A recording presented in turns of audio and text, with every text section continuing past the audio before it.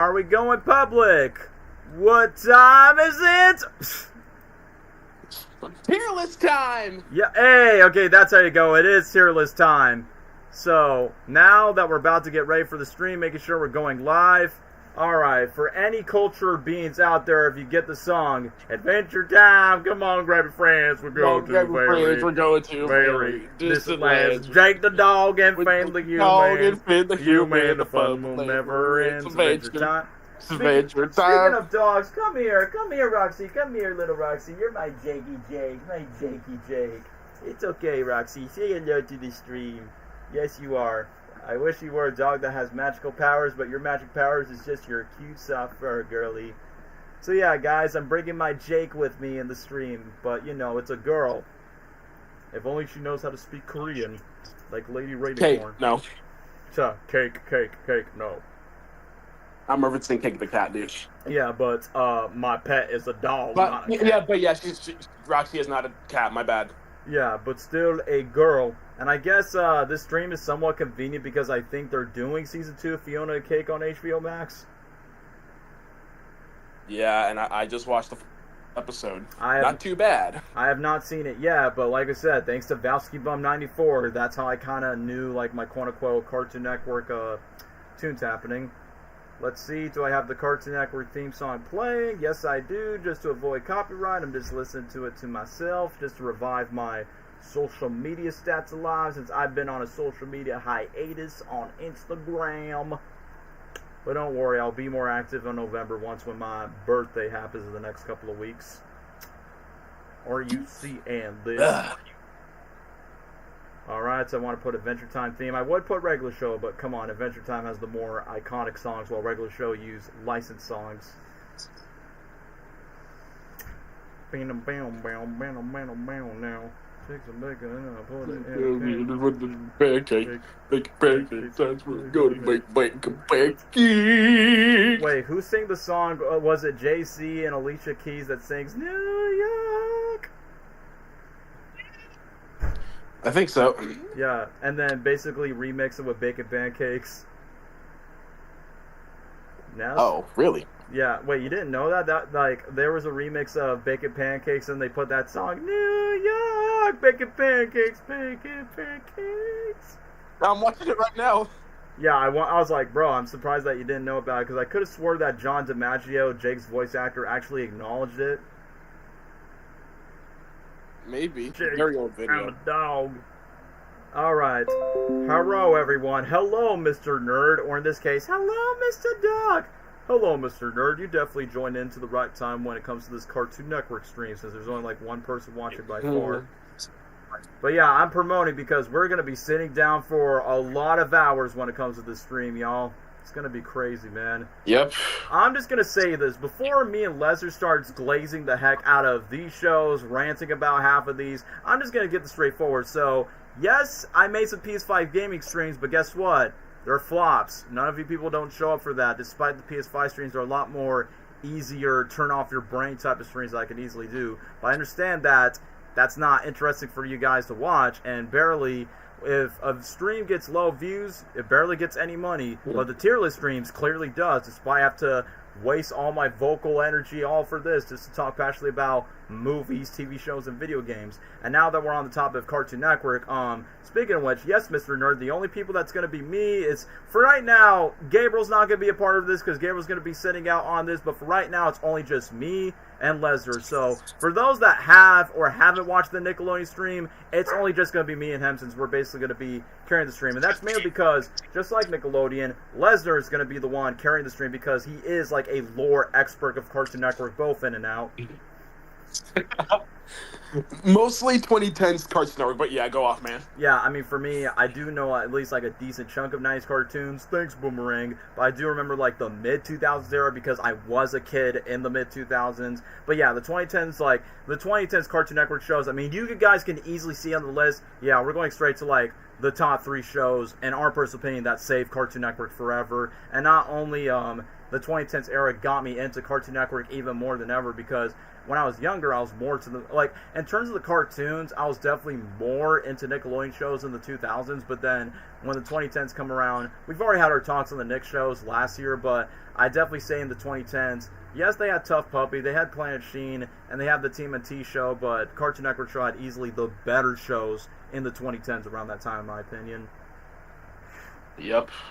So yeah, if nobody else is going to comment except for Mr. Nerd into the stream, how about we get straight started to not just only ranking the Cartoon Network shows, but mainly number one, we're going, like, instead of just going chronological order like Nickelodeon, we're just going straight to our fan favorites right away. It's more like, yeah, because me and Laser, we're not going to waste no time of, like, why do we love the first 5 shows. Like, we're going to specifically talk about the first 5 shows, and then we'll talk about the rest, as there's, like, what, over 50 shows on Cartoon Network. And yes, we're even acknowledging a bit more of the live-action shows, because even Lesnar decided to acknowledge that, too. So that's one thing to acknowledge. Yep. So, other than that, do you want to get straight to Adventure Time? Yeah, what time is it? It's clobbering time. Reference to that one map parody. But yeah, speaking of Adventure Time, y'all, before we even start talking about it, this is the one and only Adventure Time shirt I have. It's literally Finn and Jake eating pizzas. Why? Because it's mathematical, it's algebraic, my dudes. Well, other than that, fun fact, I met the voice of Finn the Human literally the same year when the show was ending, the original run of the series in 2018, and Gabriel's mom, aka my aunt, gave me this shirt, so I'm like, hey, I know you like the show, so I decided to give it. So, because back then, I was debating, do I want to wear my Adventure Time shirt or regular show shirt? Like, even though, yes, me and Lesnar do have to talk about regular show, but the main reason why I didn't choose my regular show t-shirt, because I'm like, yeah, I love regular show so much because of the comedy and how random it is, but let's be honest, Adventure Time is the most influential cartoon in Cartoon Network of all time. Not only Adventure Time influenced other Cartoon Network shows, but even some Disney shows like Gravity Falls. So that's why I'm like, you know what? Adventure Time, once when that show became popular, Finn and Jake became like the main faces of Cartoon Network. So that's why in my brain I'm like, choose Adventure Time t-shirt. I think Adventure Time makes the most sense. And literally, because it's going to be the first cartoon that me and Lesnar is going to talk about. So, yeah. Do you want to Also, I met the voice of Ice King guy. Oh yeah, me and Lesnar actually met two. Like, yeah, we met 2 cast members from Adventure Time. Lesnar met the voice of Ice King, Tom Kenny, and I met Finn the Human from Adventure Time. Yep. But yeah, speaking of which, who shall speak about Adventure Time? Oh, that's such a coincidence, Zach. My favorite characters is Finn, Jake, and Ice King. I 100% agree with you, dude. They're easily my favorites in the show. But other than that, should we start talking about the show, my bro? Yep. I'll start first. Yeah, I want you to go. Oh my gosh, where do I begin? Yeah. Adventure Time with Finn and Jake. What? This is... Where do I begin with this? It's, when I first saw the show on TV at the time, I thought, I'm gonna be honest, I didn't like get fully into it. I was more of a regular show or Gumball dude, but I did watch it. I did tune into it with new episodes at the time. But then I fully watched the show, and yep, the show really got me, bro. There have been instances where the show had left a huge, like, even an emotional impact, and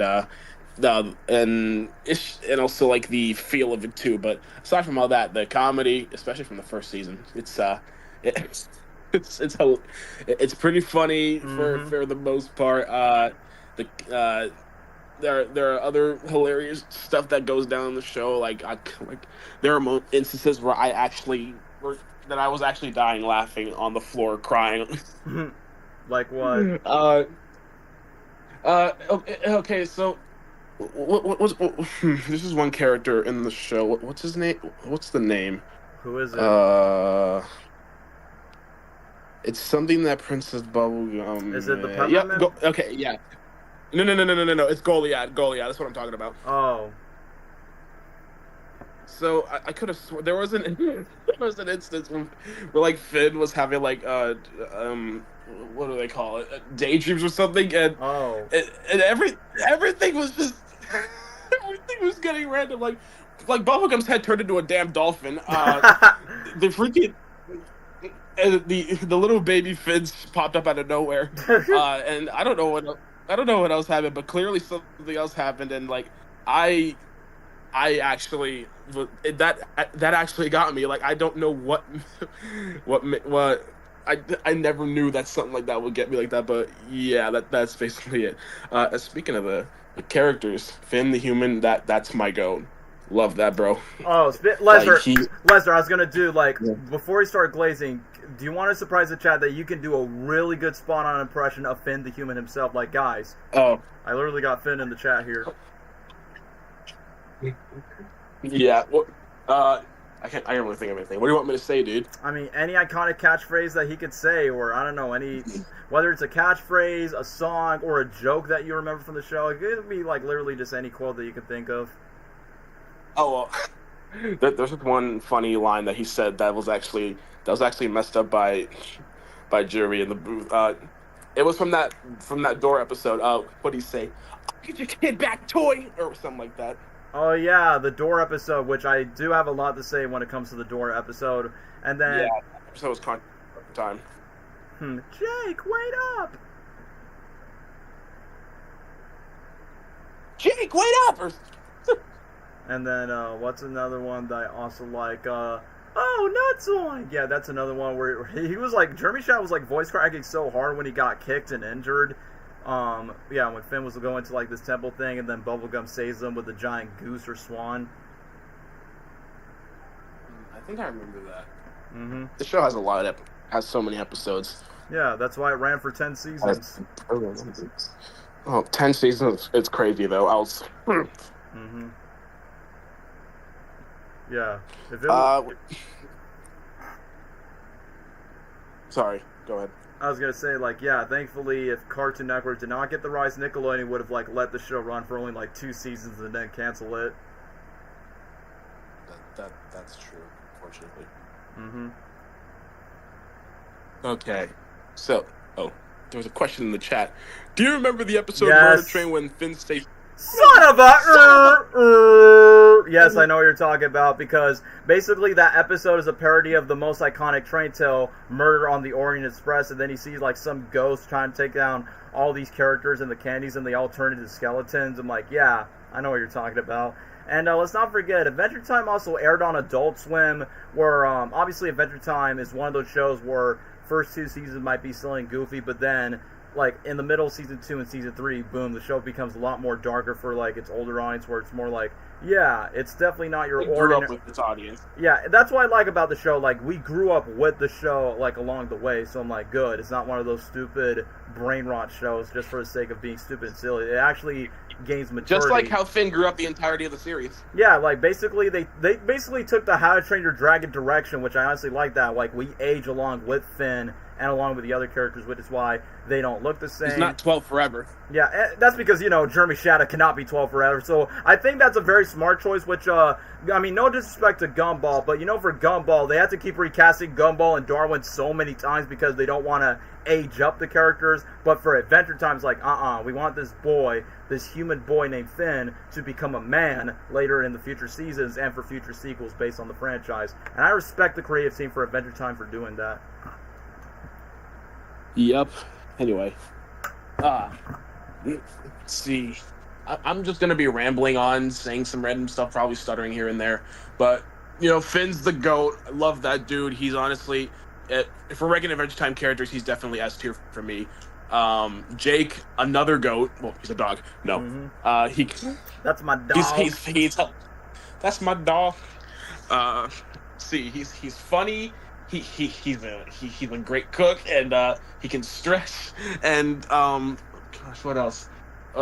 He's funny. No, and he's also a great papa, and he's there for Finn no matter what, and he's just the type of bro you could trust, and you could definitely just have a great time with it. And him and Finn have a really strong brotherly dynamic together, not even just oh yeah, they're friends. No, they're actual brothers. Ride or die bros till the very end, literally. And I will say, ride or die.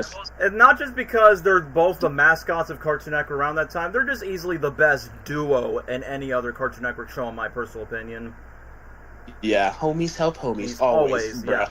Always live by that quote. Thank you, Cartoon Network promos, but also thank you, making Finn and Jake's brotherly bond hit close to home. Yeah.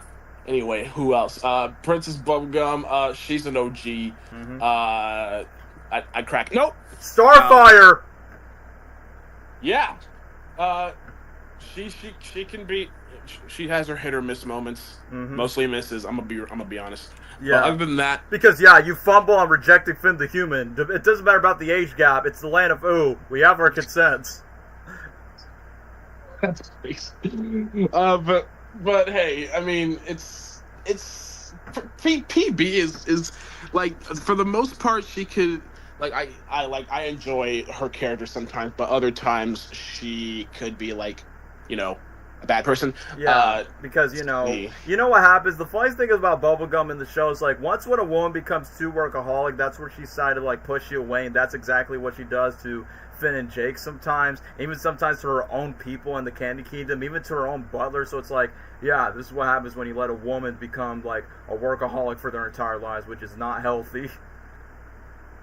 Yeah, that, and she's also pretty friggin' nosy too. Yeah, that too. Friggin' spying on people. Mm-hmm. And gets taken off too easily, no matter if it's someone close to her or just an enemy, an opponent. And of course, obviously, it got more personal when her quote-unquote uncle came back from the dead later on. Oh, that's true. What's his name? Gumball? Yeah, Gumball. So then they all have to copy Gumball Watterson from the Amazing World of Gumball. Yeah. Okay, and then we move on to my wife. Nope. Yeah. Oh yes. Vanessa Doofenshmirtz. I'm sorry, Marceline the Vampire Queen. Let's go in the garden. You'll find something waiting right there. I freaking love Marceline, bro. I'll say not only because she's bad, but like she's also like relatable. Her songs are fire, and yeah, she's not like those typical like emos that be like I don't know, be like rude. I mean, and then again, her first appearance in the episode, yeah, but like character development as the show goes on, and that's when she gets more better. And oh yeah, did I forget to mention she's bad? Yeah, I thought you were gonna, Lesnar. I thought you were gonna say like, oh yeah, that's my wife from the Land of Ooh. Yeah, that is my wife from the Land of Ooh. And you wanna know what's also funny about Marceline? That Olivia Olsen's dad actually voices Marcy's dad in the show. Which I honestly thought, Hudson. Yeah, that's one thing, honestly. Like, the funniest thing is about her dad, and I think it's, like, in one of the final episodes of the show where the dad's like, hey, no recording, unless if it's family, and then he just becomes, like, soft, like, being a dad and somewhat. And then, speaking of her father, let's not forget that he's the main inspiration why inspired one of the most iconic songs from the show, where Finn starts beatboxing of, Daddy, why did you eat my fries? Daddy, why did you eat my fries? And then let's not forget, that inspires Ice King's parody version, Gooter, why did you goot my fries? Yeah, they already told you this, but I'm gonna say it again for the chat. Yeah.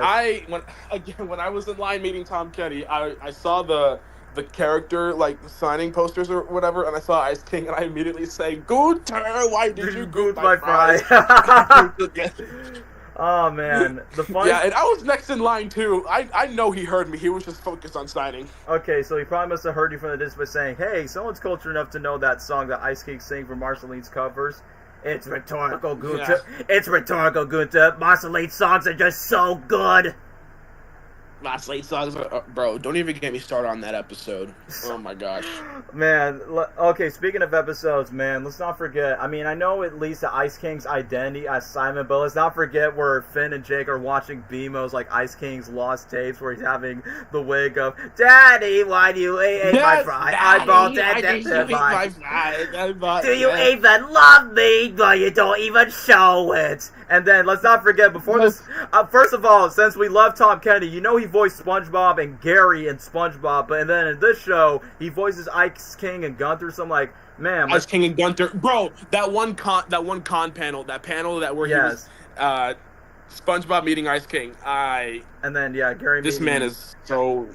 I love that. Yeah, because even when I was a kid, by saying, man, I know they can't cross over because of licensing issues, but either then, that's so cool that Tom actually made it possible, and then some fans made like their animatics of SpongeBob beating Ice King along with Gary and Gunter. And speaking of Gunter, man, like I know Tom Kenny has this habit of like voicing a main character and then voice the pet of that character. And I think the funniest moment, I think it's probably in the same episode where Finn and Jake are eating snacks. And there's like, thanks, Gunter. Yeah, you're Gunter. Where you literally see like Ice King putting a dance party, then Gunter moves around. Gunter, no, Gunter, come over there. And then Ice King's just picking him up like a baby, like, more dance party for you, eh, Gunter? And then literally, I will admit, sometimes I can relate to Ice King by saying, yeah, sometimes my dog be like, no, Roxy, no, stop doing that. And then it's like, yeah, sometimes you gotta be like that parental figure. But other than that, those are like one of my favorite moments with Ice King. Next to the episode where he kidnaps all the princesses. It's an iconic meme in the show where he goes, ah, you just got Finn, boy. Yeah. And then once when Finn punch Ice King, and then he talks to the owl, who's also voiced by Jeremy Shada in the show, where he's like, "Why do people not like me? What's wrong with me? Ooh, you're a sunsy old pal." Bro, there have been instances where. And then Ice King's like, where Ice King. Wait, what are you gonna say? I was gonna say like this is gonna be short, but like there have been instances where Ice King will sound. I mean, yeah, because I know it's Tom Kenny, but like he will literally sound like SpongeBob sometimes. Like there are points where he will be screaming, and you'll just hear SpongeBob. Yeah. Even in his first appearance, when he says, what is it? When Finn and Jake trespass, he's like, that sounded so much like SpongeBob. It is, and I'll name one. During when he's being the owl, where the voice, where it kind of sounds a little SpongeBob-esque, where he starts like laughing and screaming, like literally during the moment where he goes, "Who are you? Wait, I know who you are. You are a big nerd, and you want to be cool like me." Whee! What's going on, princesses? Oh, like when he went, like the way he says, "Oh," it's like, oh man, this reminds me of the SpongeBob episode of, "But I can't swim." Oh, and I'm like, Tom, you're just embracing a bit more your SpongeBob voice in that segment before Slime Princess wants to hit up on Finn, but then Jake makes a joke by saying, Slime Princess, you don't want to date Finn. He pees on his pants all the time. Oh, I remember that. Bro, wait. No, I want to mention this real quick. It's another Ice King moment. So, like, there's an episode where Ice King just wants to, like, make friends, like, literally. So, and I think he like, turns his inanimate objects into, like, living. And... after that he says, "My incredible crew is almost complete." Oh, okay. I don't know if that line was meant to be intentional, but if you guys don't know, Jeremy Shada was in a show called Incredible Crew, which yeah, we'll talk about that in the list later on. But he does play a character in that show. But now that you're telling me that Ice King says Incredible Crew, where Jeremy Shada's at Adventure Time, yeah. I'm like, bro. He literally did. I guess Ice King knows that Incredible Crew is canonically canon in the world of Lou. Yeah, but yeah, I like. Oh my gosh, bro, Ice King is goated, bro. But like, hey, easily episodes of Ice King. I want to mention the "I Remember You" episode where like we find out the lore between Simon and Marcy. That's another episode. Tearjerker episode. Yeah, and the song too. The songs in the show are actually really good, specifically from Marceline because that's my bae. Oh my gosh, man. Even the beginning of that song. Is it just you and me in the wreckage of the world? Oh, yeah. That must be so confusing for a little girl. The one thing, I mean, I was going to say all you want about Rebecca Sugar, but the one thing that woman knows how to cook is literally cooking all the Marceline songs for the shows that ends up, like, for us. I mean, like I said, just to quote Officer Earl from Clearly with the Chance of Meatballs 2, this is enough to make a grown man cry. Grown man cry. And that's so... Not this big. And that's okay. Go ahead, get in there, Tier. Because the one thing I really like about this show is, like, yes, first 2 seasons, it's more of a comedy show with some action and adventure because, it's literally in the title.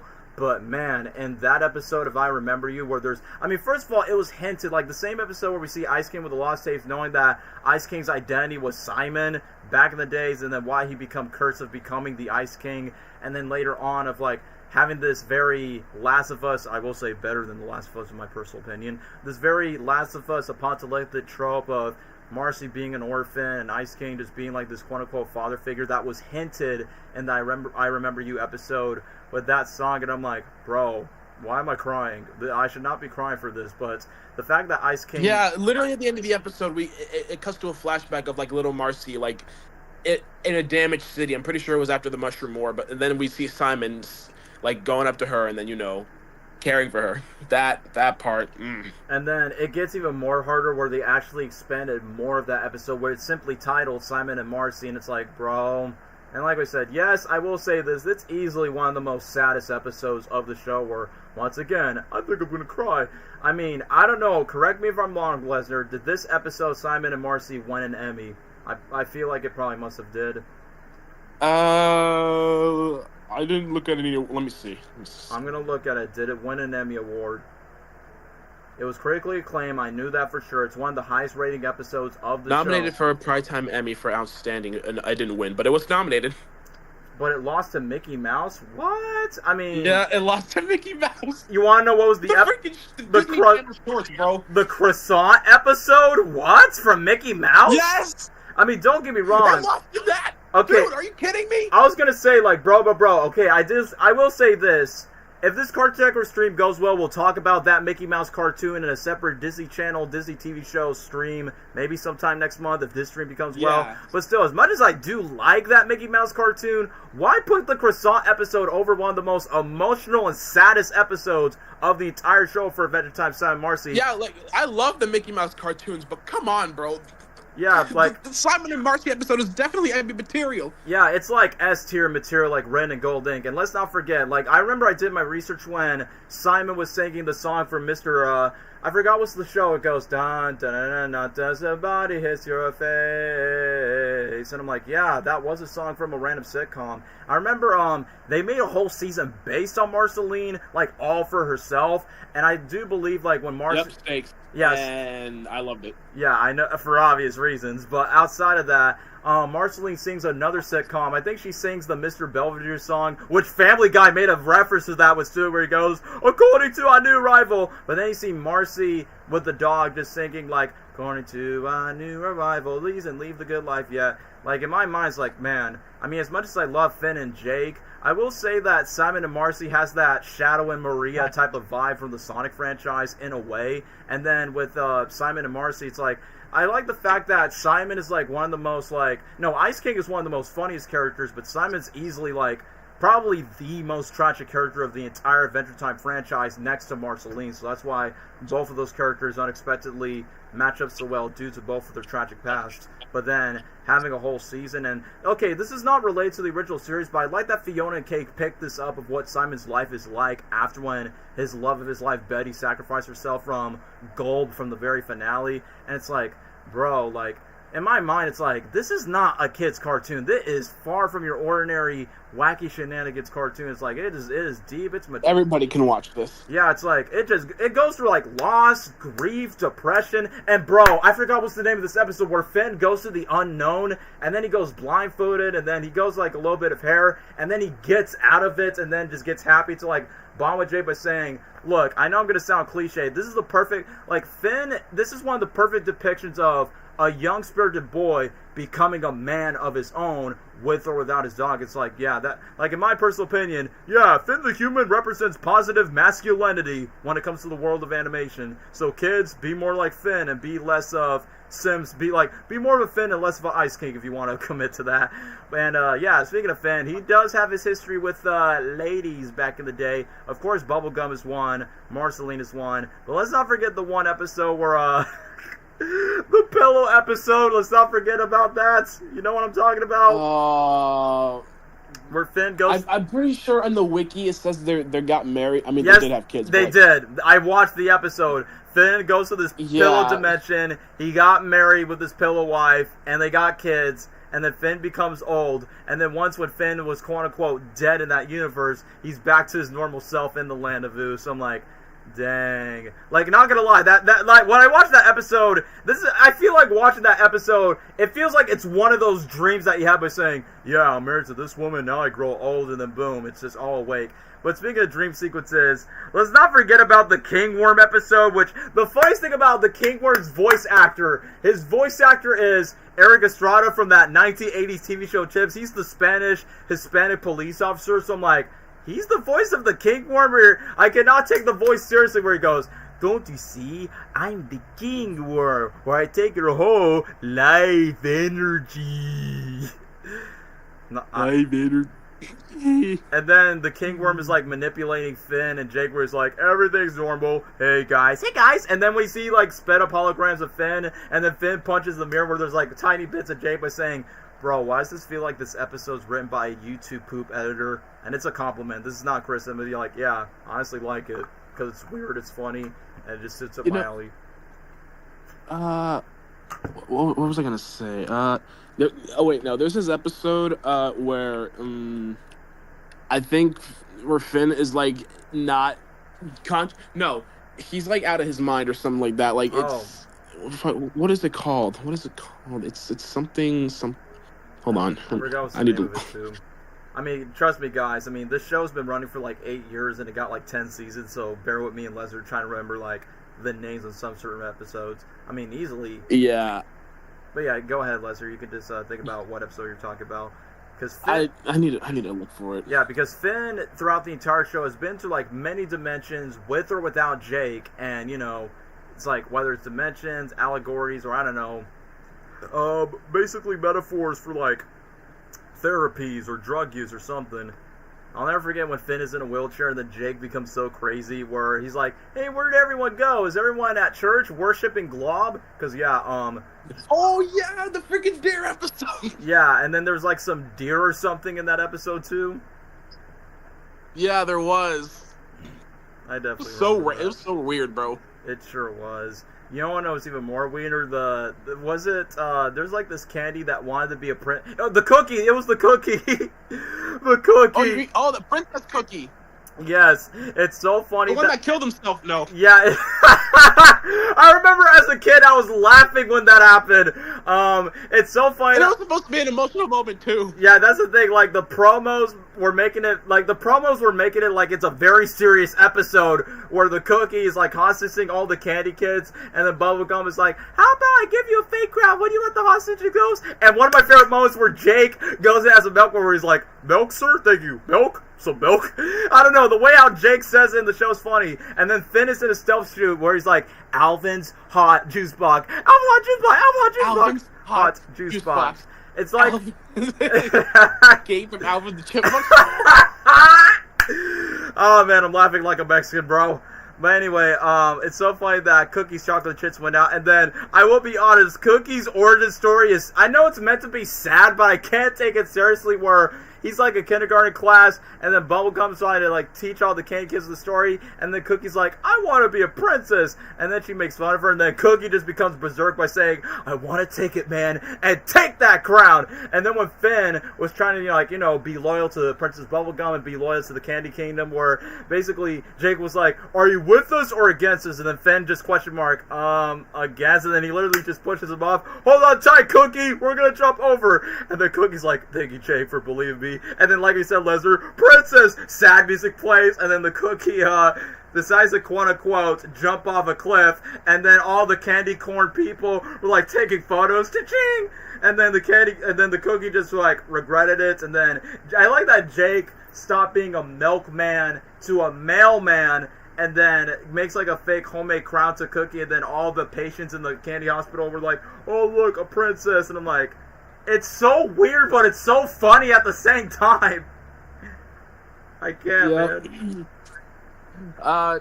Wait, no, Dad, you remember that one episode? It's called Davy, where Finn he gets to a completely different person. Oh, I remember Davy, where Bima was crying because if you guys know you're a vegetarian, you need to be stride. Yeah, but if you and then freaking Finn is like, hotcha, Bimo, how do I look? The devil! Devil! I remember what you're talking about once when Finn decided to go bald, because if you guys know your Adventure Time lore, yes, Finn reveals that he has long, beautiful blonde hair like he's freaking He-Man from the 80s, but then decided to cut that off to look like a freaking Ned Flanders from The Simpsons, but have bald hair. He's pretty famous in the land of Ooh. Yeah. Y'all know that meme where like when Jake he has a plate of he has a whole stack of pancakes, and then he freaking flips over and falls, and he's like. And then let's not forget where his voice becomes so weird, where he goes, Davey. Hey. Aww. I can't, bro. Oh, yes, thank you, Zach, for... Of course you remember Ricardo, a.k.a. Ice King's hearts that just come out of that. Oh, yeah, the heart guy. I remember him, although I think... Who's voiced by the legendary Georgia K. Oh my, Simba. Like that Asian dude.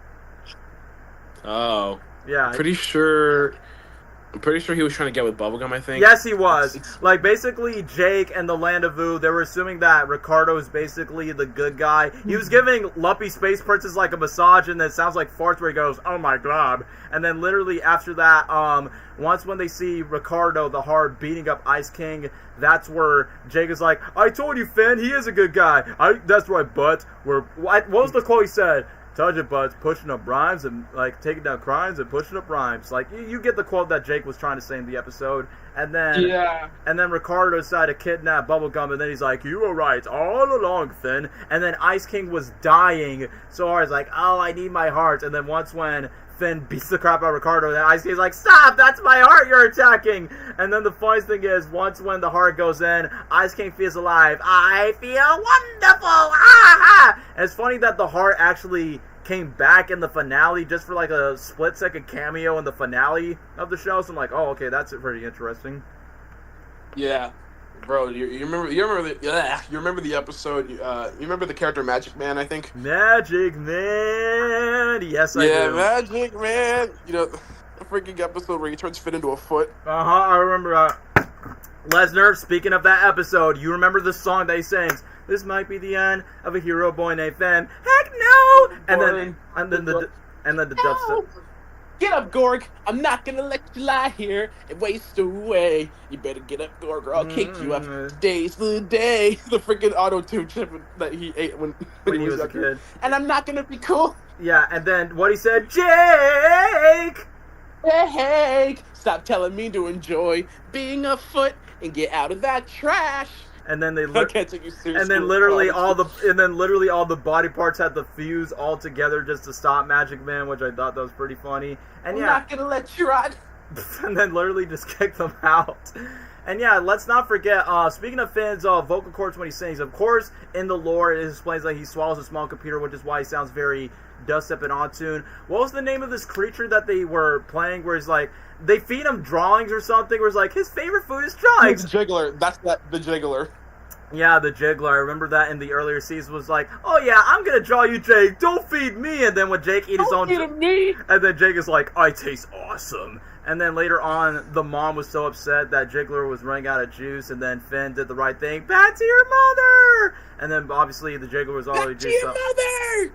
Man, talking about these episodes just take me back, man. I mean, I know that's not the only episode, but there's so many other ones. How could I forget the pilot episode where it was like a freaking Walking Dead parody, but it's Candy Zombies, when Bubblegum is trying to bring these candies back from the dead. And the one thing that, like, it still got stuck in my head since 2010 when I first saw the show, when it first premiered. Sugar! Give me some sugar! And then later on... Dude.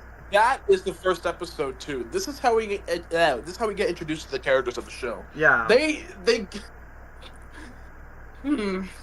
show evolved, man. It really did. It did. And once again, what I really like about that episode, of course, we get to see all the characters in Haunted and the Candy. Is what was the name of the piano? Like, what was his name? Manford or something? It's on a Marty time. You're welcome. It's piano time. What? Not you. Oh, thank goodness.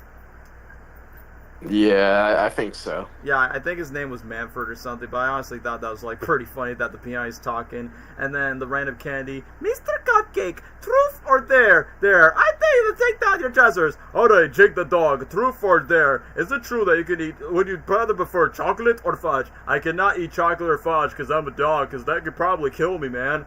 I feel like, thanks to Adventure Time, that's how I know dogs cannot eat chocolate. So, thank you, Jake. You taught me an educated lesson when I was a kid. Yeah. It's kind of funny because I got Tango. I literally got my first dog literally when Adventure Time debuted, like around in 2010. So I'm like, oh, such a coincidence.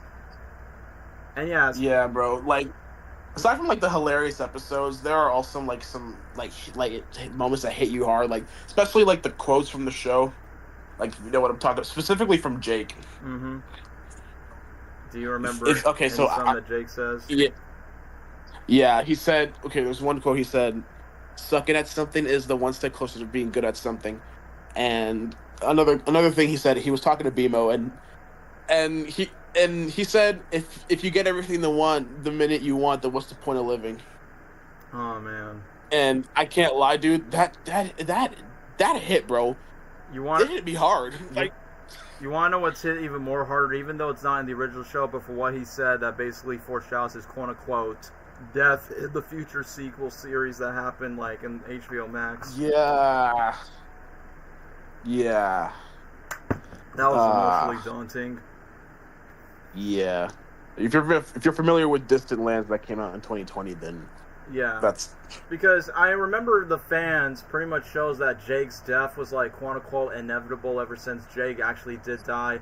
Like he almost died multiple times. I mean, one of the times was with Abraham Lincoln one time, and you know they try to like revive Jake. One of them was a maze where you have like 3 sausage wiener dogs where Jake was like stretching throughout the entire maze and he couldn't be able to breathe. And then Finn wants to have that something elephant just to bring Jake back to life. And then, I will admit, the funniest thing is about these wiener dogs, they're so stupid, where he's like, I wish I had a box, I wish I could explode, literally. But then when Finn got the wish, he wishes for the elephant and then revives Jake back from the dead. And, you know, that's kind of like the foreshadowing. Let's not forget this giant baby troll that supposedly tried to eat Jake. Jake, you cannot have, give me back my friend, you're under arrest for stealing my dollar. So, like I said, I feel like ever since the first season, it kind of proves that Jake was not going to be around in Finn's life for long. I like that this is Lance and Fiona Cake where Finn in the future keeps Jake's legacy alive. Or even in the future where you get to see Jake's kids. Because, yeah, let's not forget, I'm pregnant! I have puppies! I have puppies! And it's funny that Jake Jr. is voiced by Mabel from Gravity Falls around that time when that episode first debuted, which... Jake Jr., what the puke, girl! And I almost forgot that Adventure Time, just like SpongeBob, has a lot of celebrity cameos. Like, you got Mark Hamill voicing, like, this monster, slay this ant. You got Rob Perlman voicing one of the most darkest characters in the show, the Lich. Yes, Hellboy voices the Lich in the show. Who's another celebrity guest? Neil Patrick Harris voiced the gender-bent version of Princess Gumball, a.k.a. Prince Gumball. Donald Glover voices... Yeah, Donald Glover, Childish Gambino voices Marshall Lee, the gender-bent version of Marceline. Okay, it's Childish Gambino, homegirl dropping like the net. Bro, I remember he's like, hey, little girl. I remember that. It's like, bro, I did not know the guy who inspired it's the same guy who inspired Miles Morales in the first place to be created that somewhat became an Adventure Time fan. That's crazy, bro. And, what other celebrity guest I could remember? Will Smith's daughter, Willow Smith, voiced, the final character, Shermie and Beth. Yeah, Beth. That's who Willow Smith voiced. So I'm like, I never would have thought Willow Smith is an Adventure Time fan, but hey, she was a kid like us around that time, so that does kind of make sense. And, yeah, like I said, so much surprise celebrity guest stars. Weird Al voices the banana character that Jake is having dreams about, and then... Yeah, I mean, obviously Weird Al's the GOAT for having a lot of cameos and a lot of TV shows growing up, but him voicing a banana, doing an Adventure Time, that was pretty sick. And also, can't forget to talk about Lumpy Space Princess, who is obviously voiced by the creator himself, Pendleton Ward. My beans! Oh my god, you guys, drop a bomb! And, what's another one? Let's not forget the Lumpy Space Princess episode where, ow, ow, ow, ow, ow, ow, ow, ow. And then, I like the fact where she bites Jake, where Jake was becoming lumpy, and then Finn. The funniest thing is once when Finn becomes lumpy, and then they talk about the ball's like, yeah, that's right, it's mine, give me that ball. No, give it back. The one thing I never expect until the finale, I never expect Lumpy Space Princess and Lemongrab to be a couple at the very end of it, where they just randomly get like a sour kiss. And yeah, speaking of Lemongrab, we cannot forget one of the most iconic memes. Oh, is this unacceptable condition? This is an unacceptable condition. I'll never forget that he also appeared in the Minecraft special where he gets freaked out by Bubblegum's offer where he goes, eee! Man. It really smelled like dog buns. Yeah. When he mentioned Al voices Banana, I also know he voices a banana in Wonder Over Yonder. Yeah, chat. Like I said, if this stream becomes successful, we'll talk about the Disney shows later on. But other than that, Love You Space Princess, probably like one of the funniest characters with the "Hey Jake, it's Finn home," and then one time where I think she tries to like hit up on Finn by saying, "Oh my glob, Finn, what the stuff are you doing? Where's my ring, boy? Where's my ring?" And then and then the Halloween special, during the time where it was supposed to be like this haunted house parody, and LSP is like, "Oh my glob, she's dead!" And then the one time where LSP was in the bathroom, where it's like, "Oh no, LSP, what she's doing? Ah, ah!" And then after that, she got in the bathroom where he's like taking like a big dookie or something. I honestly thought that was pretty funny. Yeah, oh man. Wait, come on, bro. Yo, so if we're talking characters, yeah. And since we mentioned Finn's love interests in earlier. Oh, Flame Princess. We can't forget Flame Princess, yeah. Okay, I know she's made of heat, but honestly, I don't blame Finn. I'm just gonna be honest, I don't blame Finn. Yeah. Especially... I don't blame him either.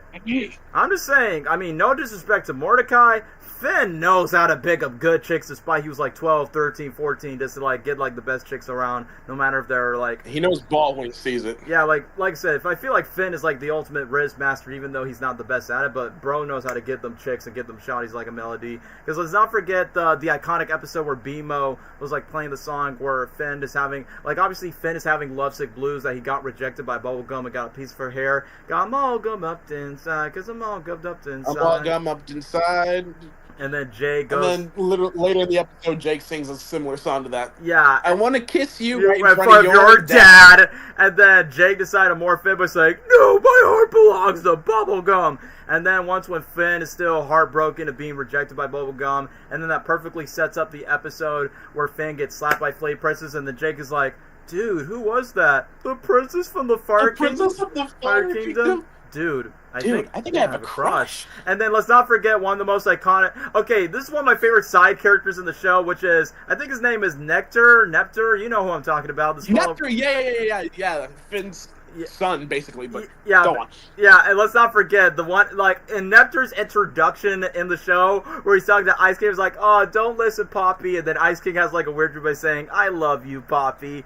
And then, during the episode where Finn gets to reunite with, like, Flame Princess again, and then the rap song that Nectar's like, "You cannot tell, but I'm putting a thumbs up," and then his rap song, "Working for the master, defending a disaster, hunting by the bastard, I am finished." And then, literally, when Finn has to put on freaking Power Rangers Iron Man suit with Nectar, and then Nectar's like, "Stay still, burning lady, goodbye, burning lady," where Flame Princess realized that Finn has emotions through like leaking through water because, you know, Finn's been thrown into a hard spot. And then obviously Flynn and Flame Princess, like once with Flynn and Flame Princess, I will admit, I ship it. I will be honest, I actually like them despite, you know, Flame Princess cannot basically touch Finn, but I definitely say she was a much better match compared to Bubblegum or Marceline, in my opinion. Yeah, it sucks that they broke up all because Finn had a wet dream. Yeah, thanks a lot. I mean, I'm on Ice King with this one. You blow it, man. It's like, yeah, Finn, you fumble, bro, and I feel sorry for you. Yeah, but anyway, I want to mention that episode when, you know, when she was setting the town on fire. Oh yeah, that one too. Freaking, yeah, they were calling for help, and then Jake is like, "I'll save you," and then he crashes into them. Man, I honestly like that episode because you know Jake's the go whenever he just goes. Oh, I love Jake, bro. Oh my gosh, let's not forget it's the iconic bacon pancakes, bacon pancakes. The same episode where Finn is trying to vibe with Flame Princess, and then Jake gives like personal advice, like, and yeah, this advice is so real when it comes to dating in real life, especially if you're a teenager like Finn, where Jake's like, stage 1, you're hugging, then stage 2, you start smooshing, and then here's tier 15. Wait, what's tier 15? Stay away from that! Do not go to tier 15! Do not do tier 15! It's like, yeah, we know exactly what you mean, Jake. And like, that's what I like about Jake. It's like, I feel like Jake just educates us for some lessons that sometimes even our own families, friends at school never teach us. But yeah, an animated talking dog that has stretchy powers actually teaches a bit more personal lessons about ourselves growing up. And let's not forget the moment which I find, okay, I'm with Finn on this, where Finn is having tormented emotions of like liking Bubblegum, where he's like, "I was in love with you, okay? And you didn't love me back, and those feelings are gonna come back." I was in love with you, and you didn't love me back. And then after now that, you're gonna build me up all over again. Well, I'm done. I'm done. It's like, Finn, You are so real for that, because I can understand where you're going to, bro. And then obviously Bubblegum, being the science nerd that she always has been, starts by saying, "Oh, if they kiss, then she'll definitely down to the flames of the earth. Would you take me to them?" And then once when Finn and Flame Princess decide to save each other thanks to Jake's help, and then I like that Jake, being the goofball that he is, where Finn and Flame Princess kiss the stone, and then Bubblegum's like, "Oh, Finn," and then Jake's like, "Jealous," and I'm like, girl, jealous. It's like, girl, you're like what, over 1,000 years old, that you literally saw Flame Princess as a baby, and yet she referred to herself as like 18 or 19 years old. Like, yeah, you're jealous of that? Like, the one thing that's so weird is, like, in the Lemon Grab episode where Peppermint, the Peppermint Butler's like, "Oh, Princess Bubblegum is only 13 years old." So I'm like, "Yeah, Finn, now you can actually hit her up because she's literally your age." And then obviously... And then the freaking Ice King, "Oh, dang it. Well, I'm out of here. Goodbye, everyone." Yeah, because obviously, Ice King, you do not want to get canceled online because, like, oh, what's her age again? But anyway, Ice King ain't no EDP, guys. Yo, no, not at all. But other than that, I'm like, yeah, I can understand Finn's point by saying, "No, you have to be old again." But let's not forget the freaking snail, which obviously, quote-unquote, hints the Lich that basically, quote-unquote, kills Billy. And I'm like, no. And the snail, isn't the snail like in every episode? We just don't really see it. Basically foreshadowing that the show was definitely going to be set up much bigger than, you know, just a small-scale, wacky adventure show. Yeah. Daniel, of course I've seen Fiona and Cake. Why do you think they have a whole TV show based on those characters? I mean, basically, I think Fiona and Cake, Leslie, you can correct me if I'm wrong. I don't know if it's literally based on fan fiction, or maybe it's based on the crew members by saying, what if we gender bent the characters in a different dimension? It was, actually. Yeah, I remember reading somewhere about that. Like, they said that it got inspired by a fan fiction, and, like, the first ever episode, it's Ice King reading the story to Finn and Jake. And I remember at the end of the episode, Fiona is like saying something about Ice King, like, "We love Ice King," what? Or something like that. The Ice King? But yeah, it was based off. Yeah, he is so handsome until we die. The end. So, what do you guys think? Yeah, it's good. It's really cool. And speaking of Fiona and Cake, so yeah, not only it inspired like the TV show, I think they're not the only characters from fan fiction that inspire. Let's not forget Meemouth. Like, Meemouth, who is... The funniest thing is, she's literally voiced by the same voice actor who voiced Anais from the Amazing World of Gumball that poisoned Jake in that episode. So I'm like, huh, I guess anything is possible for, like, any fan service request for it. And speaking of which, I don't know if this episode was during the time when Pendleton Ward stepped away as the showrunner of the show. He still produced and voiced LSP, but then they got one of the producers run the show.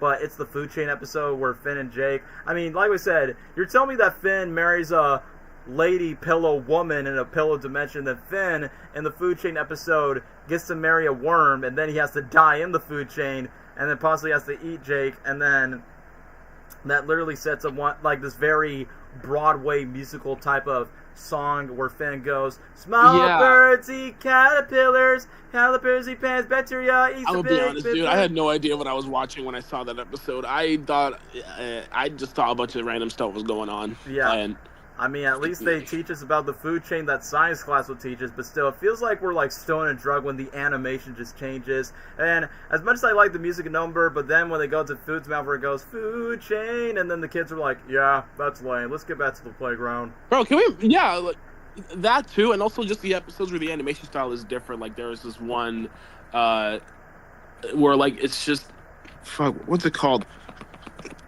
Oh, I can't remember! I thought you were going to talk about that other episode where Finn and Jake goes inside the video game. We are computer boys, not computer girls. We're computer... No, I wasn't talking about that. Hold on. It's different. Like, it does have, like, this some sort of, like, video game animation style. Okay, I remember the quote Finn says. He's like, whoever is into that is... Actually, never mind, I don't remember it. No. Guys, I'm sorry. It's alright, bro. Like I said, it's a show that's been running for so long, so of course it's going to take a while. But I do remember the Guardians of Sunshine episode where, I will admit, the frog did creep me out in that episode where Finn was trying to, like, jump. It's like, yeah, if I was Finn, I would honestly react the same too, because that frog did creep me out when I was younger. Anyway, let me just continue on for, like, other things I also like about the show is it's really good at world building where we go from the Ice Kingdom, the Candy Kingdom. I will admit, the Breakfast Kingdom, I wanted to go there by saying, yo, it's like Cloudy with a Chance of Meatballs, but in a fantasy island. I definitely wanted to go there. Of course, Marceline's area was, like, pretty spooky, and... oh, that's it. What is it? Yeah, it's called The Glitch is a Glitch. Oh, okay. Now I think I know what you're talking about. Yeah, that's the one I was trying to say. For some reasons, this reminded me of the Minecraft collab. Well, both the episode itself, but also, yeah, literally where they went inside the Minecraft world with the animation. Yeah. Yes, thank you. Oh yeah, I'm a tough dude, baby. That can just like a man. I can shake in my belly. That can a man. I'm tough in my can. I'm tough too, baby. I can punch in your buns. Your buns. I can punch in your buns. I can punch in your buns. If you're an evil witch, I'll punch you for fun. Y'all, I'm gonna talk about some Daniel lore here.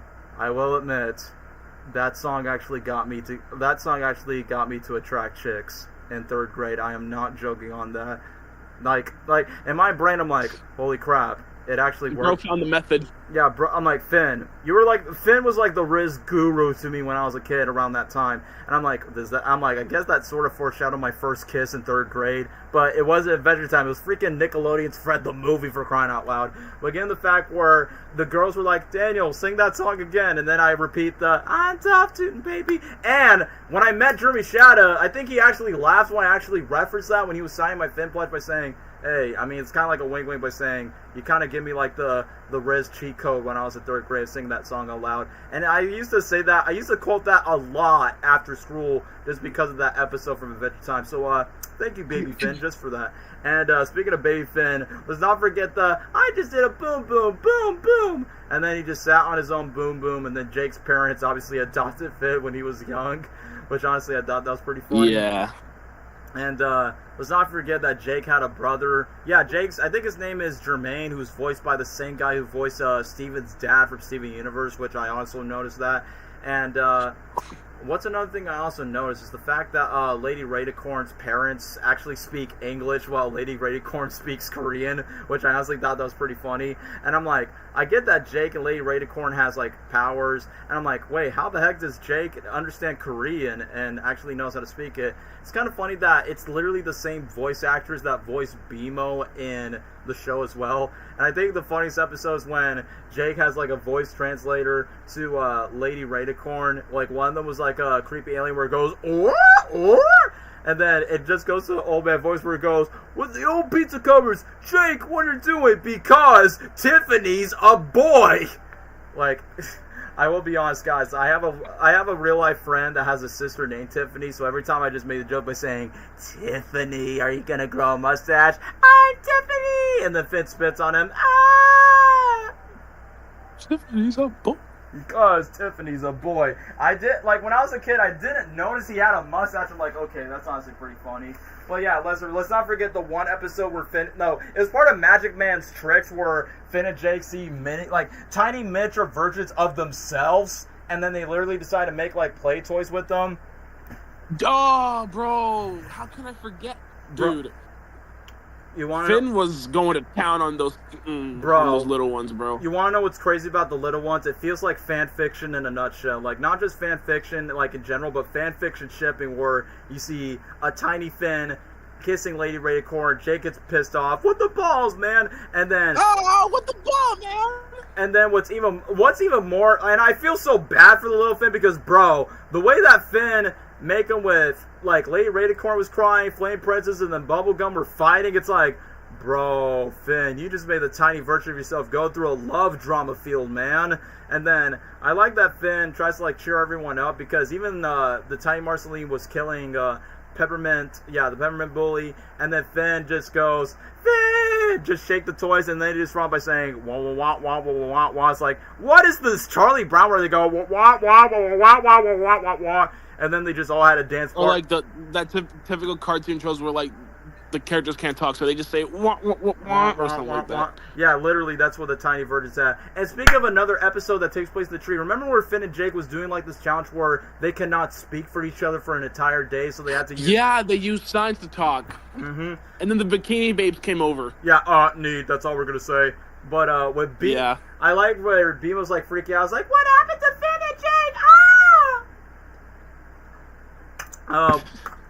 What's that one episode where there's like this jerk guy and the village did not like him, and then he's like, man, this game stinks, and then BMO did not like the dude, and then after that where there's like these werewolves, or should I say some Y-wolves. We're talking like why they're trying to kill all these other creatures. Like I think they're like box people or something. And then literally, Finn was talking to this guy, but saying, "Yeah, you're right, Finn. I'm never gonna be jerky again. Fly." You probably know who I'm talking about, Lesnar. I just don't remember the character's name. That's why I don't remember. And then I think I do, but like I don't remember. I don't remember the character's name, but he's like, "I'll never forgive you, Finn," which honestly reminds me of the bear episode where the bear decides to like. I was just thinking of that. Yeah, where he decides to cosplay as Finn and just basically the one. You want to know what that bear kind of reminds me of? He kind of reminds me of that one classmate that is fat and doesn't have that much friends and try to like imitate you and copy you, but then you decide to become egotistical, that you decide to become too hard with this dude, and then after that you decide to become a little bit more soft, and then I like that the bear responds by saying, "Thank you, Finn," and then just moves on and gives the book to the snail as he rides on a bike. Yeah. All that to get the freaking in-kind radiant, bro. Yeah, the in-kind radiant, which, yeah, that's one of the most iconic episodes of the show where Finn gets to face the Mark Hamill guy. "Here's your last test. Slay this ant. Is it evil? No, it's only neutral." And then this little guy, "Congratulations, Finn, you passed your next." "Never! Oh, I'm sorry, gatekeeper. Why are you wearing a devil's costume?" "These are my pajamas. I was getting ready for bed." Like what I said, the show is like at its peaks where it comes to like unexpected reversal turns when it comes to comedy and everything. And yeah, thank you, Original Dude. You mentioned the most iconic song for every end of the episode. And I will admit, the song hits harder in the finale, bro. Come along with me. And the along with me and the butterflies and bees. And I love that the finale is perfectly titled "Come Along with Me." I think they originally were going to title it like the Ultimate Showdown, Ultimate Gum War or something, but Ultimate Adventure, I think. Yeah. Adventure. But in reality, I feel like Cartoon Network did that on purpose. It's like hype, like everyone, the show's going to end. It's kind of funny when I met the voice of Finn the Human when I was 16 by saying, "Hey bro, do you want to know what Cartoon Network should do? They should do a marathon of the Adventure Time episodes." And guess what? Months later, I'm like, did Jeremy talk to Cartoon Network for my request of what they would have done, where they rerun old episodes and then set up the last couple episodes that set up like Tree Trunk's got like multiple episodes, one where she's an adventurer, one where she's kissing a homeless pig, and then the third one has like her Emmy winning award where she's like a boss or something, and then Flame Princess got her closure of being a rap artist with Nectar, and then Marceline has that with her dad, and obviously she got like full season. Then Bubblegum's family history that are like the main villains in the finale. I will admit, as much as I do like Fern, I can't forget about Fern, who is... Bro! Oh. We can't forget about Fern, since he's literally like the Gray's doppelganger, which I will admit, I thought Jeremy Shadow did the voice, but no, it's a different dude that kind of sounds like Jeremy, where when Finn was like having his birthday, and then you have this Green Knight coming in, "It's my birthday!" "No, it's my birthday too, Fern." Bro, the part where the episode where Fern basically traps Finn in a cave, and then literally Fern can turn into Finn too. Like that's the thing, and the fact that Finn had to kill him too, and that it's just crazy. And the moment he came home, BMO immediately knew it. Like, "You had the look. You just killed someone," or something like that. Oh, someone put in the comments, "You remember Bad Jubies?" Yeah, where they went stop motion and that style of animation. I remember that. Yeah, again, and different animation styles. Let's see. There's Glitch is a Glitch. There's the water park episode. There's the video game. There's that one. Food Chain. Yeah, video game, and I want to mention the Food Chain episode too, and the Bad Jubies one. Yeah, I like that episode actually. Yeah. Yeah. The only thing they haven't done is live action, which I remember on YouTube. It wasn't real, but somebody on YouTube made their own fan-made live action Adventure Time by saying, "What if Adventure Time was adapted to a live action movie?" One, I'll be very mixed on. Dude, I think I know what you're talking about. Yeah, it got viral on YouTube when the show was literally at its peak. And I remember I was being so confused by saying, "Why does Jake look super fluffy? Like he looks like a sheepdog with haystack, like that dog from Barnyard or something." But other than that, I'm like, well, I think that would have been. Yeah. Wait. I'm gonna send it. I'm gonna send it to you. Yeah, you know exactly what I'm talking about. Yeah, all right, here it is. Hold on, chat. Do you guys want to watch that real quick? Hold on, let me guys show you. Yes, this is the video I'm going to talk about. Come Come on, click the link. Click the link in the description below. Por favor. Alright, guys. I know we're going to be talking about the tier list, but this is what we're talking about. Hopefully I don't get copyright. Okay, that's too loud. That is too loud. Oh my gosh. How many do you think are left? Not many. Holy crap, this is a gritty reboot. Yeah, why does Jake look so fuzzy? The world is normal. No! Not like... I don't know, man. No! Not LSP! I wish I could have saved all my friends. Why does Finn look like freaking, like freaking Link for Legend of Zelda, bro? Homies help homies. Always. I haven't seen that video in a while. I know, bro. Lesnar just took me back in a fever dream when this video was so viral. I also watched this video a lot, and I wasn't even watching Adventure Time like that at the time. Yeah, so you weren't like a fan of the show when you saw it. No, I mean I did catch up with episodes, but I did see this one a lot. I'll admit the CGI in Lemon Grab is freaky, but it's also good as well. Without magic, blue will fade until it's just Bubblegum, I hit you. I remember, I think Jake says living is awesome or something like that. Yeah, that's like, is living is awesome, ain't that right, Finn? Ice King? Man, it's been the Ankyridian book. Because obviously in the original show, she knows the lore of it. must be someone who holds the answer. There he is! Ew, she spit out Pepto-Bismol. Too smart to see it. Ew. I remember people in the comments were like, well, they're going to bring back Jay. They should bring back John DiMaggio for the voice. Of course. I'm so tired of looking at this face. Let me guess. Simon? Yeah, probably. No, I knew it. Marceline. please. Gosh dang, it feels like I'm watching freaking The Hobbit meets Lord of the Rings. Was both a gift and a curse. Hey, that's a quote from Spider-Man. Magical fallout, making way for the creation of everyone you know. They went to the real world. Then let's blast this place again. No, my. Years later. What I mean is, I will admit, the Beemo! live action Beemo looks like he's straight out of the Cartoon Network live action commercials. Oh, but living is awesome. Right, Finn? Ah, the treehouse. When bad things happen, I know you want to believe that. Ah, gross. Stop doing that. Light is Flame fire. Princess. That is why we must find the light. Why is Marceline screen time? Adventurers do? Die and make all their friends dead? I just want to eat ice cream again. Bro, why does Jake sound like Bradley Cooper from Guardians of the Galaxy? Do we sit around and wait for death with the rest of Ooh? No, it's Adventure Time, bro. For all future magic kind. A nuclear? Are we gonna see the Lich? But it would be our last adventure. One mommy of an adventure. Well, technically, we know in the lore, we know what their last adventure was. Do the thing! Adventure Time! Adventure Time. Okay, is there any... thanks for watching. Okay, I'll just make sure I'm not missing a quote-unquote post-credit scene.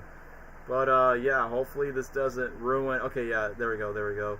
So anyway, I'm just going to wrap up my Adventure Time ramble because, yeah, I know we've been glazing the heck out of Adventure Time a lot, but let me just conclude with the finale part. So, I will admit, the finale was a little bit rushed at the end where they're trying to, like, you know, some side characters, like Flame Princess, Tree Trunks, and LSP have, like, extremely minimal roles, but it is what it is. The one complaint I have about the finale is I'm glad that Finn gets to reunite with his mom, and they literally spent a whole season going in depth with, like, Finn's parents where his dad was supposed to be back for him, but he didn't, so deadbeat dad, but his mom was still alive and well. And I realized that his mother was British, so I'm like, oh, what do you know? Does that mean Finn is also half British because he's a blonde? But then, what's that big buff alien Catwoman thing where she doesn't even know how to talk, but then Finn teaches her how to speak by saying, no, wilder, grass. You know who I'm talking about, that big buff chick with the muscles. You mean Susan Strong? Yeah, Susan Strong. Yeah, that's who she is. Yeah, I think she showed up a little bit in the finale of the show when Beemo was telling Shermie, who was voiced by the same dude who voiced one of Clarence's friends, and then literally that just, like I said, And I almost forgot that Finn lost his arm. Like, literally, Finn just becomes Luke Skywalker, and he literally just has, like, a metal arm when it comes to it. Yeah. Oh, that pretty good reference. Yeah. Yeah, and let's not forget that Finn usually has his evolution of, like, changing swords. Like, obviously, his most iconic one is the golden sword that you see in the logo and everything else. And, I will admit, I like the fact that the Ice King is literally it's just Gunther just using the crown, and then he just takes the whole Ice King persona, and then he marries the turtle librarian that used to thirst up on Finn one time when he was shirtless. So that was like an interesting payoff. Magic Man, or should I say Normal Man, decided to have his good ending. Betty had her sacrifice that basically set up the finale. Not the finale, but Simon's role in the Fiona and Cake series.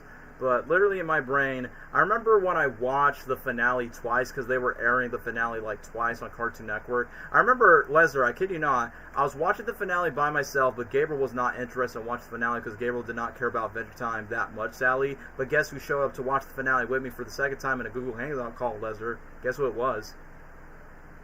Who? Trevin. Trevin decided to join. I knew it. Yeah, I was like, bro, Trevin, you gotta watch this, because Gabriel did not want to watch it for some reason. But for Trevin, he was interested around the time. And Trevin's like, yeah, this is my childhood, man. I'm gonna miss it. And then for Dwayne, I remember Dwayne's like, not gonna lie, Bubblegum should be with Finn. But to be fair, Finn had a new girlfriend around that time named Huntress Wizard, which is funny. Huntress Wizard. Yeah, it's funny because she's voiced by Jenny Slate, because, you know, Jenny Slate used to be the Aquafina, like, in Voices Everywhere, but at least Jenny Slate is not as annoying as Aquafina, but at least for this one, she plays, like, a more calm role, including the time where she decided to kiss Finn. I like that Jake just fainted, and I forgot who was the friend of Huntress Wizard, but she's, like, the other dude next to Huntress Wizard was the voice of Matthew Broderick, a.k.a. Simba from The Lion King, and Steven from Cable Guy. So I'm like, oh, that's kind of interesting for another celebrity guest star cameo in the show. But other than that, I'm like, well, of course Finn will be like solo on his own, and then him and Jake had like one last adventure. So I remember I was watching the finale for the second time, and I actually watched it for the first time. Like, literally, I was like shedding a tear when the show was ending. People in my high school were talking about by saying, man, it sucks that Adventure Time's ending. And guess what? The shirt that I'm wearing, guys, I wore the shirt literally the next day after when the show was ending. So then I had friends, because I had close friends that were like huge Adventure Time fans. Like, I had a close friend that had Adventure Time t-shirts like almost every week that he wears. And then I'm like, yeah, bro, can you believe the show just ended and they're going to focus on Teen Titans Go? I remember when I watched the finale for the very first time, I think I was singing the song so out loud where you hear Come Along With Me. This is literally me in the house. Like, young little me was like, come along with me! Like, literally just out loud. And then, Lesnar, I kid you not, I'm not gonna... hold on, I'm just gonna send you a link so you can watch it in your own spare time, Lesnar. You wanna know what makes song covers of Come Along With Me even more emotional? There's an old man, like a really old man, did like a very acoustic cover of the song, and it's really soft where he goes, come along with me, and it's more like, dude. Yeah. When I first heard that old man's cover, I'm like, dude, this sounds like a funeral song, and honestly, it's a beautiful one if someone decided to play that for a funeral song or a final song. Or, I don't know, your grandfather's alive in 2074 or something. But yeah, Lesnar, I'm going to send you the link right now, because I'm like, bro, if you listen to this in your spare time, you're going to be like, dang, man, I feel old now. Okay. But anyway, let me just get to my conclusion to Adventure Time, since we've already rambled for like 1 hour for Adventure Time. So, Adventure Time is arguably the most important cartoon at Cartoon Network, because not only this show revolutionized Cartoon Network forever, and yeah, if it weren't for Nickelodeon rejecting Adventure Time in the first place because Nickelodeon thought it was quote-unquote too weird, but yet Nickelodeon gave us Sanjay and Craig, Pig, Banana, Goat, Cricket, and many other weirder shows than Adventure Time, we probably wouldn't have the success, the face, and the recognition that Adventure Time has. Without Adventure Time, we probably wouldn't have the renaissance of regular show, Gumball, and all these other story-driven lore shows, and even have this cult family fan base. And thirdly, we probably wouldn't have a show that would have run this long, because if Nickelodeon would have picked up the show, they probably would have, like, I don't know, run for 2 seasons and then never bring it up again. So, in other words, Adventure Time, I know it's pretty self-explanatory at this point. It is 100% an S tier, where Adventure Time has been a big part of me and Buzz's childhood. So, easy S tier all the way. And I know people in the chat wants us to get straight to the other Cartoon Network show. So, we're done with Adventure Time. And now, let's go to, like, the second best Cartoon Network show after Adventure Time, which I will say this. Adventure Time is the better show, But I will admit, which is the one that's the most entertaining, like, if I want to rewatch again as an adult. Like, Adventure Time has that, too, for nostalgia's sake. But I feel like Adventure Time is the most nostalgic one. But if we go to regular show, boy, I love the crap out of the show. It's anything but regular.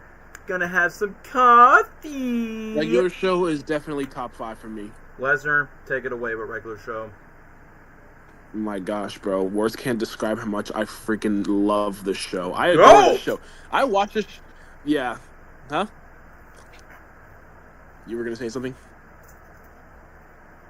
Guess not. Okay. Anyway, I'm going to say this. I watched regular show before Adventure Time, and I was instantly hooked.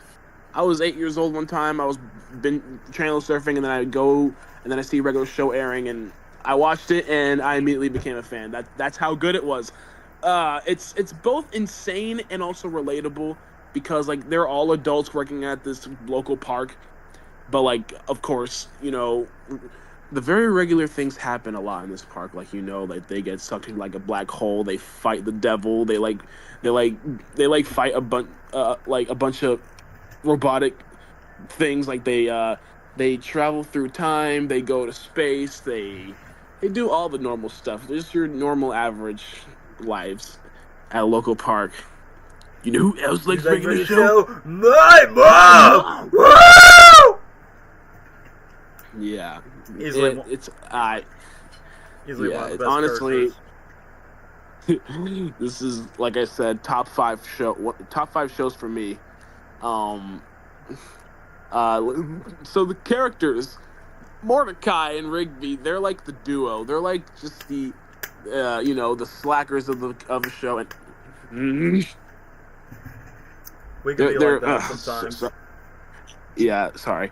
Sorry, I got a call from someone. Anyway, as I was saying, even though they're like the slackers of the show, they're the best main characters ever because even though they're friendship duos together, they still get into like this crazy shenanigans. Like it'll just if anything, you've seen the show. Like the stuff they get into is really normal for the most part, if you know what I mean. Yeah, for the most part, until something crazy happens.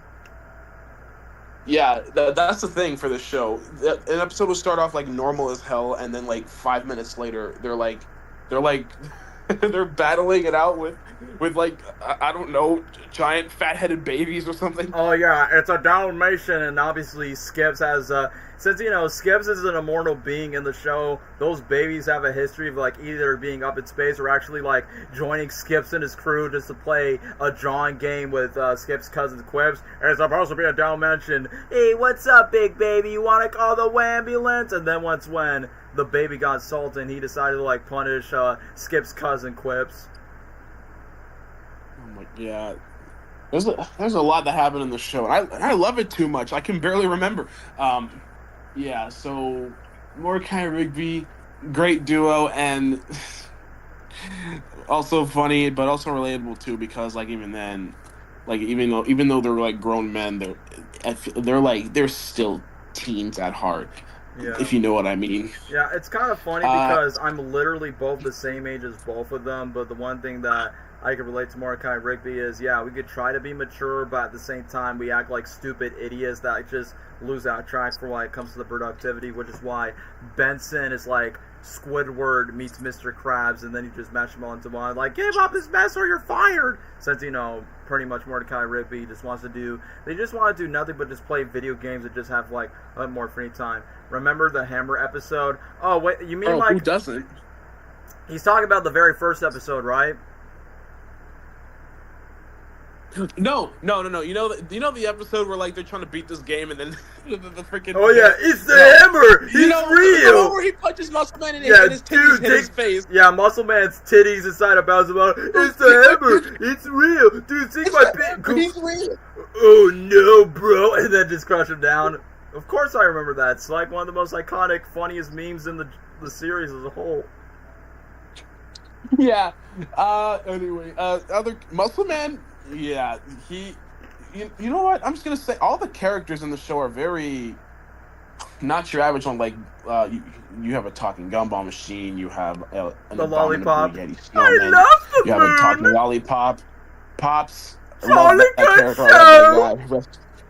Yep, love that guy. Rest in peace, my goat. Yeah, they had the balls to kill him off, which it's sad, but I respect that. Yeah, that dude. I'll never forget the day I saw that friggin' promo for the finale. My heart was broken. January 2017. That's when my world came crashing down. Literally one year after when my channel was born in January 2016. You want to know what's funny about that? So even though I did say some good things about Adventure Time finale, but here's my hot take. I think regular show's finale is probably the best finale in a Cartoon Network show. So I would say like probably one of the best finales in a TV show ever, but I'm saying for a Cartoon Network show, I think regular show has the strongest finale out of all the shows. Adventure Time is very close. It's in second place. Yeah.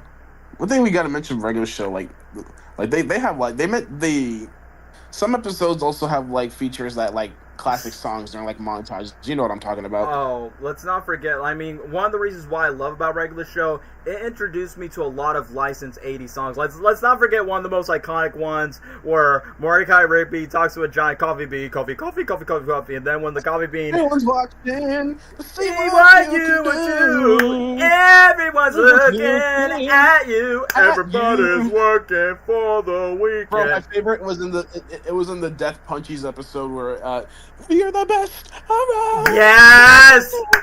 Because I will be honest with you, bro. Yeah. I will be honest with you guys. I have not seen Karate Kid when I was a kid. So for me, I'm like, well, I know that song became popular because of the original Karate Kid back in the 80s. And since Rigby decided to buff himself up to do some Def Kwon-Do busting moves just to get the fight, I'm like, I feel like regular show and Karate Kid, I just think about that song every time whenever you think of like martial arts. And let's not forget this iconic song when Muscle Man High Five hangs out with Mordecai Rigby. Don't need nothing but a good time. How can I? Oh yeah, don't need nothing but a good time. Remember? Oh, Terror Tales of the Park, the Halloween. Oh my god, iconic as hell. I love the original one. So the original one is by far. I mean, I know they made multiple sequels, but the original is always my favorite one because obviously the first story with Pops, it's obviously a parody of Child's Play where Pops has his doll Percy. Look who it is! It's my childhood day, Percy. Oh no, he is cool. He's one of the most sophisticated girls of his day. You don't know he's gonna say. I think I'm a death pawn. He'll clog the toilet. Yeah, where he goes, I'm gonna draw your face. And then, bro, my favorite was when Rigby turned into a house. I don't know why, but it always has been. Yeah, did someone? Yeah, that was Ben. Yeah, that was definitely Bunsen. Hold on, guys. Lesnar, keep talking. My dog is freaking out for some reason. All right. So yeah, chat. You see, yeah, the one where Rigby turns into a house. I don't know why but that's always been my favorite. Because aside from like because clearly it's a Halloween episode, so all the horror stuff happens. But my favorite is when Muscle Man is shooting with a shotgun, and then he gets sucked into the forest, and then he opens the door and he's skinned alive, and he's like, "I told you I was ripped." And what else? Oh, when he flushed Benson down the toilet, "What's up, Gumball?" or something like that. And it's just, I don't know, bro. And also when Mordecai's head got chopped off. I don't know why that's funny. I guess I wondered what Rigby's height is about, or something like that. The show is too iconic, man. There's so many moments in this show that I can't even freaking talk about it. One of my favorite parts is during the "Hit Me With Your Best Shot" montage where Mordecai and Rigby, Muscleman, and High Five decide to compete each other just to like who can make the most viral YouTube views of "Hit Me With Your Best Shot." That was my introduction to the song, and then literally they go inside to this YouTube dimension or something, and then literally the funniest thing is when Wedgie Ninja decided to sacrifice himself, and then the woman gets defeated by the bear with a saxophone that goes. I like that show was making fun of like viral YouTubers, like what was popular around that time, and then they just insert like it's a very anticlimactic battle in it. Oscar thing with the balls. Don't get too close now, Pa. Oh yeah, I remember that. Bro, I remember the Slam Dunk episode where Oh, yeah. We know what you're talking about. Why did you mention that? What? The one thing... Okay, I'll talk about regular show. You want to know what's so awesome about the show? This feels like one of the most adult-oriented Cartoon Network shows. I mean, yes, young boys will watch it, but it definitely feels like it's the most edgiest one in a good way. It's more like... Cause the best thing I love about this show... The comedy is easily up in my alley because, yes, you know, I try to keep my jokes PG, but in real life, I just go complete bananas with uncensored stuff. But literally, like, the one thing is, when it comes to, like, the censorship jokes, I mean, the only quote-unquote PG-rated swear words they say is, crap, holy crap. But obviously, it's not really, like, that too, you know, insulting or offensive in a way. But let's not forget, they literally have to do some censors where in the very first episode where Rigby just has, like, a hole in the wall, and he's like, dude, how in the H are we gonna fix this S? And then they redub it to, how the heck are we gonna fix this stuff? And then when it comes to the dirty jokes, man, bro, it goes out of hand, man, but it's so funny as heck. Like, when Rigby and, I think it was, like, some other dude that was trying to take Rigby's body. Get out of my body, man! And then there's, like, this fat kid's the fat kid's butt cheeks slide down, and then he sees his butt cheeks hanging, and he's like, my mouth was open. And then when Rigby has his body back, how do you feel, bro? Yeah! And then literally starts screaming. Ham-boning would save your life one day. Ham-boning. Ham-boning. Bro, I love the show so much. Like, back then, I would recreate episodes on my channel, and especially the first episode. And that's how much I loved it, man. Like, I did other ones. I did the Prank Callers one. I did the Summertime 11 episode. Yeah, the Summertime 11 episode. Let's not forget, in regular show, there's like the Joe Mama edits. Like, you know what I'm talking about when Mordecai and Rigby is like, hello, and where they use a clip from SpongeBob on YouTube where they just use like, hello, who is this? Joe Mama? Listen here, Joe. And then you see cutting back to Mordecai and Rigby. Listen here, Joe. That's my first time hearing about the whole Joe Mama joke, and then until people took too far of it. Yeah, but, and then they just went to the 80s, and then they were like, oh no, we just killed past Pops! And then just literally just run him over. And let's not forget the first episode. I remember I used to do this a lot in high school, but I never had friends that were into the regular show jokes until Lesnar came along, which is why he's here in the stream. Or Mordecai Rigby just goes to the using the power in your face. Don't look at our crotches when we synchronize our watches. The funniest thing is, I remember, like, when Mordecai and Rigby decided, like, put their arms inside their hoodies and decided to use their other arm sleeve to, like, it looks like, you know, a big adult joke right there. I remember, like, my classmates in 3rd grade actually pay off that joke, and I feel like regular show reminded me of those subjects by saying, yeah, I remember we used to do those back in the day.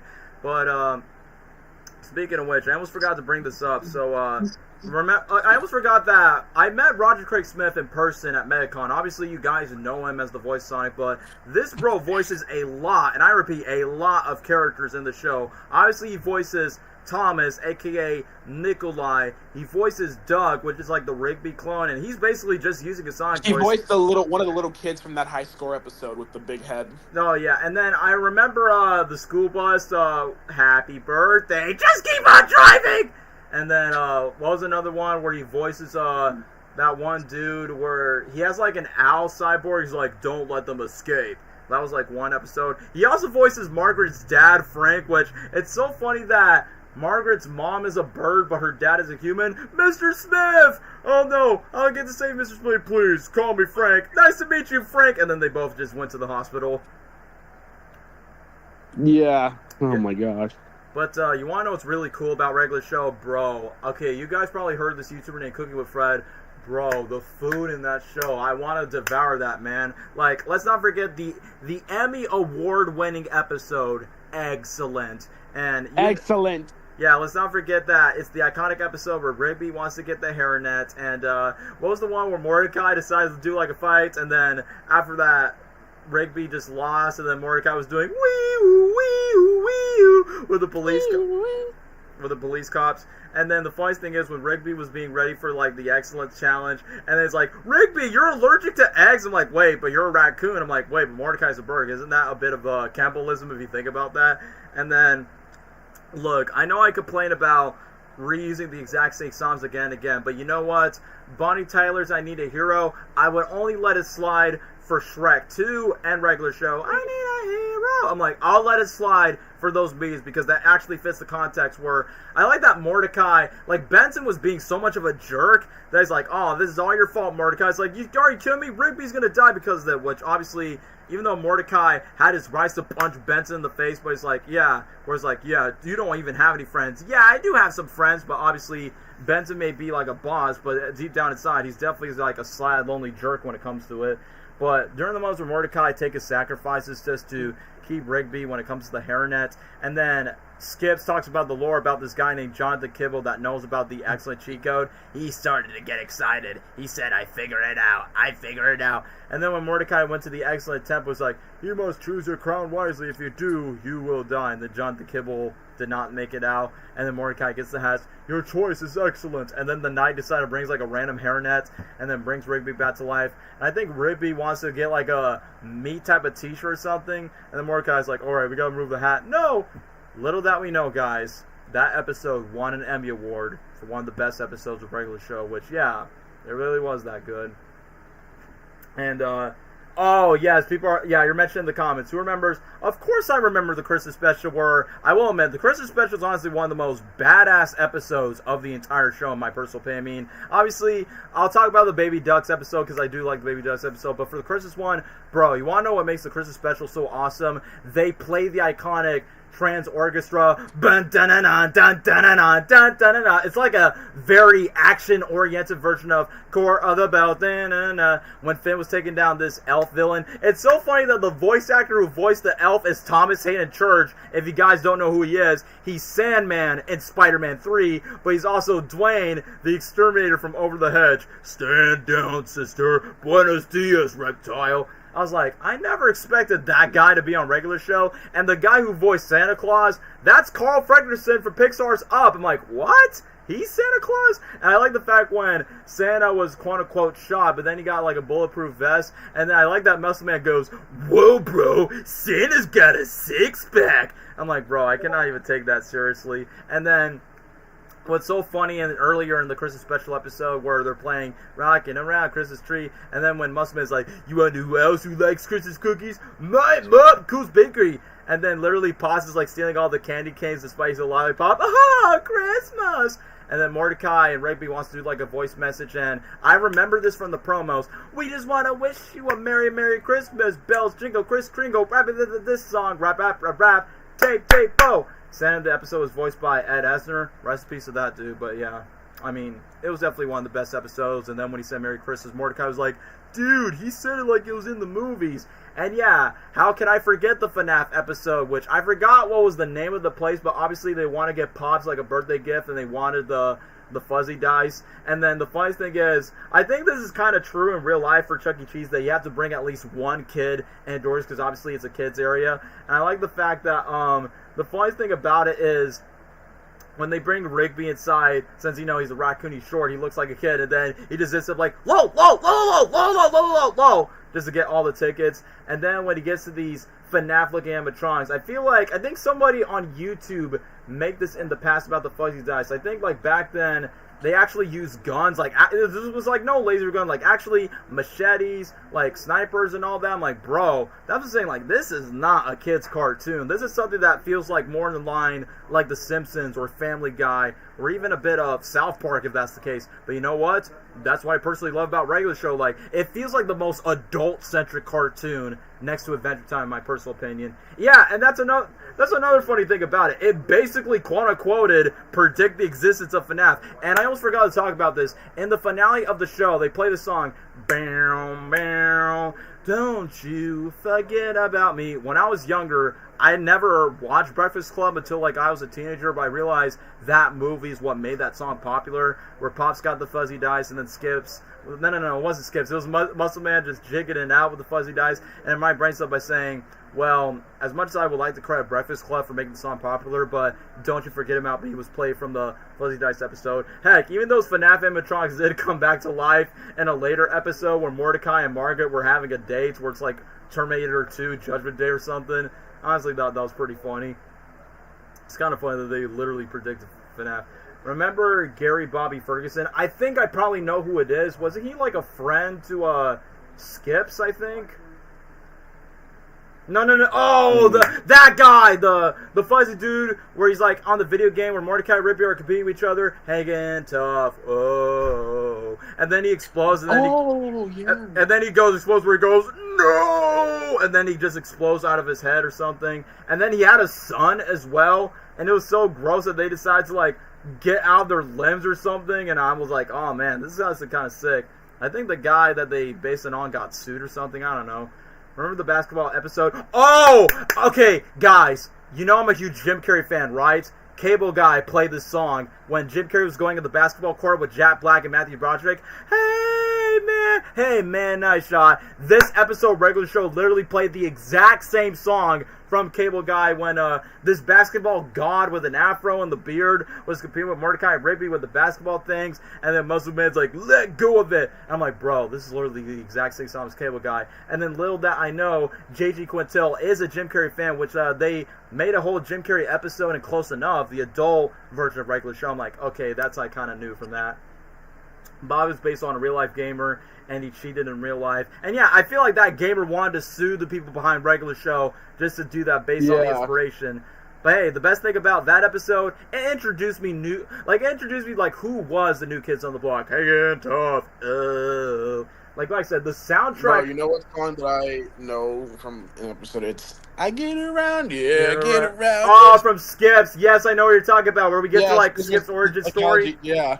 I think that was like either the third. I think that was like the third Beach Boys song I listened to. The first one was a Coca-Cola song, and the second one has got to be I'm thinking about good vibration. But the third one is the round, round, get around, I get around. I get around you. Yeah. I mean, even though Mark Hamill has a habit for like voicing villains, and yes, he does voice villains in the show, like the wizard guy that turned Rigby to a house. How do you like it? You kill my friends and turn me into an house and throw eggs at me? That's it? Yep. And then, but obviously Skips is like one of his only good guy heroes in the show that we can remember. And let's not forget this iconic quote: "We tried it the nice way. Now we do it the Skips way." Boom.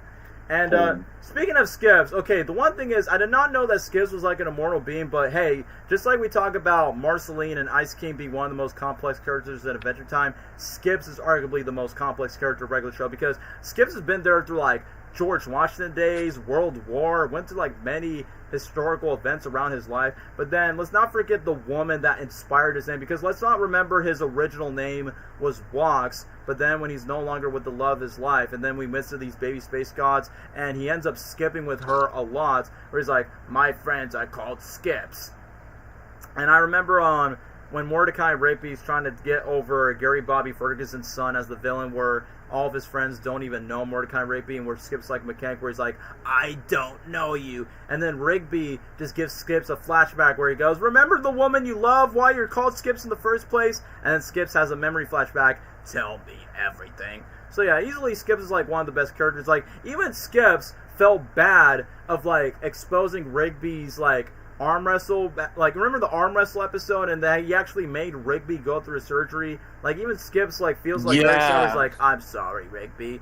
Like, you can definitely tell like he has empathy. Let's not forget Death, where he's like, looks like you're all coming with me, Skips. Like, basically he's kind of like, you know, kind of like a anti-frenemy rival against with Skips. And he even have this one friend that has like this cyborg thing, and he has like this car that like flips in the doors like it's a freaking DeLorean from Back to the Future. Like, Skips has some really interesting friends and foes of his past, and I think it's like pretty sad but also pretty interesting, like by the finale, that Skips stays in the park with Benson. Oh yes, I see people are mentioning the comments by the Baby Ducks episode. I'm like, bro, how can I Baby Ducks send them to the moon? Send them to the moon. You drew a bit. Send them to the moon. But yeah, you drew a bit. What else did you say? And then Baby Ducks and Rigby told him to step off. I'll never forget. Step off. I'll never forget the episode when Mordecai and Rigby decided to bring the baby ducks to the pet shop, and then you see the snakes try to kill them, but then the ducks decided to like beep beep beep, and then just slice and karate chop the snake, which I thought that was funny. And then when the dog comes around, it accident like the ducks went ham on taking down the dog as well. And then the funniest thing is when Margaret and Eileen were in the coffee shop, and they were like, "Aw, they're copying each other." And then obviously the ducks were like getting closer with Mordecai and Rigby, where they start playing games. I remember the promo where they go, "Oh," And then Benson's like, get rid of those ducks or else you're fired. And then the ducks, they respond, oh, not cool, guys. And then we got this duck hunter taken down. And then when it basically takes down the mom, that's where the baby ducks decide to become this giant duck with the human face that just goes step off. And I think one of the ducks is like, hey, Mordecai Rigby, thanks for being one of the coolest losers we know. Whoa! That episode where Mordecai Rigby decided to create a baby Transformer. Oh, speaking of Transformers, yes, they actually played a song from Transformers the movie. You got the touch, you got the power. When Mordecai Rigby decided to form up, and they're like, yeah, let's cook this goose. So I could definitely tell it was obviously a reference to the Transformers 1 because, you know, because obviously J.G. Quintel and his crew are like big 80s nerds, so of course they have to put as much 80 references as possible. And, man, I Want to Be Player One. Is that the one where they make fun of the Nintendo Glove episode? Maximum, maximum, maximum. Never pick their friends. I think they're referencing for the Punchies episode where Rigby's like, dude, I'm player 1, you're player 2, or something like that. Not pick your friends, a video game and a competition, and I want to be in it. They don't want to be in the stupid tournament. Dude, what are you doing? They never pick their friends. They never pick their friends. I remember when Skips literally had to sacrifice and broken his arm by saying, oh, my friend cannot play, and then Skips just take down, ew, wanna check again. And I'm going to mention, like, a fan, okay, I won't consider this as a fan favorite episode, but man, the episode where Mordecai sees Pops naked, and then Mordecai has, like, weird dreams about it, where Pops is running naked, where he goes, and then, let's not forget where Guys Night, where Pops obviously wants to be one of the boys because Pops is a bit more sensitive and jolly. I almost forgot that Eddie Murphy's the one that sings the song, My girl wants to party all the time, party all the time. And then once when Pops keeps on passing out for drinking over the milk, it's kind of like Pops, kind of reminds me of like Pops' excellent episode, but it's basically where he just hangs out with these dudes where you have like these random buff dudes, and then the milk people decide to kill them up like they're freaking gremlins, and then obviously the lesson of, well, it's like what we say, gentlemen, real guys don't always quit. And then I remember when Pops passed out, I remember Muscle Man was like, 911, 911, dude, not cool. Speaking of Muscle Man, bro, what's that one episode where he freaks out, no, 000? And then after that, he just got really pissed and decided to destroy the phone.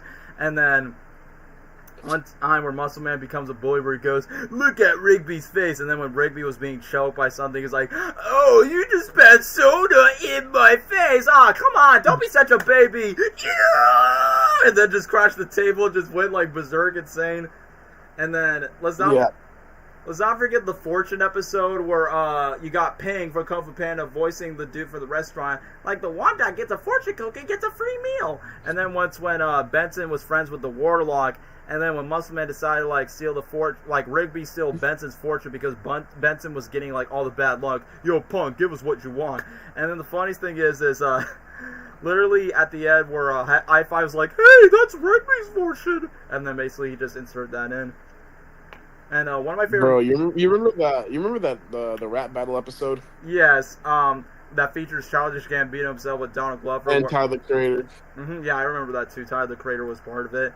And then, obviously, the rappers around that time wants to be like hip and cool, like the modern R&B music back in the day. But then Pops tells Mordecai and Rigby to be more classy Shakespearean because her inspiration today. Oh no, my OBS is disconnected. No, what the heck, dude? What? Wait, what? Okay, it's reconnected. I was making sure. I don't know why I just cut off for a little bit. Oh, okay. I guess you guys want me to talk about Mordecai's love life. So, we all know, we talked about Finn's love life, right? So, we talked about that Finn is the ultimate Riz player. Look, I love my boy Mordecai, but look, you're a simp. I gotta report you back to Cusco. Not gonna lie, guys, back then I did not know what a simp was, but then one of my friends, shout out to my friend Alex, he literally said, oh, look at Mordecai, that's what a simp is. And I'm like, oh, so thank you, Mordecai. Just like Jake educate me in some things, thank you, Mordecai. You educate me to like not like chase or thirst girl so bad. I mean, don't get me wrong, Margaret and CJ, yeah, I will hit them, but I will admit Mordecai was being too much of a pushover for both of them.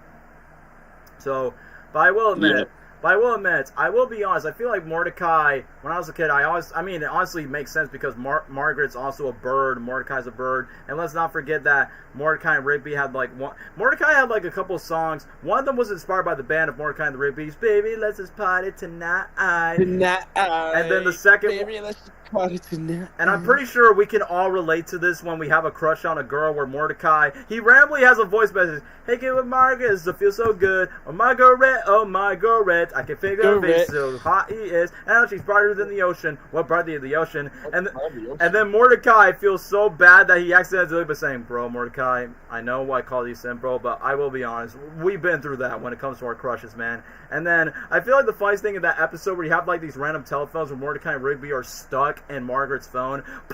Even Pops himself is so cringe out from the song. And then obviously Margaret finds it very endearing, which I know the idea of Mordecai's love life kind of split the regular show fan because fans want Mordecai and Rigby just to do more wacky adventures, do anything but regular stuff in the show. But some fans actually like the idea that Mordecai and Rigby themselves, because obviously Rigby and Eileen, the funniest thing about Rigby and Mordecai, Rigby is more of an a-hole, and Rigby's usually the biggest jerk when it comes to Mordecai. Rigby is more selfish than Mordecai by comparison, but somehow Rigby got the exact same chick, never have a rough love life compared to Mordecai, and somehow Rigby and Eileen decide to become a healthy couple, and they have kids, while Mordecai did not get the best luck. You know what? You want to know what Rigby reminds me of? Rigby reminds you of that one classmate that you don't expect to get any chicks, get married, and have kids, and then later on you check out social media by saying, wait, you're married and have kids? That's crazy, bro. That's what Rigby reminds you of. That classmate that is a nobody, but then later on become a somebody after school. It's weird that Mordecai... Yeah. There's a reason why Mordecai did not end up with Margaret. I mean, obviously we have the whole, love triangle between Margaret and CJ, and yeah, CJ is voiced by none other than, I can't say her last name, but Linda the chick who played... Linda Cardellini. Yeah, her. She plays live-action Velma in the Scooby-Doo, which I got my first boner when I was 5. She played Wendy Gravity Falls, also Smash. But yeah, her voicing a freaking clout. The one thing I like about even though Margaret was more a girly girl, obviously more of a bird, but I feel like CJ was more of Mordecai's type personality because she's definitely more of a tomboy. She roasts Mordecai, she goes to the O's, and that's why when Mordecai went back to his ex several times, I mean, I get it, bro. I get it. Mordecai's feelings was crap. You see your ex-girlfriend, but you see your new girl, but then you don't want your new girl to get back with your ex, and it just goes back and forth all the time. And the one thing that really cringes me about Mordecai is why did bro have to stand up about his apology to both his exes in Muscle Man's wedding? Which I'm gonna be honest with you. I knew you were gonna mention that. Oh my god, no. I'm with Muscle Man by saying, dude, what you're doing is bro. I'm being honest with you. It's why? She was Hawkeye's wife in the MCU. She also played Rocket Raccoon's girlfriend in Guardians 3. It's yeah, this girl she's also the main girl in the TV show Freaks and Geeks with Seth Rogen, Jason Segel, and James Franco. Yeah, this girl was our fictional crushes when we were growing up. So, yeah, it's pretty cool. But yeah, the reason why Mordecai did not end up with Margaret CJ, because the writers, and even J.G. Quintel pointed this out, the writers basically said that they felt like the storyline felt complete between Margaret CJ, and Mordecai thinks he definitely should find someone new, because if you guys look in the finale of regular show, Mordecai had no words for neither Margaret CJ, so what did he do? He decides to paint and just to express his feelings for him to the form of art. Kind of like Jim Carrey in real life. But either way, that kind of reminds me that there's one season 5 episode where Mordecai learns how to paint when Rigby ruined it, so I'm okay, that kind of inspires Mordecai's hobby and passion for painting when Mordecai's moved on in life away from Margaret CJ. And then the one thing is, I definitely agree that even though it's nice that Mordecai finds love with some completely different Batwoman or something, and then he actually has a family with her where they have mutant bird bat babies and kids when they got older. But the one thing that really caught me off guard is we don't know her name, and we never get to know her since she was a last-minute character at the very end.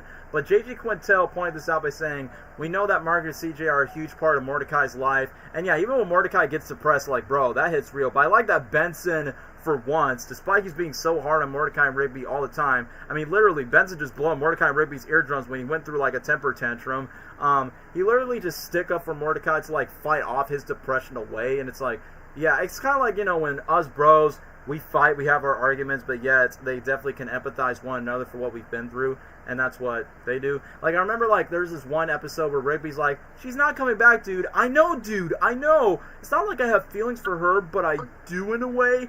And then that basically concludes to, like, J.J. Quintel's words, like, Margaret CJ has been a part of, like, Mordecai's life, but, you know, Mordecai's a bit too wishy-washy with his relationships with Margaret and CJ, that he usually doesn't have the best luck. And you know, when it comes to real life, and I'm not going to talk about my personal love life, but, you know, when it comes to, like, one girl and another girl that comes in your life that will not save each other for long, sometimes the better girls usually comes around later, like, when you're at the best version of yourself. Like, obviously, Mordecai in the finale has got way more mature, got more better in life, and got more hairier when he decided to chase his passion for painting, and then, boom, he finds another girl that's in the same passion as he is, and then, boom, they made love, and then they make that. But as for Rigby and Eileen, I mean, obviously Eileen has always been sweet to Rigby since the very beginning, but then Rigby and Eileen's relationship is, like, so closer, despite Rigby is usually more of a jerk at times.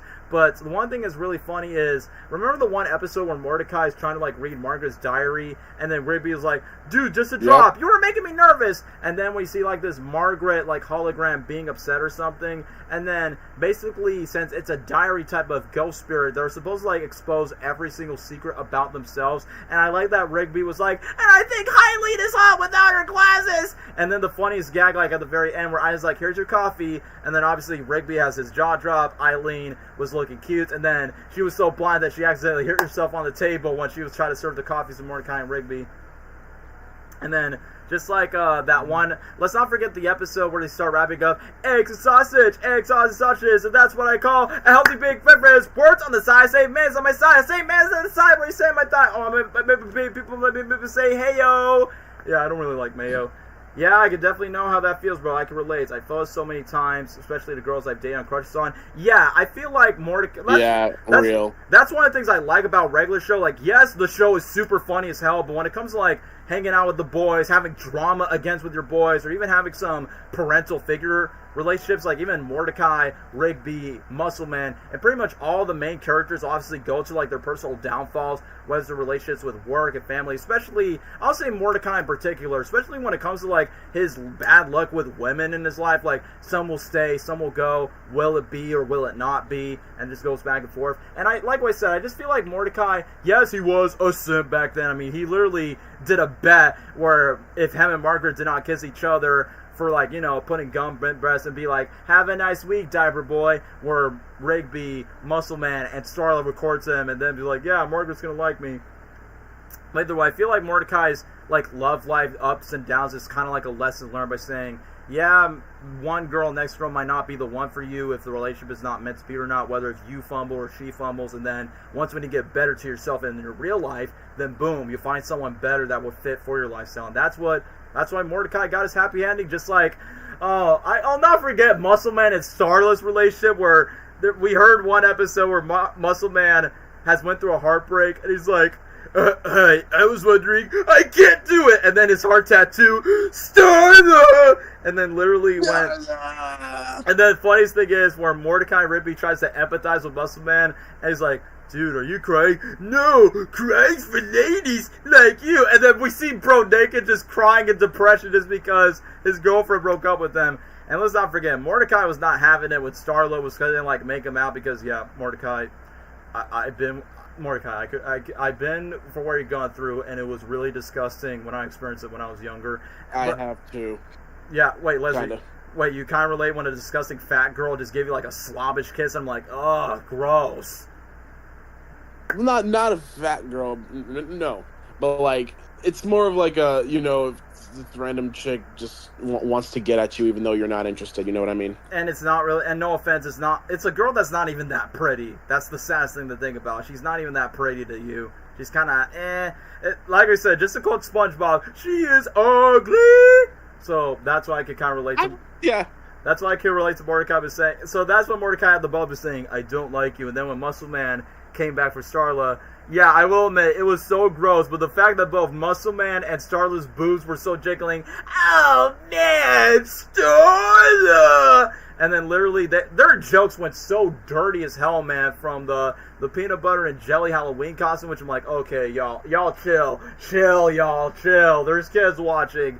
And then they actually had kids, like, in the finale where Muscle Man was crying with tears. It's funny that when they got older, the kids literally decided to put all their shirts up in the air, including Muscle Man's future daughters as well, even though they all had their shirts on. But other than that, I'm trying to think of, like, other funny moments that I also remember. Yes, the Lemo episode. I will admit, that episode got me craving for meatball sub. Meatball sub. Yes, it did to me as well. Let's not forget the mechanics decided to have this, like, gladiator Smash Bros. Type of fight, and then you got people going, Lemosaurus, Lemosaurus. I definitely remember that. Oh! That episode! Rigby punches Pop so hard that he went to the sun. Bro, I can't believe Rigby just foreshadowed Pop's death. But that's not the only episode that foreshadowed Pop's fate in the finale. Like, if you guys remember this one short called Fun Run, and it introduced this iconic 80s song, I walked a girl along the path, meet a girl like you, and I ran so far away, couldn't get away, where Pops is like being Forrest Gump, just running around the world, never stopping. Like I said, pretty much like Forrest Gump, and then literally some birds decide to keep Pops all the way to the sun until like he's butt naked. So basically, half of these episodes where Pops goes to the sun, it basically foreshadowed Pop's sacrifice to save the world from his evil twin brother, Anti-Pops, who was voiced by Freddy Krueger in the finale. So I'm like, oh, that was pretty surprising. But I forgot this one episode I also want to bring up is the... Hold on, I'm trying my best to remember. I remember there's this one episode where they had like grilled cheese sandwiches, and I honestly thought it was really delicious. And one where Mordecai and Rigby decided to get like different jobs. One of them was in a mattress piece, and then they started goofing off. The one song that I couldn't get out of my head, you get up every morning, and we're taking care of business every day, taking care of business. I'll admit, whenever I work with my dad, since I do like a side hustle to help my dad tow cars and trucks and everything, I often play that song for like motivation. So I'm like, yeah, thank you, regular show.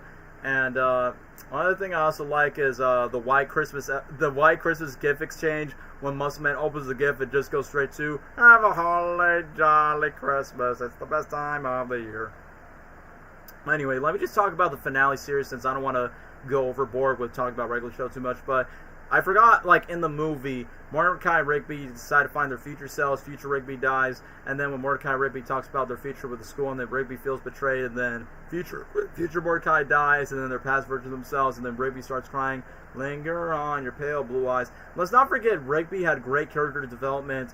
Remember he had the speech where, you know, Rigby never graduated high school, when there was like this food truck guy was saying, come and get this with your high school diploma, and then Mordecai's like, you spelled diploma wrong, and then they get like the brain juice where their brains are going to become a lot more bigger than ever. But literally when Rigby decided to have this inspiring speech, remember the speech where there's like multiple families watching, and he's like, hey look, our son is walking, and then literally people were just like having this emotional breakdown, that Rigby decided to inspire others by saying, wow, bro just become like the biggest loser of like his life, and then he becomes like one of the greatest comebacks in history for Rigby's life. And let's not forget, like in the space episode where they went into space to face Anti-Pops. Remember when Pops was like going like super speed mode? Lesnar, you might remember this song. I'm a known in the morning and the fire. You know what I'm talking about, Lesnar? Bro, you good? Lesnar, you good, bro? Hold up, just make sure my friend is Gucci. Oh wait, hold on, he's muted. Just make sure. But anyway, let me just get to a conclusion. So when it gets to the finale, once when the regular show characters decide to have their big epic Avengers Endgame type of fight, one of the coolest things is like once when everyone make their sacrifices, we literally go back to the main pilot of the very first episode of the show, and then Rigby realizes that no, Pops was like the first character that knows that he is a fictional character, because once in the very beginning of the final episode of the battle where Pops is having a dream where Anti-Pops is just trying to like crush him down, and then Pops has this flashback where he's holding like a pencil or something, and he notices that it's the pencil that drew him from one of J.G. Quinto's early cartoons before regular show just becomes like an actual show. And once when everyone has this sacrifice, I like that when Rigby digs the shovel, it's literally a whole DVD cassette of the regular show from beginning to end, from season 1 to season 8. And then when they play the keyboard, take us to the end, take us to the end, whoa, take us to the end. And then literally when Pops and Anti-Pops has this very Dragon Ball Z fight where he goes, my friends, you killed my friends, guess he's not dead after all. And then when Anti-Pops sent Pops to like the very beginning where Pops was first created of the Lollyland shorts, and then Pops went to all these sticky notes, and then basically it just shows all these letters coming by, and then Mordecai knows that it just went to like breaking the fourth wall territory where Mordecai goes, dude, what the heck's going on? And then Pops makes the ultimate sacrifice by giving love and hug to his twin brother. And I'll give regular show props by saying they actually killed off a character on screen for the ultimate sacrifice. And like what people mentioned on stream by saying, yeah, Pops got kicked into the sun. Yeah, earlier episodes basically foreshadow Pop's sacrifice. And, you know, usually cartoons or most TV shows, usually they bring, like, they let a character die, but then they bring the character back to life somehow. But Pops, no, that bro is, he's done. He just flipped out. He actually went to the afterlife. And I will admit, once when Mordecai, Rigby, and everyone else saved the life, it was a genius idea for adding David Bowie as heroes. And we could be heroes just for one day. I can remember standing by the wall. And I like that throughout the entire run, we see all the characters evolutionize. So I talk about Mordecai's life, where he marries like a Batwoman, and then he has a passion for painting. Rigby and Eileen becomes married and they have kids and still play video games. Hi-Fi Ghost has his girlfriend where they're playing DJ music. Muscle Man and Starla has their own kids doing like the usual thing they do. Skips has shorts. Benson's with his girl Pam. And then they have like new workers working at the park except for Skips. And then 25 years later, the regular show crew all reunited with all their families, all their kids, their wives, and everyone else. And I like that Mordecai Rigby had this talk by saying, man, I can't believe it's been 5 years. Yeah, I can't believe it, dude. But if it weren't for Pops, we wouldn't have this because, you know, Pops was like the real hero of the finale that makes everyone live the life that they have. And then when Rigby decided to, like, do a callback to Mordecai, I was like, yeah, let's play some games for some good old car sake. Whoa!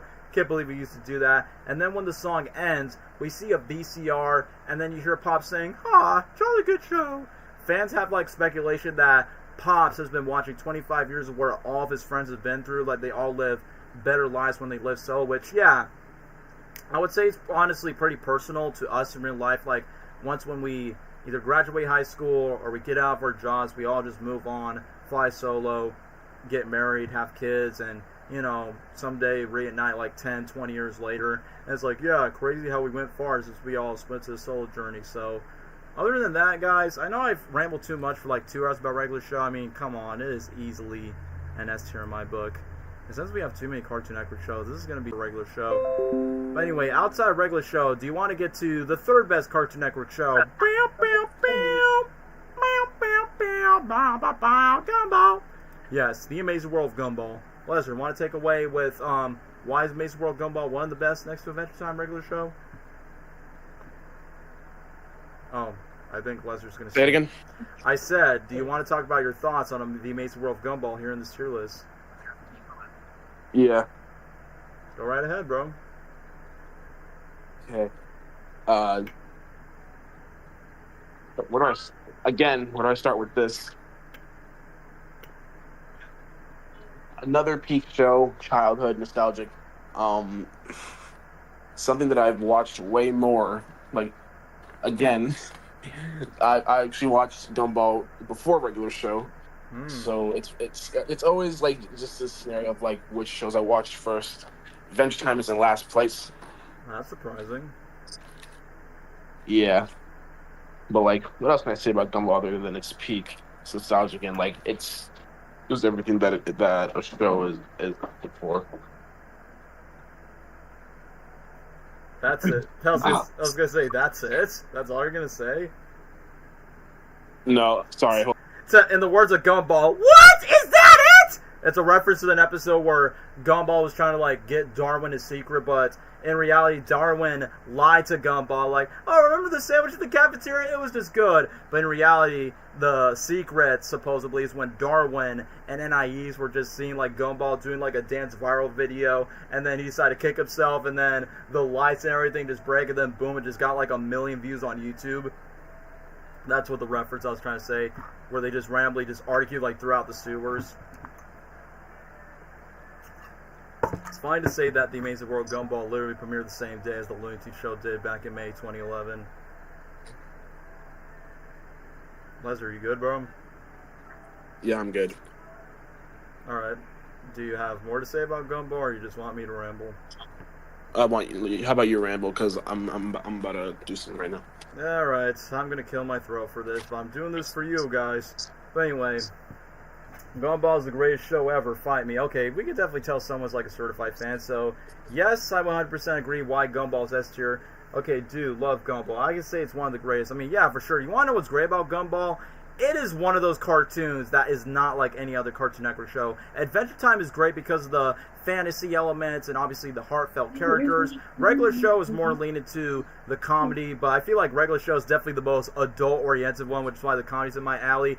Gumball, what makes Gumball so creative, it's like, it does different animation styles for like not just 2D, 3D, puppet work, real live action stuff, like the freaking what's that character's name that has like a chin or something? He has like the eyes where he goes, look sign, bird, bird, bird, bird, bird. Jessie, that's her name, I think. Yeah, that's her name. It's like a person just put eyeballs at like some person's chin. It's like, yeah, this show is so weird, but yet it's so entertaining to watch. Like I remember I was watching the very first episode for the very first time, and I'm like, wow, I actually really like this, where you have a cat, a rabbit, and a fish that's basically like their adopted brother, and it's like, yeah, because it's a walking fish, and usually cats usually eat fish for like snacks or something. But anyway, Sussy, yeah, I know what you're talking about. I will admit, that character was so gross in the show, but I get that's pretty much the joke of like her, but I remember that character show up when Gumball and Darwin are having like a dream where Darwin kisses Penny, but then Gumball pictures like Darwin kissing Sussy instead. But man, this show is so creative at so many levels that you got different styles of animation, of 2D, CG, so many, I mean, just like Adventure Time regular show, so many funny side characters. Like, one of my favorite ones is easily Banana Joe. Like, one of my favorite Banana Joe episodes is when he has his eye, his googly eye, so he's like, oh, that's what I call a sticky situation, I did not know that he was voiced by a British guy, but he actually did a pretty good job that he ripped his eye out, and then literally Mr. Smalls, the hippie 70s cloud teacher, and the bandage episode's like, I'm sorry, bro, but you don't want to take a look at this. And then you see that Banana Joe has, like, no eyes or no mouth, and then it's just side music where it goes, ta-da! And then the nurse puts the face back and he goes, oh! Wait, so that's it?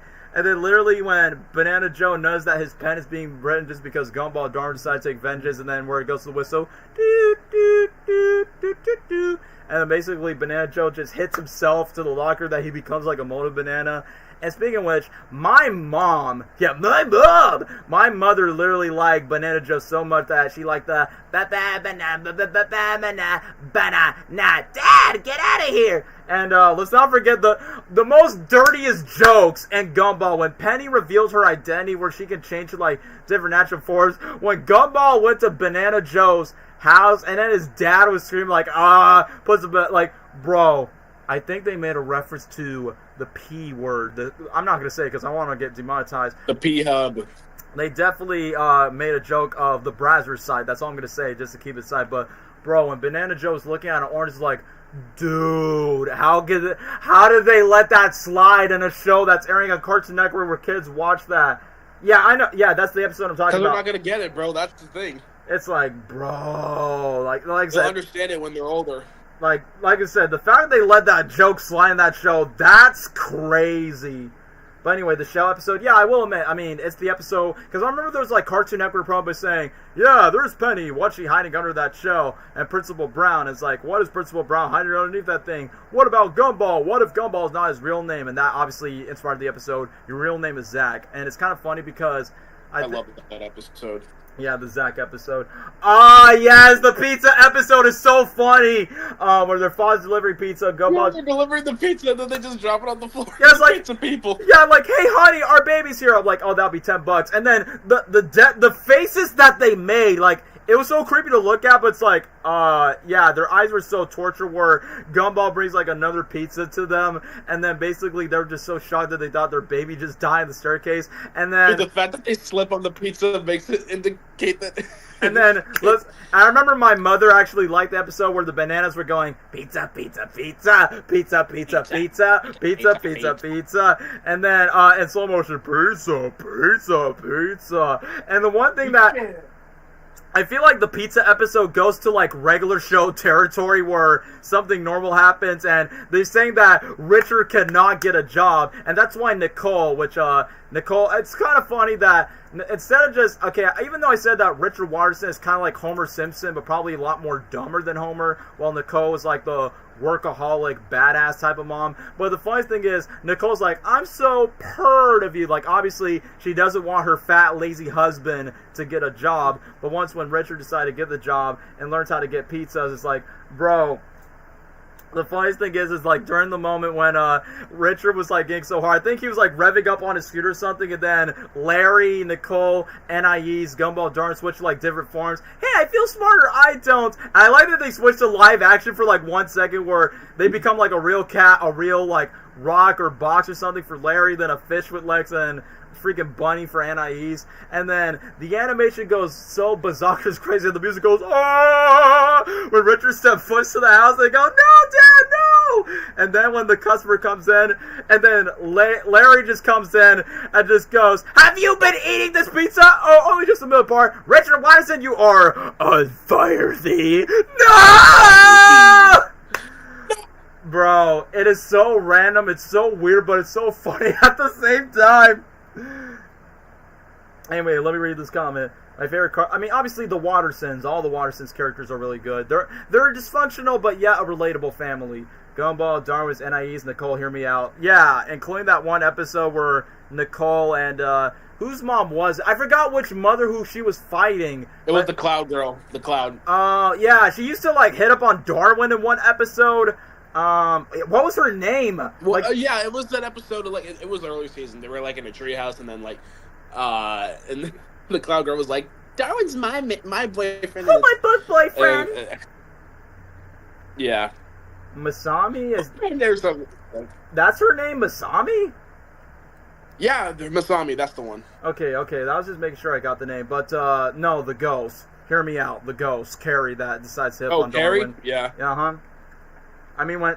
Yeah, her and Darwin were made for each other, dude. Yeah, in the Halloween special, once when Gumball and Darwin decide to, like, drink, like, the potion ghost so they can be part of the ghost party, where Carrie warns Gumball and Darwin, look what you done, you completely turned the ghost, and then Darwin was like, does that mean I can finally do this? And then he just kisses Carrie, and then she was, like, blushing, and then the funniest moment when Gumball and Darwin were, like, ghosts, they started trolling, Mr. Robinson, and they tried to troll his wife by saying, hey, Margaret, with the moose, and then he's like, Margaret!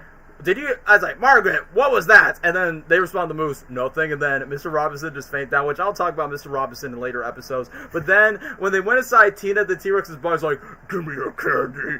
And then when Tina decided to go down, and then Banana Joe decided to make this one joke, should we call a doctor, a vet, or a paleontologist? Because, you know, Banana Joe's like a class clown. But either way, speaking of the other characters, I know Mr. Robinson is supposed to be like the Squidward type of character, like, you know, the angry neighbor that hates the young neighbor's nonsense, kind of like SpongeBob and Squidward in a way. And I will admit, the episode that was really funny is when Mr. Robinson thinks he needs to be saved by Gumball to be a hero, and then Mr. Robinson is trying to go to Elmore High School to be part of this singing this talent show competition, and then he's trying to get his vocal where he goes, la la la, la la la, and then when Mr. Robinson was trying to go to Spawn, the girl was like, no, Mr. Robinson, you're dead, clear, you don't have to save my life, you idiot. And then when Gumball decided to, like, take the slippery wet floor, and then he got this random employee who's like, step aside, I know CPR, and then it gives him, like, a slobbery wet kiss on Mr. Robinson. It's like, bro, I could not take that seriously, man. And then I think the funniest moment in that same episode when his wife was like really ticked off. I did not know that Rocky, the bus driver, but yes, also like the janitor, was like the son of Mr. Robinson. Remember, there's like these old men that were dancing at the talent show that you hear, and he just dances. He like taps and he goes ooh, and then you hear like a clapping sound, but it's not like clapping sound. It's some old man clapping a friend's face, and he goes, "Wake up." This show is comedy gold. Comedy gold at its finest, man. It is. Dude, wait. You remember that episode where like Mr. Robinson is like performing somewhere? I think. And by the end, he gets squished by like the thing that Darwin and Anais were standing on. I don't know what it's called, but Lesnar. I'm literally talking about the exact same episode. This is the same episode I'm talking about. Oh yeah, my bad. So Mr. Robinson, we start singing because I like to sing, dance, sing like a puppet in a string, like all those wonderful. Oh, who is that? That's my dad. Rock on, dude. Rock on, dude. I wanna be free.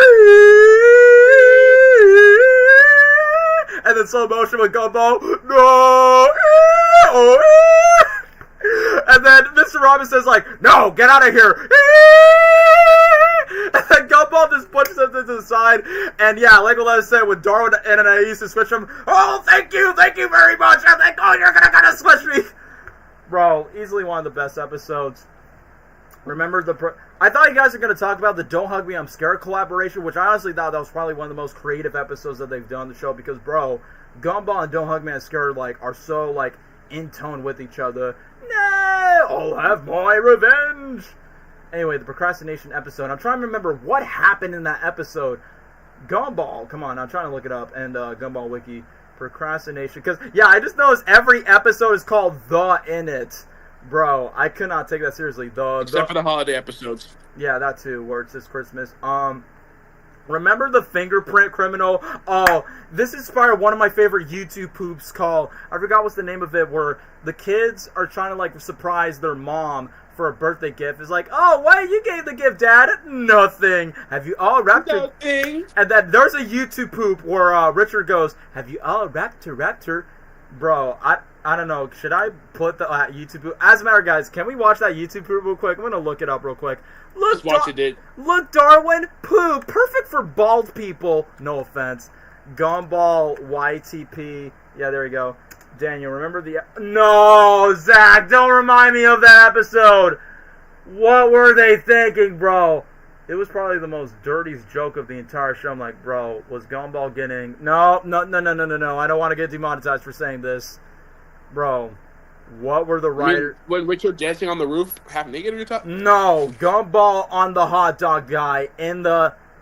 Oh, I remember that episode. Yes. I thought...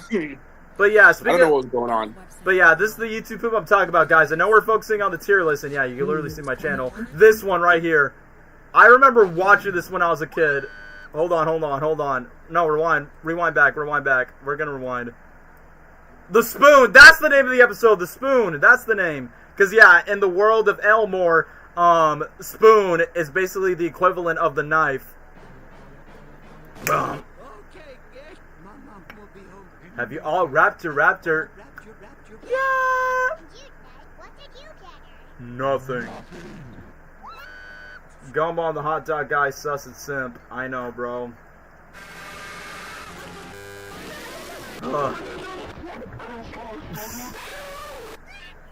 Classic YTP. This is something that AI will never do. I gotta take care of the kids. This over AI. Yeah, same here. But yeah, guys, this is the YouTube poop that the episode is based on. Yay, adventure! And then this moment right here with Larry and the spoon.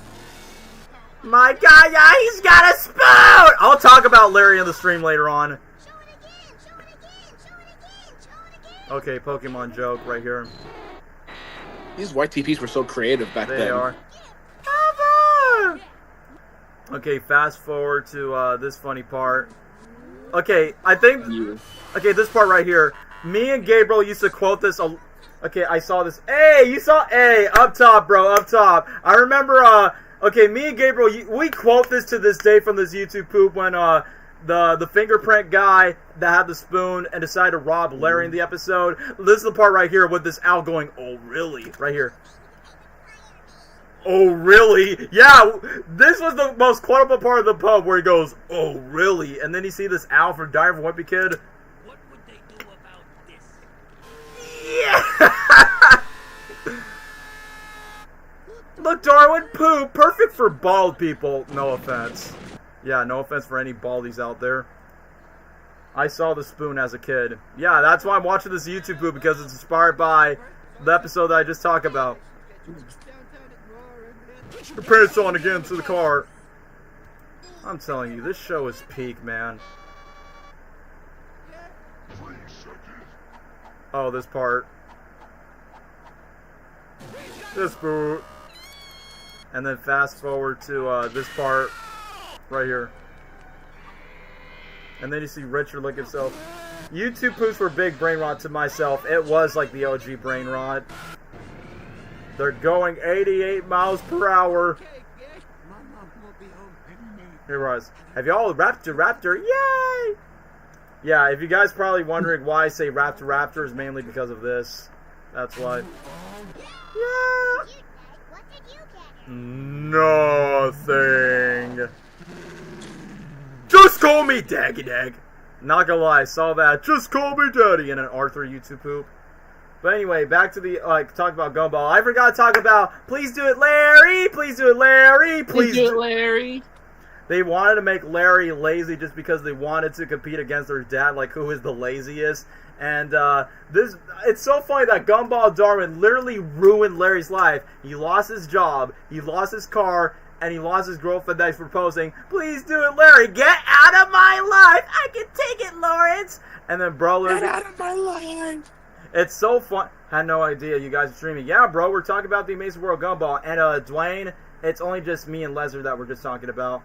Yay, yay, yay, adventure! Yeah, I frequently quote that for the hangouts with my friends. See? You're culture, bro. You are culture, my bro, for knowing that YouTube poop.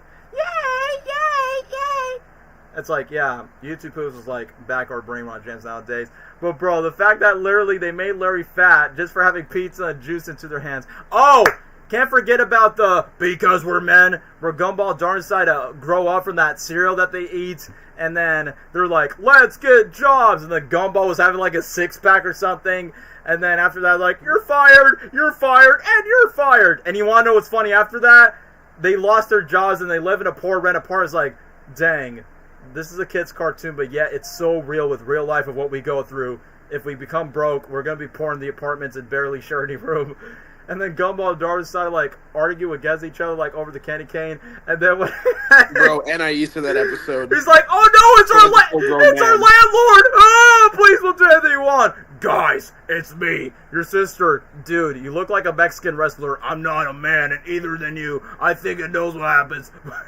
It's okay, Mom. I think it was these that make us turn into men. And then when Richard has to put NIEs, higher, yeah! It's okay, Mom. I think it was these that turned us into men. I like that. I freaking love the show. One of my favorite episodes. Oh, what's so meta about the Change episode, like with their voices, because you know the original voice actors, Logan Groove, and I forgot what was the dude. He voiced Gossamer in the Looney Tunes Show, and I'm like, hey yo, that's the voice of Darwin from the first 3 seasons. But obviously, at the very finale, where they're like, my voice is changing, and then laterly at the finale of the episode where they replace the new voice actors, because the one thing I'll give credit to Adventure Time, at least Adventure Time ages up the characters. Well, for Gumball, they do like what The Simpsons does. They never age up the characters. They stay the same throughout the same age. So that's why for like every 3 or 2 seasons they had to keep on recasting the episodes. Like no, like recasting the voice of Gumball and Darwin. I will say this, like for the voice actors that voice Gumball, I say the streams are very spot on, but I feel like Darwin's voice does become a bit more higher when they change voice actors for Gumball and Darwin. But anyway, let me just check some other ones. Oh yeah, be your own you. Don't do what I do. Just be your own you. As much as best to be yourself and copy everybody else. Be your own you. Be your own you. Try something new. Find your own things to do. Get in your stupid car and don't come back. Don't come back. Okay, that's kind of funny that you had the burp in that sound, bro. But anyway, the funniest thing, yeah, I mean, Gumball is, the best thing about Gumball, it's so meta at the point where they actually acknowledge that there are some bootleg rip-offs that basically just copy Gumball. So I like the fact that the creators behind the show decided to take advantage of that, including the one episode where it kind of reminds me of Chowder, like, you know, like, oh, with no money means no animation, which we will get to Chowder later on. But literally the animation was evaporated, that you see Sussy's, like, real actress, like, going out sync, and then Rocky just malfunctioning like it's freaking Don't Hug Me, I'm Scared, which is, I'm like, no wonder why the creators behind Don't Hug Me, I'm Scared decided to make a collab with Gumball, which honestly thought that was pretty fun.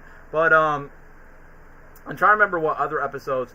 Oh, the robot episode where Anais is like the smartest character in the show that didn't think anyone was like freaking stupid. Oh, I remember the episode where Gumball and Dharma try to teach NIE to be dumb, and they just go dumb, dumb, dumb, dumb, dumb, dumb. Let's not forget the stupidest race. I remember as a kid, I was dying with laughter of how everyone loses the race where the potato, Idaho, yay hop, mama, wah! Where he got hit by a golf cart, and then the toast, what's his name, Antar or something, and, like, he went to the lake, and then there's like live action ducks going on, and goes wah, wah, wah, wah, wah.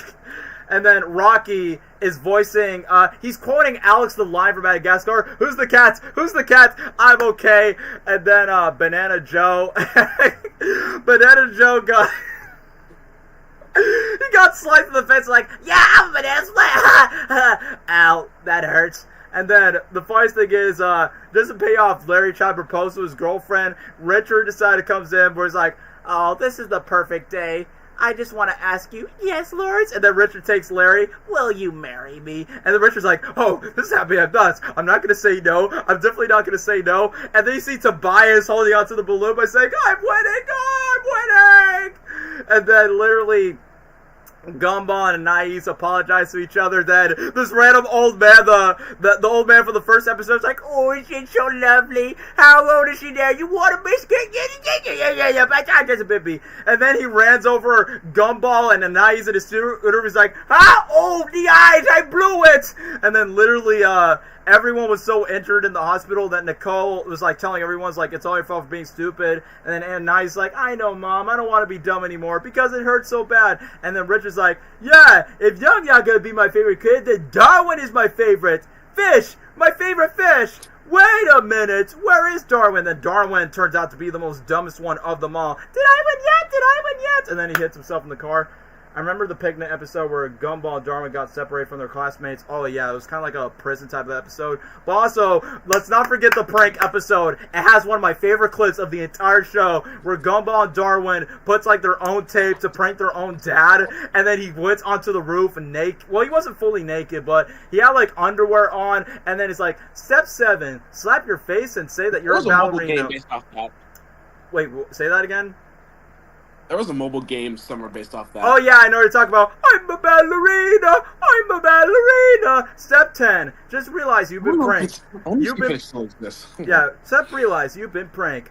Step 12, get inside to the chimney. And yes, I know what you're talking about. Oh, as a video game nerd, I like the references they put in that 8-bit episode. So, the spider, I think his name is Ocho for some reason. And, yeah, the funniest thing about his uncle, that's a plumber in the castle. And it's so funny that Gumball makes, like, multiple Mario references. But this one is, like, the most video game heavy episode where Gumball decides to, like, mimic, like, the Mario music, like, hey, man.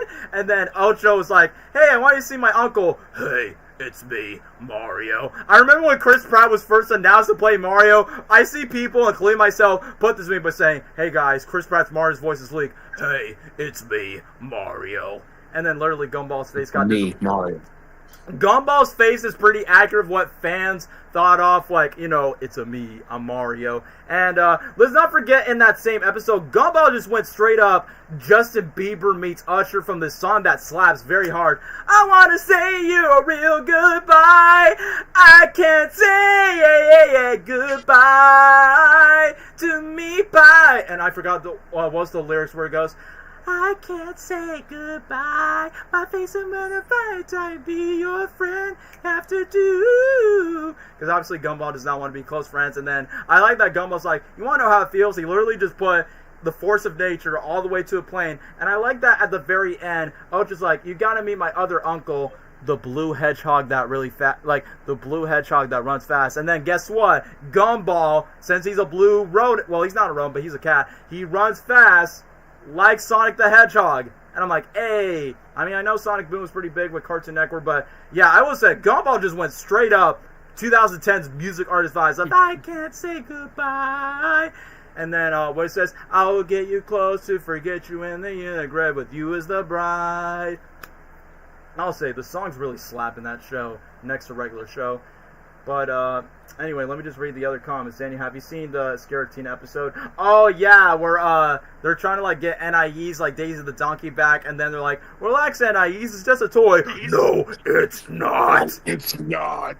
And then they're trying to, they literally, I remember CartoonNetwork.com literally made a game where it's supposed to get like Daisy the Donkey out of Tina. And I like, okay, for someone who loves Jurassic Park, I like that they pay homage to this joke when Darwin starts screaming and then Gumball's like, don't move. And then I think Gumball said a quote by saying like, you can't see us before she moves. And I like that Tina responds, that only works in movies. I'm like, ha, I get it. Because in movies, I'm like, yeah, dinosaurs cannot really see if you move. That only works in movies. And then once when Tina, and I will be honest with you, I did not know Tina was a female because obviously she sounds like a dude in the show.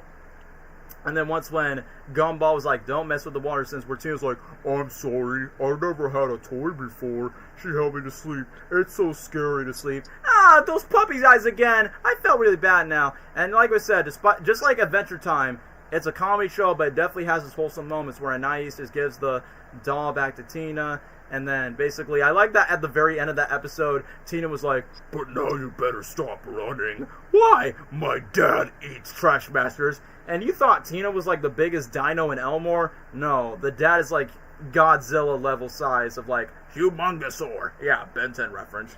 But anyway, remember the episode, I think it's called The Honesty, where, Darwin decides to become too brutally honest for himself. Because, you know, Darwin starts saying, oh man, Darwin's saying hard for his ghost girlfriend, bro, where he's like in mascara in the water's like, bro, Darwin definitely deserves a Tony Award when it comes to that. But speaking of Darwin, remember the episode where, like I said, he's being so brutally honest, where he decided to like tell the secret, everything out, where he goes, ever since I was a young fish, to tell us what to think now. Young fish. And then you see Miss Simi come the words I felt inside, and now my time has come. And my feelings deep down, now what the world. Yeah, that's all. Happy by the world. Yeah, I feel like everyone's saying in the comments that Darwin and Carrie like the perfect relationship, which, yeah, I will talk about, you know, the shipping between an emo ghost girl and a talking fish with legs. But let's not forget the episode where Carrie wants to eat food and Gumball and Darwin are just like, you know, being the typical brothers that they are, just feeding each other. And Carrie's like, man, I wish I could eat food. It's like, it's so funny that in the world of Elmore, Carrie can't eat because she's a ghost. Alan is a balloon where, you know, the constant joke, dude, I don't even have any hands. And then, let's not forget, Alan is a balloon and his girlfriend Carmen, who's a cactus. I can't take it seriously, man. So, your girlfriend is a cactus, but you're a balloon that you can easily die by the kiss of death. Including that one time where Gumball accidentally, like, put his mouth on Carrie's cactuses and then Alan was heartbroken after that episode. But the episode where Carrie decided to possess Gumball's body, where he decides to be like a exorcist demon or something, and then once he starts eating out, and then Darwin just goes, another happy ending. We just get to this very weird segment where Gumball is like super gremlin mode and just stealing a homeless guy's chicken, and then literally just eat the burgers. The funny thing is, he removed the pickles out of the burger. I'm like, okay, Gumball's real for that, because, you know, us as kids, we don't like pickles on our burger. Still no pickles. And then the donut cop, let's not forget the donut cop, where he just eat the donut cop's arm. He's like, ow, we got a man down, we got a man down. And then literally Gumball becomes so obese because obviously Carrie just overfeed Gumball's body so many times. And then literally when Richard was outside making fun of how Gumball's fat, and then when Richard looked at his man boobs, he's like, it's only funny when it's someone else. And then next thing you know, Carrie decided to possess Gumball so many times where Gumball becomes so obese because Gumball was being too much of a nice guy.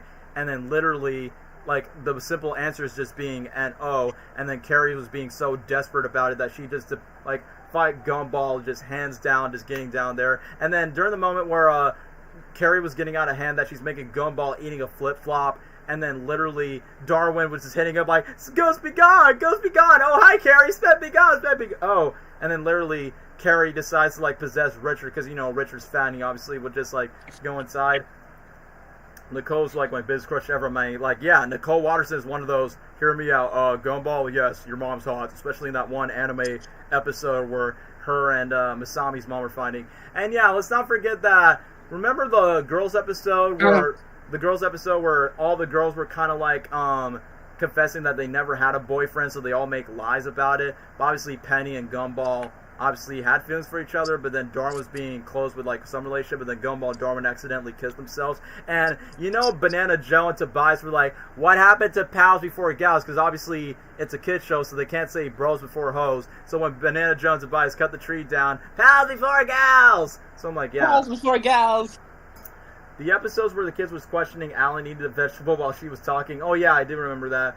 Gumball would even go full-out anime in multiple episodes. I could have swore there's probably, like, one Dragon Ball episode where literally one of the characters literally went Super Saiyan mode in one of them. Let's not forget when Penny was in her true self, where Gumball's looking out for this hamster, Penny was, like, thirsting her head, where Gumball has, like, these anime-ass muscles and abs and everything else. It's like, bro, that's crazy. And speaking of Gumball and Penny, I forgot to bring this out. Like I said, pretty much just like Mordecai and Rigby with their love lives, Rigby gets a better chance with his love life with Eileen. Darwin gets a much better love life with him and Carrie, while Gumball and Penny is like Mordecai and Margaret, where it's kind of like an up and down type of scenario. But for Gumball and Penny, let's not forget that one episode where her quote-unquote pet, Mr. Cuddles, died, but little that Gumball knows, it's a poisonous spider that Penny's sister had. And I will admit, Gumball, I can relate to Gumball saying, "Ah, spider, get away from me!"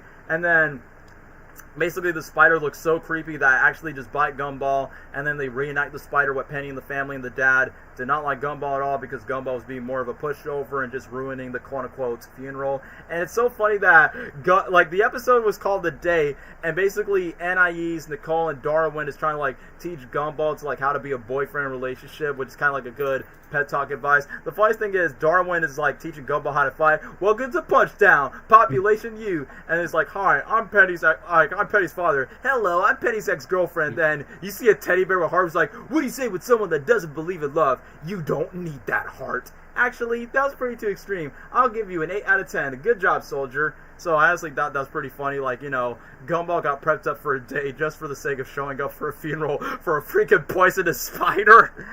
But hey, that's quite traumatizing if you ask me. What was the Baldi's Basics episode? Wait, Lesnar, do you know? Wait. Was there like a Baldi's like parody that they did? Oh, you're talking about the Wonderfully World of Gumball, which I haven't seen the full episode, but I have seen clips of it.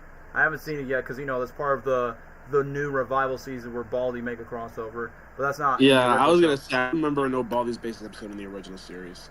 Yeah. Okay. Thank you for pointing that out. Gumball did went Super Saiyan. Yeah, I did remember that. Jacob Hopkins, who voiced Gumball around that time, is now an anime voice actor. Yeah, I also noticed that he's also doing cons as well, and he actually shows the resume by saying, yeah, I was the voice of Gumball around seasons 3 to 4 around that time. So I'm like, huh, that's such a big coincidence. And yeah, there, like I said, a lot of anime-oriented fight styles. And I will admit, I mean, despite it is such a con, let's not forget this one episode where, what's that one episode where there's like this jealousy ghost or something, and then Gumball was being jealous of Leslie the flower, but then literally at the plot twist end, Leslie turns out to be Penny's cousin. Oh, it's the jealousy. Yeah. Let's not. Yeah, I know what you're talking about. It's okay. It's like, okay, so Gumball thinks that Leslie and Penny are dating. And so he gets like really jealous on the inside, and I could have and like later in the episode they like go to this like abandoned place with Carrie and all that stuff, and then they like try to rebuke that shit out of him. But yeah, I think that's the one. Hold on. You good, bro? Yeah. Anyway, I was gonna ramble on the episode. Like, my favorite parts when Gumball was like in front of Principal, like he was in front of Principal Brown. He's like, "No, I'm innocent." He's like, "Wait, innocent, Gumball? We're not the police." And then the jealousy ghost takes us down. He's like, "Oh, I guess I'll see you guys in Mexico." And then just like hit himself through the door. And then the funniest thing is once when you make Leslie to like this trap where there's a bunch of weed taking down the plant, he goes, "Ah!" And then Leslie just starts screaming. And then Carrie decided to like get the jealousy ghost out. And then when the jealousy ghosts consume Carrie and Leslie, is like, "I wish I had my own body like you." And then basically just goes to Darwin. "I'm actually happy with my life." I remember me and Gabriel finds that funny where he goes to Darwin's like, "Oh, I'm actually happy with my life." And then I remember he was like with Carrie by saying like, "Hey, why do you even have shoes? You don't even wear any feet." And I realized that Leslie was about to suck down the quote-unquote, like, jealousy ghost, but the funniest thing is, it kind of foreshadowed the Amazing World of Gumball parodying Ghostbusters in one Halloween special, like, literally, where they made a parody of Ghostbusters where it goes, do-do-do-do-do-do, and then literally they had to, like, switch the chord, and then they had to move on when Darwin has to use, like, vacuums. I know this is not an episode, but I remember when, Nicholas Cantu, Gumball's third VA, roasted the YouTuber Dream. Let's not forget that bro also happens to be the voice of Leonardo in TMNT Mutant Mayhem. So I'm like, oh, kind of funny that he voiced like another Blue character. What about the episode where Gumball and Darwin's mom does not know how computers work? I was thinking more of the episode where Granny JoJo comes in, and then Gumball gets disgusted that he got kissed by Granny JoJo in the lips. Another one is where Richard does not like Granny JoJo getting a date with one of the old senior folks. And then another one is where the one where Granny JoJo has like a huge suitcase, and now he's got so tired of it where he's like, "Alright, you already put the suitcase, congratulations, now I want you to bring back." And then NIE's just going so pissed off that she throw the suitcase off the window. And this reminds me, remember the end episode? The end is near! The end is near! Only for a discount sale, so hurry up. I kid you not, guys. When I was a kid, I was actually making sketches. I actually made sketches of that episode when I was younger, where I made the sketch of the old man saying, "The end is near," because in my mind, it's like, do I want to be an artist when I grow up? Or maybe I just like the sketches of this cartoon where Gumball Darwin stayed up late playing video games, eating junk food, real. That's honestly quite relatable. Is my heart still beating, bro? So literally, when Gumball Darwin just realized with the TV slideshow, listen, Gumball, the world missed it for 24 hours, so let's make it die. And then literally once when Bobberts, the robot, just talks about the predictions of the end of the world, literally the funniest thing is like, once when they saw that the end was coming to an end, when Richard, Nicole, and NIEs were in a porta potty or something, and then they're like, "Alright guys, here it goes." And then you just see like a random moon just going to the sun where it goes, "It's the moon! What is wrong with that guy?" That's kind of like an allegory where people thought December 21st, 2012 was going to be the end of the world, but turns out that wasn't the case.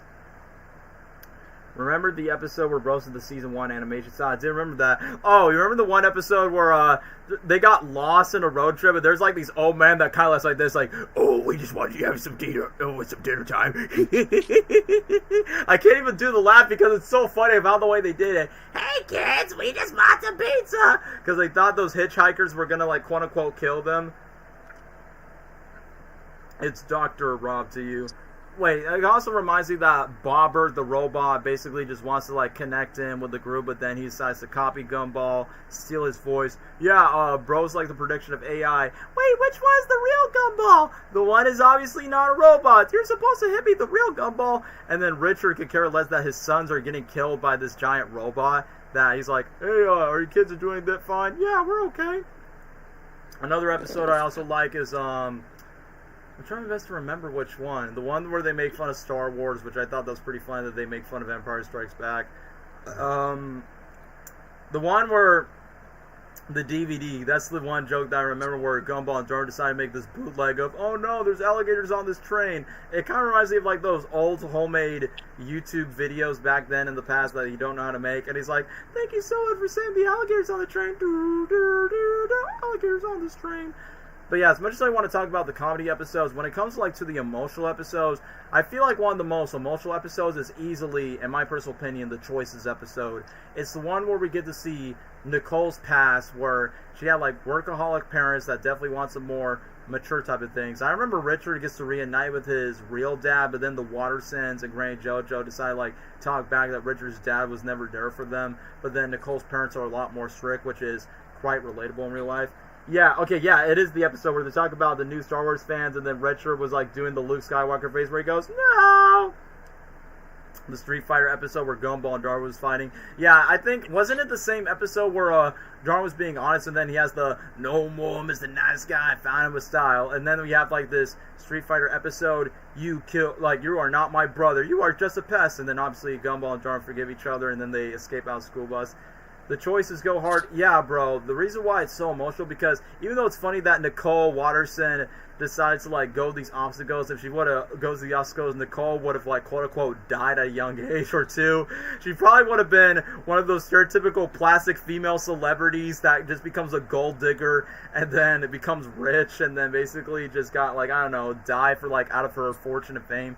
And then it's kind of funny, like most of those moments in that episode is kind of like a what if, like what if Nicole's life would have been if she would have taken any of those directions, if she would have never met Richard. But obviously Richard's a dum-dum. And let's not forget the wand episode where Richard made this one quote like, wait, so the magic wand is a fraud? No! And Richard's like, yeah, I could stop screaming for 15 years. I'm like, no, that is not true. Richard obviously made that up, because obviously that's been retconned in the later episode of The Choices, where he's like, I'm trying to look for these squirrels and these nuts. And I feel like Richard, like I said, I feel like Richard reminds me of Homer Simpson a lot. Like, they're both stupid, they're both dumb, they're both fat. But the one thing that both Richard and Homer are, I mean, I'll say this, Homer could be a bit abusive to Bart at times, but at least Richard, I feel like Richard is probably the much more wholesome dad compared to Homer Simpson. But that's the one thing to know, that Richard, despite he's a lazy, he's a bum, he's an idiot, and yes, he loves food and has a troubling life where he's sensitive. But the one thing that Richard is, he's a good father.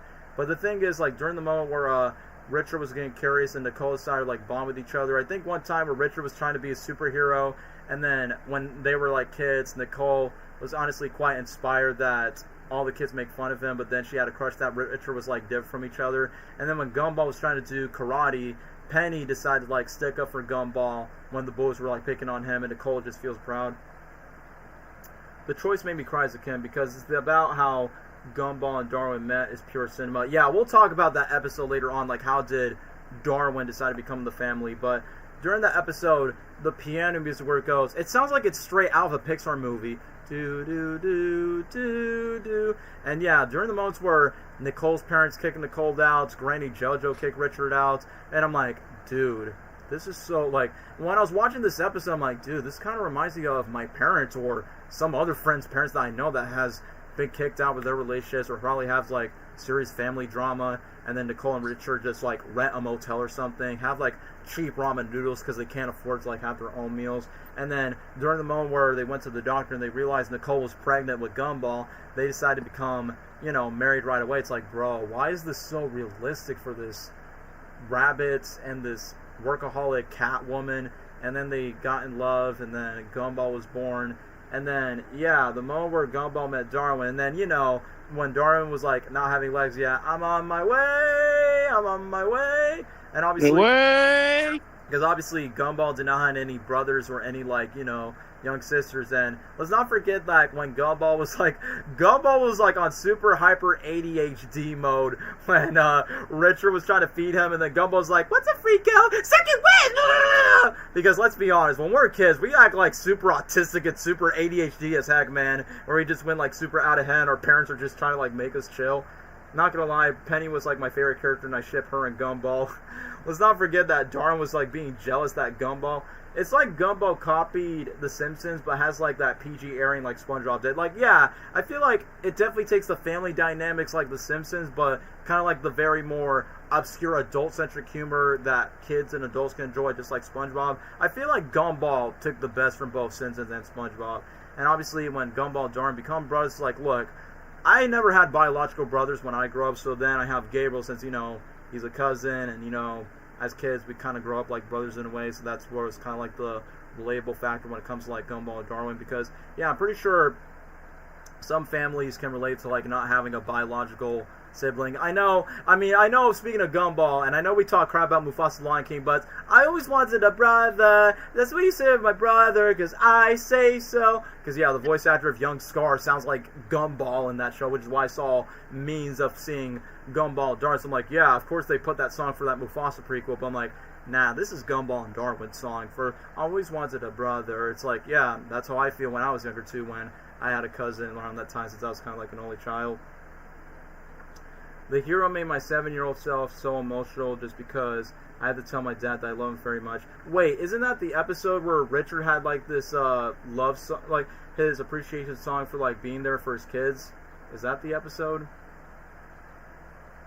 I'm trying my best to remember. Crap, Wikipedia, you're not doing justice for me. Oh, yeah, where Richard decided to save, like, his kid's life around that time. And then literally just saw, like, Gumball in the case. It's like, bro, like I said, Richard, he's not the smartest dad. He's not the best dad, like, in terms of, like, the most mature, the most stoic. But you want, like I said, at the end of the day, Richard is a good father. And, like, I remember the one episode where Principal Brown's trying to, like, fix Richard. Like, Richard gets a job. Nicole relaxes, but she doesn't want to relax. And Anais is, like, the most smartest person in the group. And they just assume that they would take Darwin away just because he's the smartest. But during the moment where they see how imperfect the Watson family is, and then Anais decided to show us the drawings where she shows, I love my family, so then Gumball, Darwin, Nicole, and Richard can all be themselves. What about Rob? Yeah, can't forget about Rob, who's basically like the arch nemesis against Gumball, because this bro tried to ruin Gumball's life many times. He even tries to mess up like the timeline with Banana Barbara. Gumball actually went to the void plenty of times. And let's not forget, like in the final episode of the original series, which I haven't watched much from the Wonderful World of Gumball, but I will check it out. Probably if I go to a friend's up and saying, hey, can we watch the new season of the new Gumball revival, so then we know what happens. I've seen clips on YouTube, like it does have the same vibes of what I like from the original show, but yeah, I can't forget about Rob before we move on to a different show. But either way, let's not forget that Rob disguised himself as literally like a Super Nintendo live-action human being, because, you know, the show has a habit of, like, putting live-action segments, kind of like what SpongeBob did. Like, SpongeBob had, like, live-action segments, and then literally Rob, in disguise as the Super Nintendo guy, literally decided to make all these fictional characters into, like, real-life humans, and basically is like, what are you doing to them, fixing them? Including, like, there's this one character that looks super realistic, where it's starting to, like, look very creepy as heck. Kind of reminds me, like, in one episode where Richard brings, like, a snapping turtle to them, and he's like, it's a labradoodle, it's a labradoodle. And I realized that the snapping turtle was so scary as heck, like, during the moment when Darwin was being so creepy, he's like, hey, for your information, I'm a fish. And then Anais explained by saying, oh, how long did these snapping turtles live? For 120 years.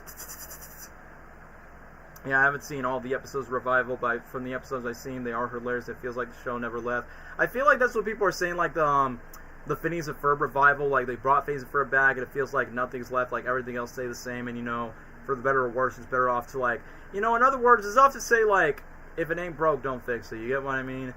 But yeah, when it comes to, like, to the finale where Rob was being, like, revealed that he's trying to, like, make all these fictional characters into real people, and then Tia decided to stomp on her, I will admit, it was kind of disappointing that back then I thought that was, quote-unquote, the end of Gumball, when Rob literally had a cliffhanger and falls to the void, which Banana Joe's mom predicted that in a painting, where Gumball's like, see you in the future, Banana Barbara, and then she's like, there is no future, and then literally Rob just falls to the void and then just stops there. So I don't know, if you guys watched the Wonderful Weird World of Gumball, did the timeline reset, or did it stop there? I don't know, probably after the stream, just gotta go that. Darwin and Richard were acting like a little bit of Timon and Pumbaa, Pedro and Nico, SpongeBob and Patrick, Tip and Dash. Yeah, in a way. But, you know, I would say this. I know I'm rambling so much, but Gumball, easily an S tier, man. Like, obviously top 3 when it comes to, like, the shows on Cartoon Network. That's why I said, like, if there's, like, Cartoon Network shows, I would rewatch again and again. It's Adventure Time, regular show, and Gumball. But as for the Looney Tunes Show, Lesnar, would you do the honors to talk about the Looney Tunes Show, of how underrated it was back then, but also like how surprisingly funny it is? Not as great as the first 3 cartoons, but still a good one. Sure, I will. Yeah, go ahead, bro. Okay. I need a rest. So one day someone thought, let's turn the Looney Tunes into a sitcom. And it worked really well. I'll tell you that. The show revolves around Bugs and Daffy and being roommates, and it's on. And again, another dynamic duo in animation. And again, the show is pretty funny. It can be pretty relatable for the adults too, but the slapstick in the show can be funny for the kids too. So, and I love it. I love it. The first episode in general, I like it a lot. Like they go on a whole cruise just to impress one another after getting on that best friends game show, competing with those freaking gophers. But yeah, and in other episodes, especially the ones that revolve around Daffy and Porky, it's again another dynamic duo. Pretty funny. Like, Dan, you remember that truffle episode?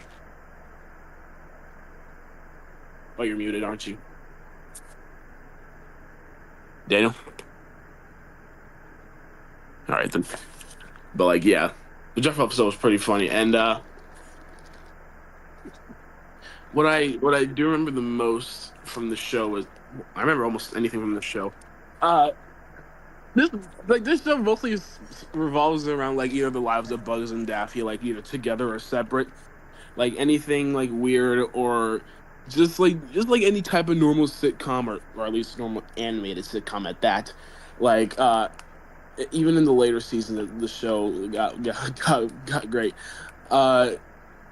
But hey, it's honestly like it's really creative. It's fun. It's great, and I mess with it a lot. I like Looney Tunes Show.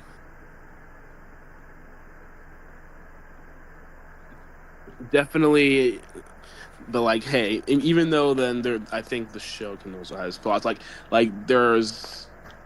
Like, I remember the Merry Melodies part, the Wile E. Coyote and Roadrunner little cartoons that would appear in some episodes. And I really like that they paid homages to those, especially the Merry Melodies songs. Like, I like the grilled cheese one. I like Skunk Funk. I like, We Are in Love. Like those are iconic. But yeah. And it's really great. And oh my wait, the episode where Yosemite Sam is like staying over Bugs and Daffy's house like because of a storm. Another entertaining episode, especially the sequence. I will be the flame. I will be the. I remember me and Gabriel decided to like karaoke that song one time. I honestly wish that we would like sing the song for ourselves. It's kind of funny, like, when I look up the song, I did not know that when Yosemite Sam was singing the song, I did not know it actually was based on an actual 80s song called The Cheat Trick with a Flame. So I remember back in 3rd grade, when the Looney Tunes Show literally came out, like, next to Gumball, I remember my younger self could not stop laughing where he goes, "Wherever you want, I'll be with you," like, pointing at Bugs. Whatever. I'll give it to you. And then just point it at Bugs and Daffy asking spots by saying, like, this is so weird, but you know what? That episode of Yosemite Sam being that nosy, nasty roommate, I can relate. I can totally relate when we have, one time in real life, we have a homeless roommate that's spent in our place. I'm like, dude, stop messing up with our kitchen and our room and everything. It's like, when I see Bugs and Daffy's pain, like the moment where he shaved his beard and all of his pubes on the shower or Bugs for him, like, yeah, bro, Bugs, I feel bad because I honestly know how that feels, man. Yeah.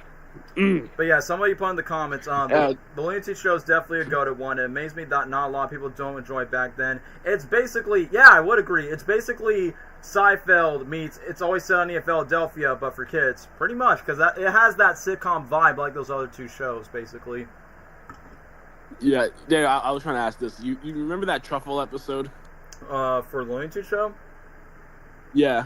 Remind me what happened in that episode?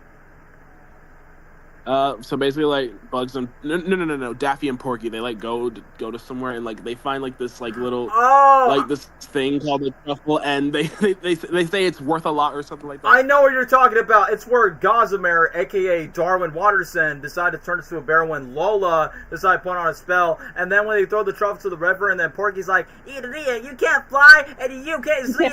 You can't swim. Are you even a duck at all? It's a duck at all."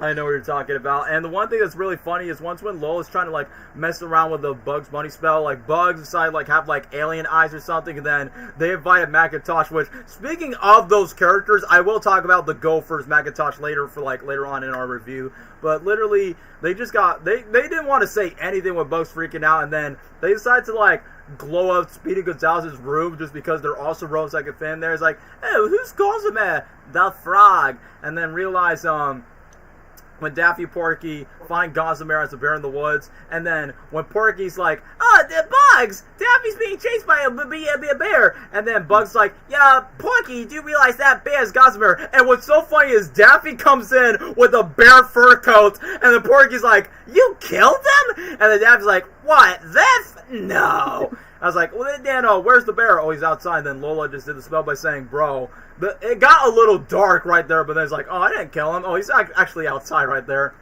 I freaking love Daffy in the show, man. It made me like the character a lot more after Back in Action. I'm a quote from Back in Action. What are you fucking from?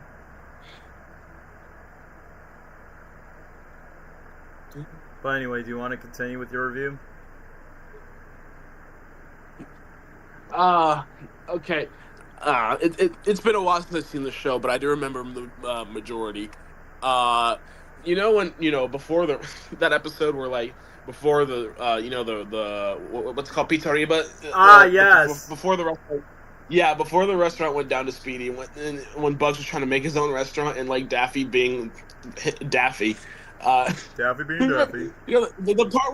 The part where he's interviewing Marvin the Martian, and this is a robbery. It's a damn robbery. Yeah, this is a robbery. Yeah, you're hired. Also, I honestly like Pete the Puma in the show just because. Pete the Puma. Yeah, because he's so like, remember when he got hired for the job? It's like, hey, take a seat. No, sit down. And then once when Pete the Puma hired the job, I think during the part where Daffy's like wearing like military soldier suit, and then he's in Bugs' house, and he's like, what is it, this one? Or both eye patches, and then he just hit himself. Yeah, I remember that. I almost forgot, guys. For any of you who watch my William Daffy Duck videos, the Looney Tunes Show was an inspiration. Yes, thank you, King David Frankie. Yes, the Looney Tunes Show was such a huge influence in the channel. Why? I mean, for any fans of William Daffy Duck, if you watch my plush channel, the majority of the main plushies are based on the Looney Tunes Show design, and half of the jokes are inspired like it's somewhat the Looney Tunes Show. And he's like, oh, I thought Gossamer... Yeah, because it's literally the same guy who voiced Darwin in the first 3 seasons of Amazing World of Gumball. But yeah, speaking of which, one of my personal favorite episodes... I think this is probably my favorite episode ever in Season 1, Episode 26, the Murderer. So, in this episode, it's quote-unquote Daffy's birthday, and for any William Daffy Duck fans... Yes, I adapted it in live action, but just make a couple of changes to it. So I just remade my favorite episode when I was a kid from the Looney Tunes Show, where Daffy assumes that Porky is the suburban strangler, and that kind of reminds me of a SpongeBob episode in some reason.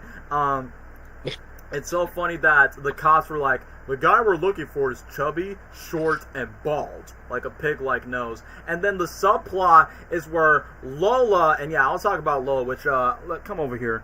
Best iteration of Lola Bunny ever, and yes, I know. Yes. I'll say, look, the Space Jam 1 is sexy, but she's not really a character with a fun personality, thanks to Saturday Night Live's Kristen Wiig, Lucy from the Despicable Me franchise, voicing Lola.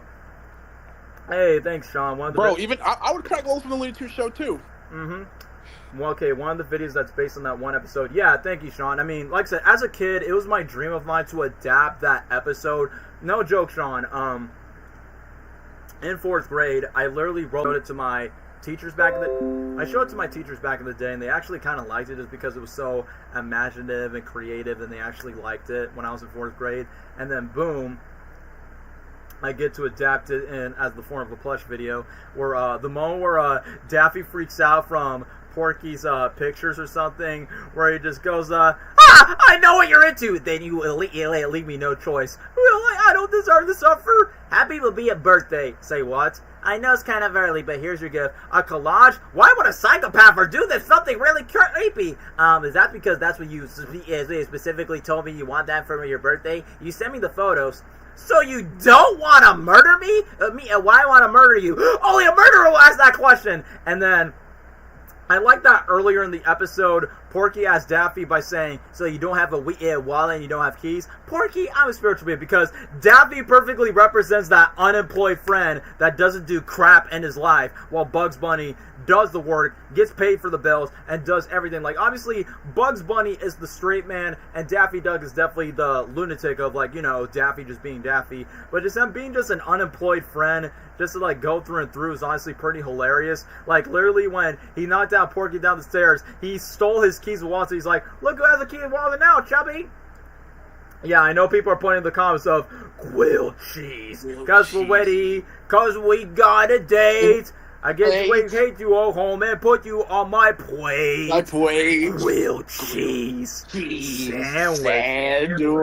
The funniest thing is, this show kind of wasted Elmer Fudd after the song, because obviously they want to make changes to Elmer. They don't want to make her the typical hunter, which I know the original pilot of Looney Tunes called Looney Tunes Laugh Riot, that Elmer was originally going to be in his original hunter form and actually be one of the main characters, but they decided to change that up for the show, so they make Elmer a news reporter instead, and sadly he doesn't even got that much screen time. He appeared in like in the first couple of episodes in season 1 in the Fish and Visitors episode with Yosemite Sam, and he appeared a little bit in the Christmas special where he goes, candy canes on my face, depression and Christmas whites. But yeah, let's not forget the Merry Melodies. The best way I would describe the Merry Melodies, if you guys watch VeggieTales and they get to silly songs with Larry the Cucumber, like the part of the show where Larry the Cucumber sings a silly song, that's basically the Looney Tunes version of silly songs, but you know, it's any other Looney Tunes characters having their own song musical segments and decide to put them in like commercial breaks.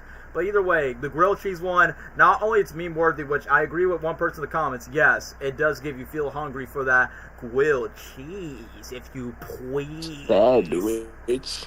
Don't give a butter, no need no cake. I'll laugh in your face if you offer me cake. Don't waste my time with the Brussels sprouts. If you make me mistake, I'll just throw it out. I want a grilled cheese, not a BLT. Not a BLT. Are you following me? I love you more than the other. I think I'm gonna make another. But anyway, what was I gonna say? Like, the funniest thing is, it's like, bro, who would have thought Fry from Futurama would, like, make us feel, I don't know, hungry for grilled cheese?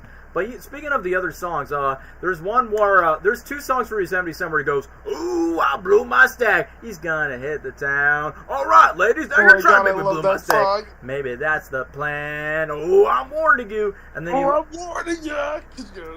And then I'll blow my stack. And then they got the dolphin go, oh, man. And then the second one. Oh, man. Oh, look at the library, a peaceful place. The people kept turning their books in life. And have my own talk show. I will talk. Angry Man's McClay. I will talk about Yosemite Sam, and yeah, for those that heard of Gabriel's impression of Yosemite Sam, like why he's easily one of the most funniest characters. So we talk about his first appearance in the show, where he decided to become that nosy roommate, that nosy, disgusting roommate in the house. Oh, I seen this movie, and then he spoils the movie for Bugs and Daffy. Yeah, she dies in the end. And then when he brings nacho cheese and breaks it in the microwave, where's your microwave? Try one. It tastes like grilled cheese. Try one. No? And then after that, he takes one bite. He's like, that's it. I'm full. I'm like, bruh. Like, how picky can you be, bro? And then I remember I saw this clip on YouTube, bro, when after Daffy was bringing up Phase 3, it's like, hey, Yosemite, what's happening? There's a ghost in our house. I said there's a ghost in our house. Ooh. There's a ghost in our house. Ooh. And it's so funny that Sam did not even fall for the trick. It's like, come on, Bugs, there's no time for fooling. There's a ghost in our house. Yet he's still thinking there's... How are you both Yeah, and then what's so stupid is like, come on, Ghost, that you. He literally grabbed the baseball bat and destroyed the toilet, and then he gave Bugs and Daffy his jar full of bed bugs, like they really buy, and he's like, wait, is that a ghost or is that a jar full of air? And then once when they kick Yosemite Sam out, by the end of the episode, Daffy's like, I can't believe that Mook thinks that there's a ghost in there. And then Bugs like, wait, isn't that the jar that has the bed bugs in them? And then boom, the fleas and the ticks are itching and scratching Bugs and Daffy. But anyway, the voice of Yakko and Wacko were the voices of the goofy goofers. Oh yeah, Macintosh. Okay, the first episode and the Besties episode where Bugs, Daffy, Macintosh were like in this family feud where you got legendary voice actor Rob Paulson. And yeah, you point this out. Yeah, it's literally Yakko and Wacko from Animaniacs literally voicing the Gophers in the episode. And one of my favorite episode of the You know what that means? You know what that means? And then where Daffy just met, like Daffy's being so bad of a friend because earlier he gets every fact of Bugs Bunny wrong. Okay, what's my favorite color? Pass. Give me something easy. Okay, what's my birthday? Which is, I like that his birthday is literally an Easter egg to when Bugs Bunny first debuted. July 27th! Because, yeah, Bugs Bunny... July 27th! And then when Bugs says, your birthday is April 14th, so I'm like, oh, another Easter egg. I think... Your favorite color is Destiny Rose. And then Porky's... There was like an Easter egg to Porky Pig's birth year where it says P.P. Pig... Like, it's called P... Yeah, I think it's called P. Pig in 1935, so I'm like, nice reference to... Porky Pig's like first introduction when he was first made back in the 1930s. But anyway, let's get back to the point where Daffy gets Bugs' like facts wrong, where he's like, oh, favorite vegetable, I'm gonna go with beef chuck, which clearly was carrots, and then Bugs is trying to get like Daffy's middle name, like, that's an easy one, Sheldon Armando. And then when the fish goes out, Daffy, your middle name is Sheldon. That may be true, but Armando sounds cooler. Oh, do you want to sound cool? Or you want to win? I want to win! Bro, that is just straight up Drake and Josh vibes. I do not care. That's seriously a Drake and Josh type of vibe right there when it comes to like Drake and Josh's arguments. But either way, the moment where Daffy's actually like winning the episode, I think during the moment where Macintosh were just trying, I think my favorite moment in the episode is like, what is your best friend's catchphrase? If friends with flowers, I pick you. No, it means laugh and the world laughs with you. And then after that, they put the feathers, and then I'm like, Daffy seriously cannot get Bugs Bunny's catchphrase right of the, really? I say it all the time. I say it in the form of a question. I say a lot of sarcasm. I don't do laundry. I don't do Mondays. Yeah, like, we're looking for what's up, Doc, and then basically they take a round. But speaking of Macintosh, y'all, you remember the spider episode, the African sand spider that was poisonous? That happens to be Gossamer's pet, because, you know, for every Looney Tunes Show episode, Bugs has his own subplot, Daffy has his own subplot, and you just gotta go back and forth. And yes, thank you for pointing this out. Jess Harsonell was considered a voice Timon, and Jim Cummings said attempt for Pumbaa. Because, yeah, I actually saw that short in Jim Cummings' podcast channel. Yeah, I know what you're talking about. Yeah, they could have been Timon and Pumbaa before Nathan Lane and Ernie Sabella. But anyway, back on topic for the Looney Tunes Show. The part where, I think it was Mag that was crying, and he's like, hey, what you doing? You're calling the police. I'm like, yeah, those Gophers are totally gay. I mean, I know they made it sound by saying, we are best friends. I'm like, no, they're gay. And this is what proves it right here, is literally during the moment where, Daffy was trying like, oh, we're looking for a lamp. Tosh is missing.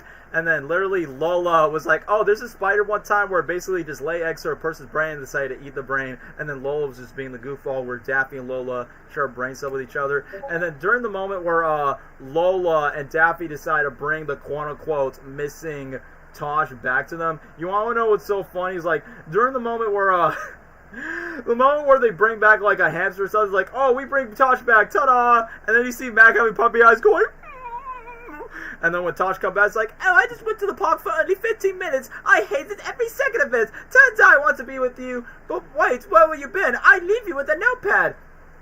And then Daffy reads the notepad. Dear Mac, I'm going to the park. XOXOXO Tosh. I'm like, yeah, those bros are definitely not straight after all. I mean, literally, that one song, be polite, always be nice, make sure your favorite spice. The best part of the song of Martin the Martian, If someone shoots you with the Shoot you with a laser beam. Remember my be rude to scream. Be polite, or I'll vaporize you. Vaporize you. How can we forget? I'm a Martian. Boom Yes, I'm a shakalaka. Martian. Shakalaka, I'm a Martian. My name's Marvin. I'm a Martian. La la la la lee, la la lee, la la lee. It's like Kermit has like a cousin that's like more, I don't know, loopy or something. Yeah, he made him fat in the first appearance. He's normal. Then they made him fat again. Remember the chicken song? Oh yeah, the chicken hawks, not chicken. You got Henry the Hawk. I want some chicken. You eat. It's my favorite meat. I like it crispy. All day. And put me in the day. I like it fried. Or cake. My birthday, I eat chicken cake. I eat chicken cake. And then when Foghorn was trying to convince Henry to, like, you know, eat other foods, so juicy, so tasty. All right. Hey, taking it in my mouth. How about a hot dog? With mustard and sauerkraut. No, I want some chicken. No lie, you owe me chicken pie. Instead of chicken, chop pork. These are not my pork. Chop my mama's baked beans. They say they do it slipping tiny hot. They do it says inside your mouth. Speaking of other Foghorn songs, I remember the "You Look at Me and I'm the Cock of the Walk." Cock of the walk. Yeah, because get it? Because that's what chicken means if you're not perverted. But yeah, it's a country rock song. Yeah. But speaking of country songs, I know it's like in one of the final episodes of the show where, what's it called? The long ear dot drivers. Now you got your yogurt. Yes, I was thinking of that. Country, Bugs and Daffy, and like eating healthy and stuff. Yeah, it's basically trying to teach kids how to be quote-unquote healthy and not have like sugar. Well, Bart just laugh. I don't need that trash. I eat steak and ice cream and corned beef hash. Yeah, cream. And then, like I said, my favorite part in that song is, you forgot your yogurt, parfait. They had some stir fry, some carrot nibblers, healthy cowboys. Yeah, y'all, this is my Red Dead Redemption 2 back in 2013. Way before I played that great game. Yes, this was June Foray's final performance as Granny because, yeah, she was like literally the OG Granny ever since when the original cartoons came out. And obviously, this is like the last time. I mean, obviously, I was introduced to her Granny voice in Baby Looney Tunes for the Looney Tunes Show. It's so crazy that they made Granny like a World War II spy agent where Granny's facing Nazis during the World War. And even Tweety used to be like a bird pigeon. I'm like, that is some interesting lore that I did not expect from Granny. So, oh, yes, the turtle. It was the episode where Boogs Booney. Yeah, Boogs Booney. It's pronounced Bunny. Julie. Oh man, that episode was so funny where he tries to like cut Bugs Bunny to like not get the ghost package, and then instead Bugs watches telenovelas, and then Speedy Gonzales says, you know, he's Mexican. Of course he understands the Spanish, but then it was like, I got some good news and some bad news. The bad news is I cannot give you the gold package. What's the good news? Did I say there was good news? Ha ha ha ha. Oh, Julie, could you please make me up? Julie. And even though, yes, even though this cartoon is very modernized, but they do give us the iconic catchphrases that these characters said in the original cartoons, where Bugs literally said one of his iconic catchphrases, as you realize, this means war. And you know, just like Bugs Bunny in the original cartoons, Bugs goes in disguise as a Starbucks, like Bartise or something, goes to an old man, and then goes to a guy in scuba gear, and then Daffy's like, oh yeah, by the way, Cecile, you're fired, and then boom. It's funny that Bugs tells Cecile to, like, you know, literally just save the telenovela package, and then Speedy Gonzales, I like that, heck, even Sonic 3 pull off this joke, where Speedy was watching this telenovela where you have two doctors that are literally the same, and he's like, oh, this sort of mi hermano, so then he was just like, wait, I did not know he was a twin brother, and then literally at the end, it's translated in Spanish, like, es un niño, es hermoso, es hermoso. Te están diciendo que sí. So, literally, in other words, she's like saying like, oh, the baby's born, and then he's like, wait, you're saying, yeah, you're the father, bro. So, that's honestly the funniest joke where it's like, oh yeah, in a telenovela, there's always a twin brother love triangle scenario. So I honestly thought that was pretty funny. Yeah, speaking of Speedy, yo, never would expect Saturday Night Live, Speedy Gonzalez, to like do a great song of Pizza Arriba, Dane Gustavo, you can go online. Oh, Queso Bandito! Yes, There's one God thing to celebrate, the baby being born. But when they come back home, they see the cheese was gone.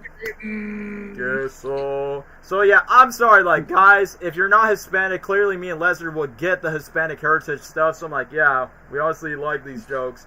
Queso bandito. And can't forget about Pizza Arriba. So, in my cousin Gustavo, make a website space. You can go online and be patient. And I realized that his cousin Gustavo messed up the website where he goes like, what is you spelled the name wrong. Piba Riza. Oh, what is Piba? It's Pizza Arriba. Not according to your website. Not according to your website. You're running away from me? You're running away from me? I'm Speedy Gonzalez, the fastest ever! The fastest ever! Hey, do you remember when Bugs Bunny was originally going to have his old home that lives? Yeah, it's basically a reference to, like, Bugs Bunny's old home to the original Looney Tunes. Yeah, that one pilot that scrapped, I think. Yeah, they did. But also an episode, Bugs Bunny had to move to an old hole just for the sake of, like... Oh, yeah, that, I remember. And let's not forget, okay, one of my favorite jokes that Lola was talking to Speedy, you know the Rebels Without Glove episode where Bugs decides to, like, wear punk rock gloves, like biker gloves, and then Daffy becomes, like, a college professor? And also the episode where Daffy became a college professor, I think. It's literally the same episode where Bugs, like, you know, Bugs went through an identity crisis. Daffy just has a new identity just to attach to. And that same episode where Lola was at Pizzeria, and she asked Speedy, how do you say taco in Spanish? Taco. How do you say burrito? How do you say burrito in Spanish? Burrito. So it's just the same word in Spanish. And then Lola was as dumb, because, you know, Lola's the typical dumb blonde in the show. It's like, I will give you some water. Or in Spanish, we would say water. I'm like, no. I'm like, no, woman. It's pronounced aqua. Oh, the carrot peeler. Yes.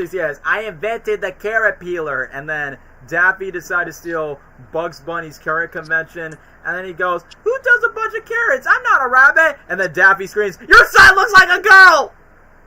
And then...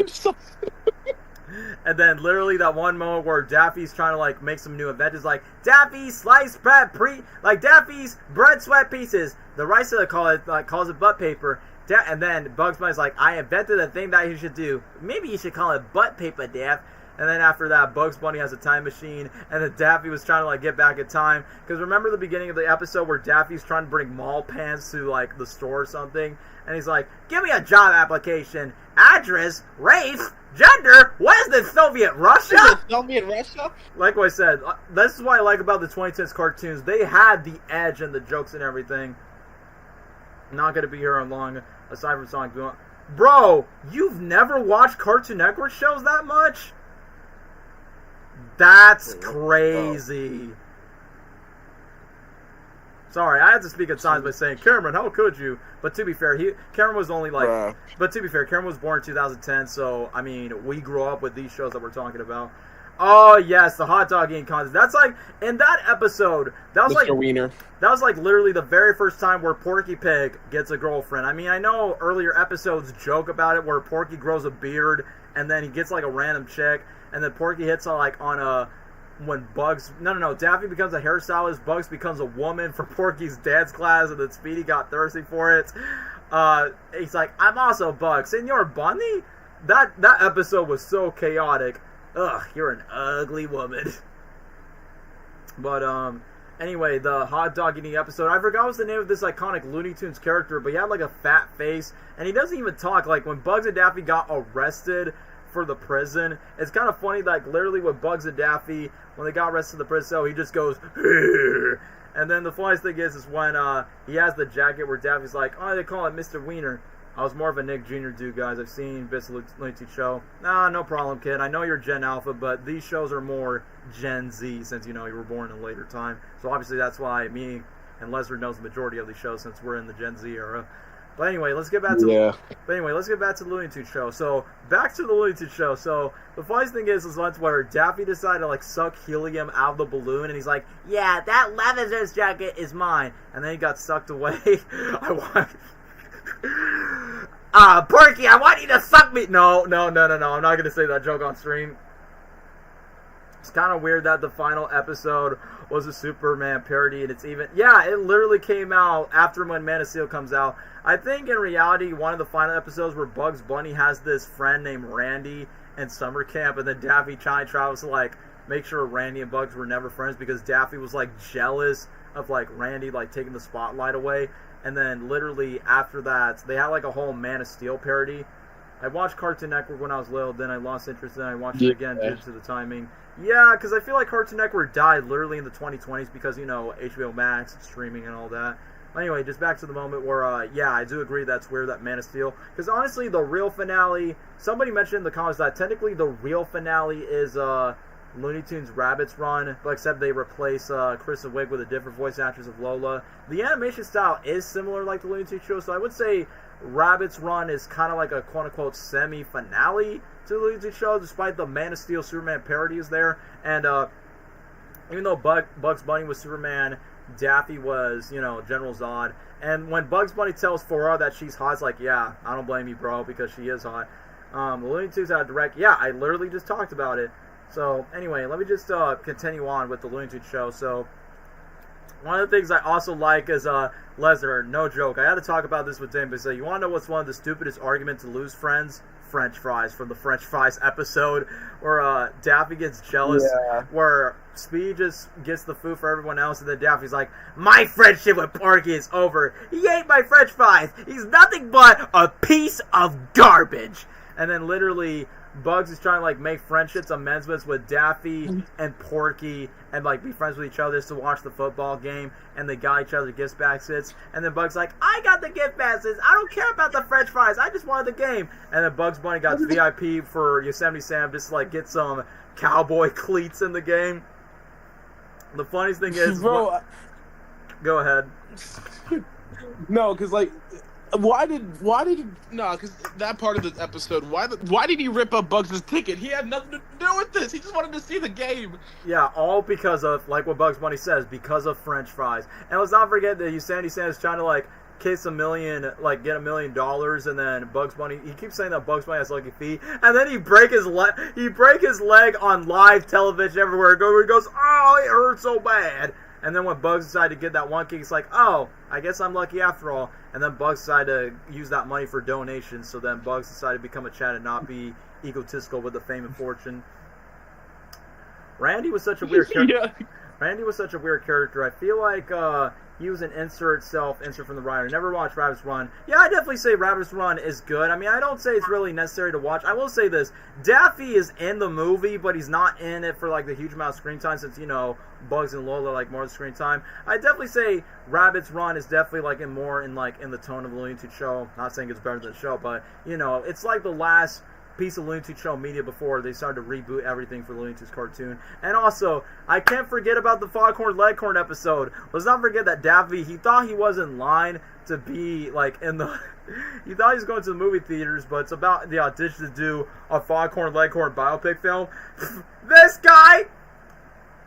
You're talking about this guy? Now, who wants to play a guy who has a big fat... No, he's like, he has a weird pocket door, 2 weird balls hanging from his chin, and a big fat gut. And then after when Foghorn was amazed by Daffy's confidence, I say the role's been cast, but he's not even a rooster. He's more the rooster. I say he's more the rooster. Let's not forget that Foghorn was trying to talk about this turtle thing. Daffy was just like dozed by saying, so basically you're saying like, I say a lot. I say, my name is Foghorn Leghorn, and I tell people boring stories. And then he just shows Foghorn like a sketch of a robot and a dog. And then during the moment where Foghorn's trying to shoot on set where Daffy's trying to recreate Foghorn's life where his quote-unquote mama dies, and then he's like, son, remember, it's not the journey, it's the quest, and then the mom dies. Everyone stays silent because Daffy's not even reacting. Cry! Your mama's gone. Boo-hoo-hoo, man, I'm crying so hard. I say, look how hard I cry. Don't say it, son, do it. And then Daffy just bursts out He bursts out laughing by saying, "You're laughing?" And it's like, this woman's not doing the job. Can somebody give me a real actress? You heard him. Someone get that woman out the set. Joe's giving him a real actress. And then Foghorn keeps roasting his assistant by saying, "Somebody means you, Carol." And then, let's not forget that segment where Daffy, like, messed up the entire set. Like, quick question, when's lunch?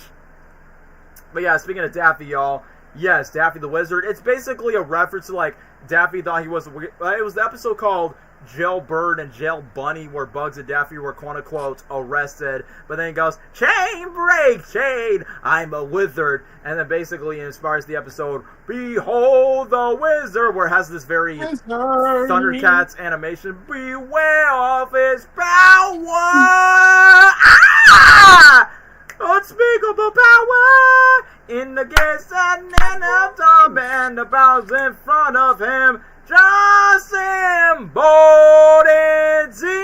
the change, where he lives in the air. But yeah, I will admit, Daffy, when he fantasizes about like his whole sci-fi adventure, especially when Daffy's like pretending to be a wizard in public, I'm like, yeah, even when I was younger, I imagined by saying, "I'm a sorcerer, I have the force to like put fireworks up in the sky and the water, and I'm using my imagination like I'm freaking sorcerer Mickey Mouse." And yeah, somebody's mentioned in the comments by saying Daffy has a love song called "Giant Robot Love," because obviously Porky doesn't get a girlfriend, but you know, Bugs gets a girlfriend, Daffy gets a girlfriend, but Porky doesn't until like one of the very final episodes where we finally got introduced to Petunia Big. I wonder if this one was a one-off series. I'm not sure. They didn't have to go hard on the Wizard animation. Like, yeah, like given the fact that it's based on freaking Looney Tunes, you don't expect this very Thundercats, Teen Titans S type of animation that they have to pull off on the Wizard song. And speaking of Lola, yeah, let's not forget that Lola's basically Amy Rose coded, where she's like, "We are in love, I'm so in love today." Just becomes a clingy stalker in that song. And then the song about President's Day with President Alec Baldwin, President Godzilla, President Mr. T, and then President Harrison Ford. I will admit, the animation where the celebrities were dancing kind of reminds me of Mad in a way, because, you know, it's also a Cartoon Network show. So that kind of like caught me off guard. Another Daffy Duck. Yeah. Another Daffy Duck song is basically the "Chinsey, Chinsey, Chinsey, Chinsey, not Chinsey," and then after that, Chinsey, very Chinsey. And then at the very end, where Daffy's like, "You still owe me a birthday present," because you know Daffy's that spoiled. Of course. How can I forget about the Wile E. Coyote segments? Like, the one thing that's pretty surprising is, I think originally in the pilot in Laugh Riot, but also in the opening sequence of the Looney Tunes Show, Wile E. and Roadrunner were supposed to be characters in the show. Wile E. is in one of the episodes where Sylvester was going to go through therapy with the witch Hazel, who's voiced by the same woman who voiced Kate the Cat from Adventure Time. And the funniest thing is, Wile E. was like looking at a newspaper or something, and then he just stares off in the distance. That's the only 2D spot that you only see Wile E. because the majority of it is Wile E. and everything. Lo was cute in the show. You also own the plush for... Yeah, I actually do. I actually own the plushies in the... I mean, like I said, the Looney Tunes Show is, like, basically inspired by, you know, Boy and Daffy Duck. I remember, like, back at Toys R Us, like, the majority of the plushies are Daffy, Lola, and Sylvester. I had to get, like, Bugs, Tweety, and Taz in, like, separate Toys R Us's. And, heck, even Baby Looney Tunes made those 6 characters, like, the main Looney Tunes. Like, I didn't see Porky as, like, a main Looney Tunes character until other cartoons. And Looney Tunes Show also did the exact same thing. So yeah, that's one of the things I'm just really grateful for when it comes to this show. So, yeah, I can't forget about, there's one character I'm forgetting. So, I talk about Lola. She's the best version of Lola. Like, she's the typical dumb blonde, and, you know, she's just likable and fun, and Kristen Wiig just does a great job. But when it comes to Tina Russo, hear me out. That's all I'm going to say. Hear me out. With Tina Russo. Yep, you got it. So, with Lola being such a crazy psychopath, yeah, with their sexual bugs. No. When I mentioned Tina, remember the double date episode where Daffy meets Tina for the first time, where she works at a retail job, and then basically Daffy needs some love advice. I like the moment where Bugs like, just need to ask someone out, and then Daffy's like, "Hey, Porky, want to go on a date?" "I need love to her." Porky was so eager. "No, you idiot. Ask a woman." Ask a woman. Ask a woman? I have terrible luck with women. And then obviously, you know, Bugs has a girlfriend around that time that was super clingy for him. And then Lola make the biggest Uno reverse card mistake where she make a note of you know, Daffy saying this to a woman, so basically Lola just falls to her own trap, and then basically just I like this inside joke that Daffy says, where she's like, oh, you have a nice beak, Daffy, thank you very much, and then Daffy's like, you want to know what? Tina Russo on the copy machine, her beak is bigger than mine. So you know what Daffy means by that? Her butt is bigger than mine. So I'm like, hey, Daffy has good quality taste. That's all I'm going to say. Even though, you know, clearly Daffy is dumber compared to Tina. This show was one of the last projects before June Foray passed away. I mean, yeah, it's kind of crazy that it was her last Looney Tunes related project, but also the fact that they give Granny this World War II lore in the back. And let's not forget where she was being so dumb when Taz was being like their pet dog or something. She's like, lose a bet? Oh, thank you, I found my clock. Do I know the facts? Yes, of course I do, Diddy. It's so better to hang out with a cat and a bird than a duck and a rabbit. Oh, hey, Grandma, and then Granny just punches Daffy. But anyway, back to the Double Date episode. Okay, once again, this is going to be, what is with Cartoon Network making so many relatable characters when it comes to dating? I mean, spoiler alert, guys, and Lesnar, I'm going to say this, Adventure Time, regular show, and Gumball actually inspired me to, lock in with my first girlfriend in high school. That's all I'm going to say. So thank you, Finn, thank you, Mordecai, and thank you, Gumball, for that. And, so yeah, thank you, Cartoon Network, for making me find romance when I was in high school. But anyway, Tina was alright, but I guess she was never a hear me out for me. Let me guess, was your hear me out was Lola? Well, obviously, in this show, if that was the case. But anyway, during the moment where Daffy was like, okay, I just want to ask you out because obviously you're not ugly. I just want to make sure if you want to go out with me. Maybe. And then she's like, sure, I'd love to. And then I like that Daffy did not misheard where she's like, oh, you can't blame a guy for trying. Then bro was so depressed. And then after that, Tina was like, quote unquote, by saying, hey, I'd like to go out with you. And then Daffy decides to with the money and everything, where Daffy was like, don't use that money. Don't use that money to get arrested. Because obviously Daffy used to make fake money to everything. So other than that, it's yeah, bro, that's not going to be one of the cases. But either way, it's kind of that, when it comes to, people in the comments mention that Lola's a psychopath, bro, you notice when Lola literally went to, inside of Daffy's room out of nowhere, and then she becomes a little bit too sassy, and then literally Daffy's towel comes out, I'm like, whoa, whoa, whoa, take it easy, girl, and then Lord Lowe's like, Tina's crazy, she's a crazy person, it's all better than a soccer, and then literally Lola just went down the ladder by saying, bro, how does Bugs phone, I get that Lola's, quote unquote, likable, but bro, she is super clingy as hell, like a freaking yandere from an anime. Yeah, like I said, I did. Yeah. Yeah, bro. Even though, yes, Space Jam Lola's hot, but I just think this Lola has the much better personality, even though she doesn't shut up. Believe me, I met some girls in my life that doesn't shut up either, so I know how Bugs Spicy is. Oh yeah, Daffy's not your boyfriend. I'm your boyfriend. And yes, I'm your boyfriend. I saw the Sonic fan base did that with Sonic and Amy and an Adamant by saying, Shadow's not your boyfriend, I'm your boyfriend. So I'm like, okay, I see the parallels, guys. But yeah, literally just Lola out of nowhere. Oh yeah, I like that Tina, Daffy decides to make a lie by saying, oh yeah, I'm rich, very rich. And then Tina's like, alright, you're a self-assured, selfish little weirdo who probably cries himself to sleep. And then Daffy's like, wow, you're good. Well, I'm off for this day. But you want to know what makes Tina a keeper? Even though she roasted Daffy without even knowing, but given the fact that she complimented by Daffy by saying, you're like a messy apartment that definitely needs to be a makeover, it's bro, Daffy's Tina's not really the girl that Daffy needed, but she's the girl that Daffy honestly deserves throughout his quote-unquote unemployed, miserable life. I know we're not talking about Adventure Time, but I want to mention my favorite song is A Hero Boy Named Finn. Yeah, we did just talk about that when we were just talking about Adventure Time hours before in the stream. But yeah, after that, Daffy's not your boyfriend, I'm your boyfriend. Honestly, thought that was pretty funny in the Looney Tunes show. But if I feel like there's one last thing I'm forgetting before we move on to the next show. So for Looney Tunes Show, I can't forget about Taz, where I will admit it is kind of rubbed me off guard, where Taz is kind of depicted as a dog in the show rather than just a character of his own, because I get that Sylvester and Tweety are pets to Granny. Tina was like, I could fix them when she saw Daffy, and literally she did. Bro, remember the episode where Tina's dad was coming over, and Tina's dad definitely wants to see a more sophisticated and responsible boyfriend, and obviously Daffy's trying to steal Bugs Bunny's persona, and Bugs trying to steal Daffy's habit. Daffy worked as a lawyer, liar reference, and Lola worked at Daffy's secretary. I like that Daffy Daffy was trying to sue Speedy Gonzalez over serving hot pizza, and he's like, "You're suing me? Where you just got unserved." And then Yosemite Sam was around, and he's like, he's not really a lawyer. And then after that, the trial was closed, and then Yosemite Sam's like, well, what about my $1 billion? You lied to me. And then Yosemite Sam says something that Hispanic would say, where he goes, gringos. Because, you know, that's something that, like, you know, Hispanic people say for over American folks. Bro, like, dude, you remember when Daffy joined the army? Oh, yeah, and then Bugs was, has to lie about his sister Viola, because Bugs did not want to go to this... He didn't want to go to no Peach Festival.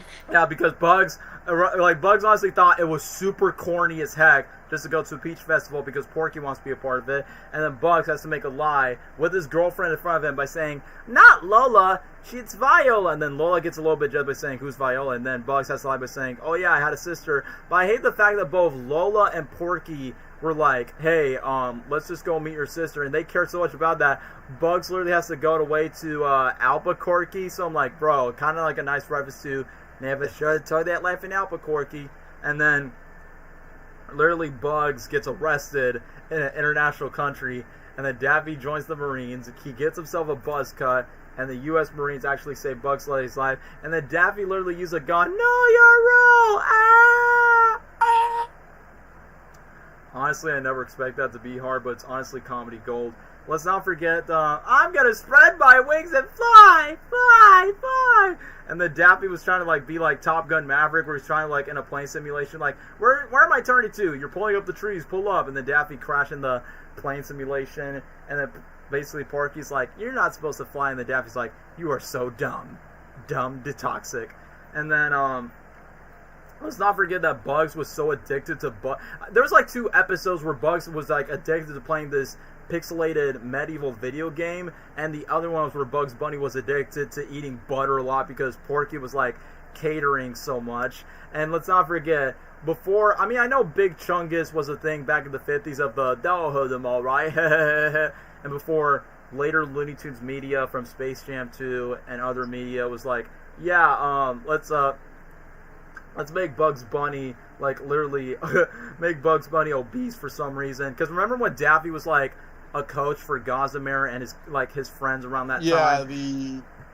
Yeah. And let's remember Daffy puts, like, freaking horses in a public pool. And horses in the pool, yeah. I couldn't take that seriously. How did you pull that off, bro? And then let's not forget when Bugs Bunny was so fat that the people on the Breachers then, and I think I couldn't breathe when I was a kid when Daffy was drowning and the Bugs like, he can't swim! And then he's so fat and obese that he decided to jump on the pool and then just make everything clear. So fat!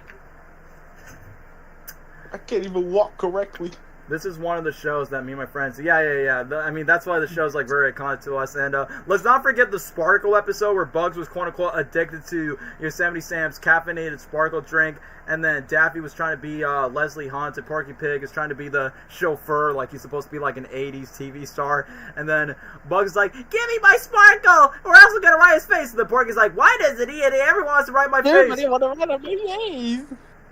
Oh yeah, and then after that, Yosemite Sam was like, "Come on, y'all, this is a place of business." And then the funniest thing is when I think the FBI, the CIA was trying to like get inside the corporate building, try to shut them down. He's like, "Are you responsible for this project?" And then we see Yosemite Sam running butt naked. I like the music they keep on putting on in the majority of these Looney Tunes shows.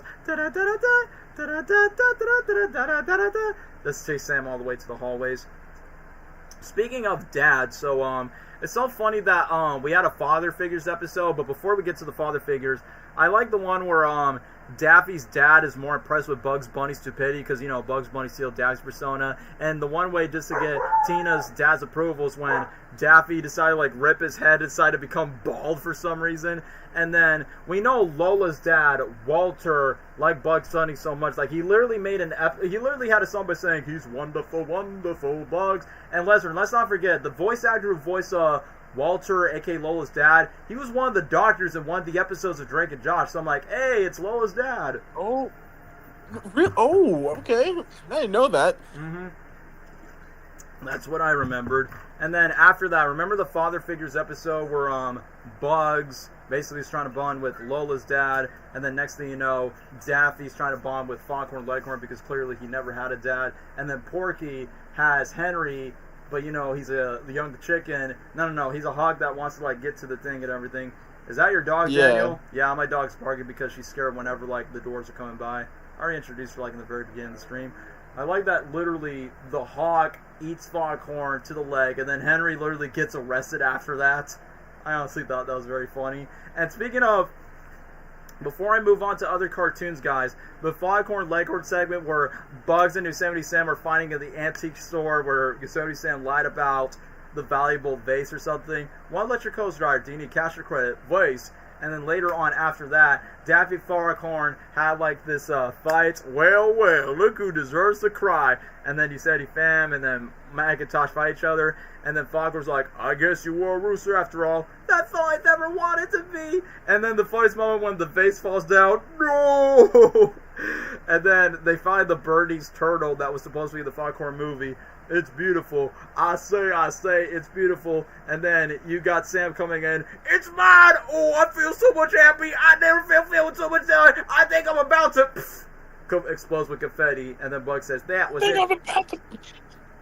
And then Daffy recreates the movie. And I like that in the audience, they were just like, bravo, I demand a sequel. I don't get it. Shut up and clap. Well, I guess we only just sold 6 tickets. And then, what about the songs they have after the episodes? Bro, where were you in the earlier streams? We literally just talked about Grilled Cheese, I'm in Love Today, Chinzy, Robot Love. We just talked about those songs not too long ago. We just said that it's literally the silly songs for Looney Tunes Show. But yeah, anyway, as much as I want to glaze so much, what do you think we should put this, Lesnar? A tier or S tier for Looney Tunes Show? Dang, man, like, do you think? Just tell me what I mean. You're a huge fan, so do you think S tier is? You know what? I'm super acceptable because I think I'm super biased. Come on. Yeah. Okay. No, not D tier. It is far from D tier. Get up there. Not better than Gumball. Not better than Adventure Time regular show, but you're definitely number 4 for this. But yeah, speaking of which, the reason why I want to get to Adventure Time, regular show, Gumball, and Looney Tunes Show, because I want to get to like my favorite Cartoon Network shows growing up, so that's why I want to get to it. But then, if I want to go back to the past, like before the 2010s cartoons, like these 4 are my favorite 2010s cartoons. But if we're going back to like old 2010, we're going to like mid 2000s, my favorite old cartoon from the old Cartoon Network shows was Chowder, so... Yeah, I mean, I'm going to let Lesnar speak for a while, but if you're going to ask me what's my favorite old Cartoon Network show, Chowder was my favorite when I was young growing up. But Lesnar, do you want to get away with Chowder? Yeah, bro, I'll get away. Chowder is a very interesting show. It's made by C.H. Greenblatt, so that's how you know it's going to be good. It's, little kid who's an apprentice for this chef. And hijinks ensue, and they're all named after foods too. But hey, Chowder is honestly another peak show from him. My birthday too. I aged with the show, so that yeah. Wait, literally yeah, July 2007. No, but in 2007 in general. Yeah, I was 6 years old when the show premiered. Now I remember. Yeah. So. Yeah, that's what that's what I'm gonna say. But hey, the characters honestly really creative, and I like how they're all named after certain foods. I like Gazpacho, he's funny. Schnitzel's the goat. Rada. Yeah, Rada. Mm-hmm. And the before NIE's from Gumball, we got Panini. No. Yep, we did. I say that because they kind of look the same. And also, she shares parallels with Lola Bunny as well, along with Amy Rose too. So that's another female character that crushes on the main male character so much. Yes, you do got a point. And then there's Chowder himself. He's just another little kid who's just trying to learn from the best. I mean, even though he gets into a lot of crazy ass stuff, because that's how it is. But hey, that's the best part of the show.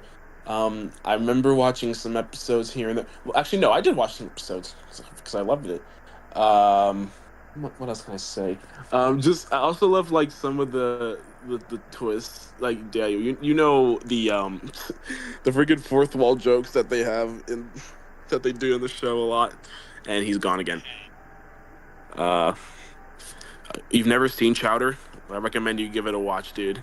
Yeah, the iconic moment is Chowder breaking the fourth wall. That's it, man. My favorite is the one where all the voice actors are in the booth after because they ran out of budget for the animation, and then they have like a whole car wash thing. I'm hearing C.H. Greenblatt wants to do a revival. I'll be there for it if he ever does get that to happen. Hey, if you've never seen Chowder, then I'd recommend you take a look at it.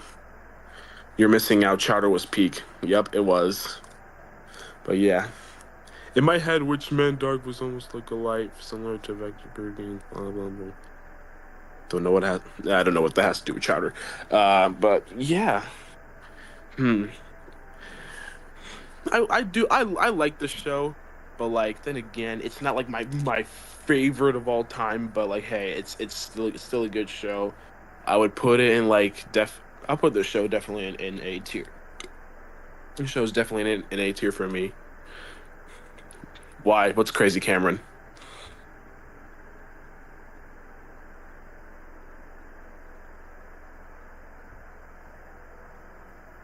What you talking about, Cameron? Yep, he probably had to go do some real quick. I'm literally just yapping at this point.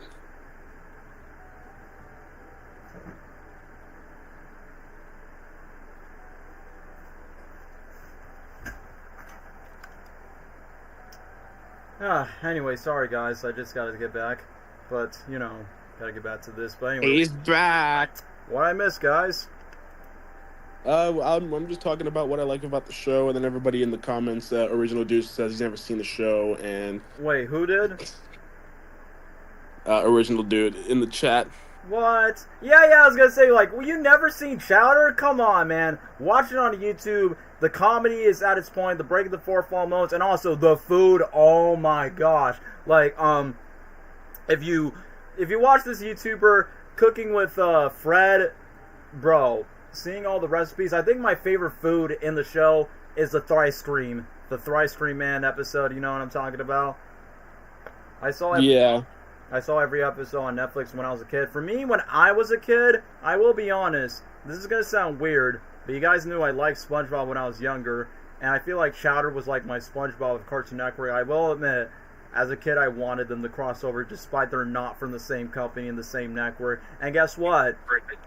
When I was a kid, some kid decided to make some paper cutouts of Chowder because they didn't have like any official Chowder merch yet around that time. So they literally, like, some kids make a weird fan fiction of the SpongeBob characters interacting with Chowder, Eddy, Panini, Snitchel, and Mung Doll. So I'm like, hey, that's kind of like that.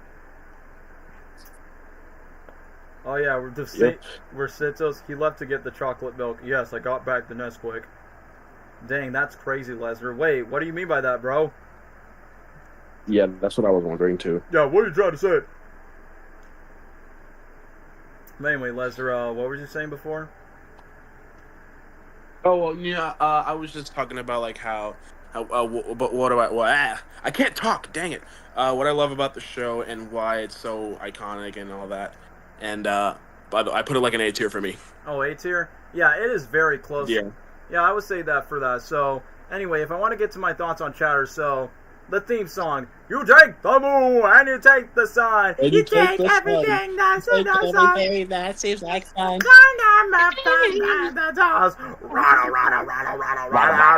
come on in and say the one thing is, once again, the reason why I like Chowder so much is because I feel like the main character is pretty relatable, because I wasn't chubby yet until, I hate to say it, 2012, when Adventure Time, regular show, and Gumball was like at the peak of it.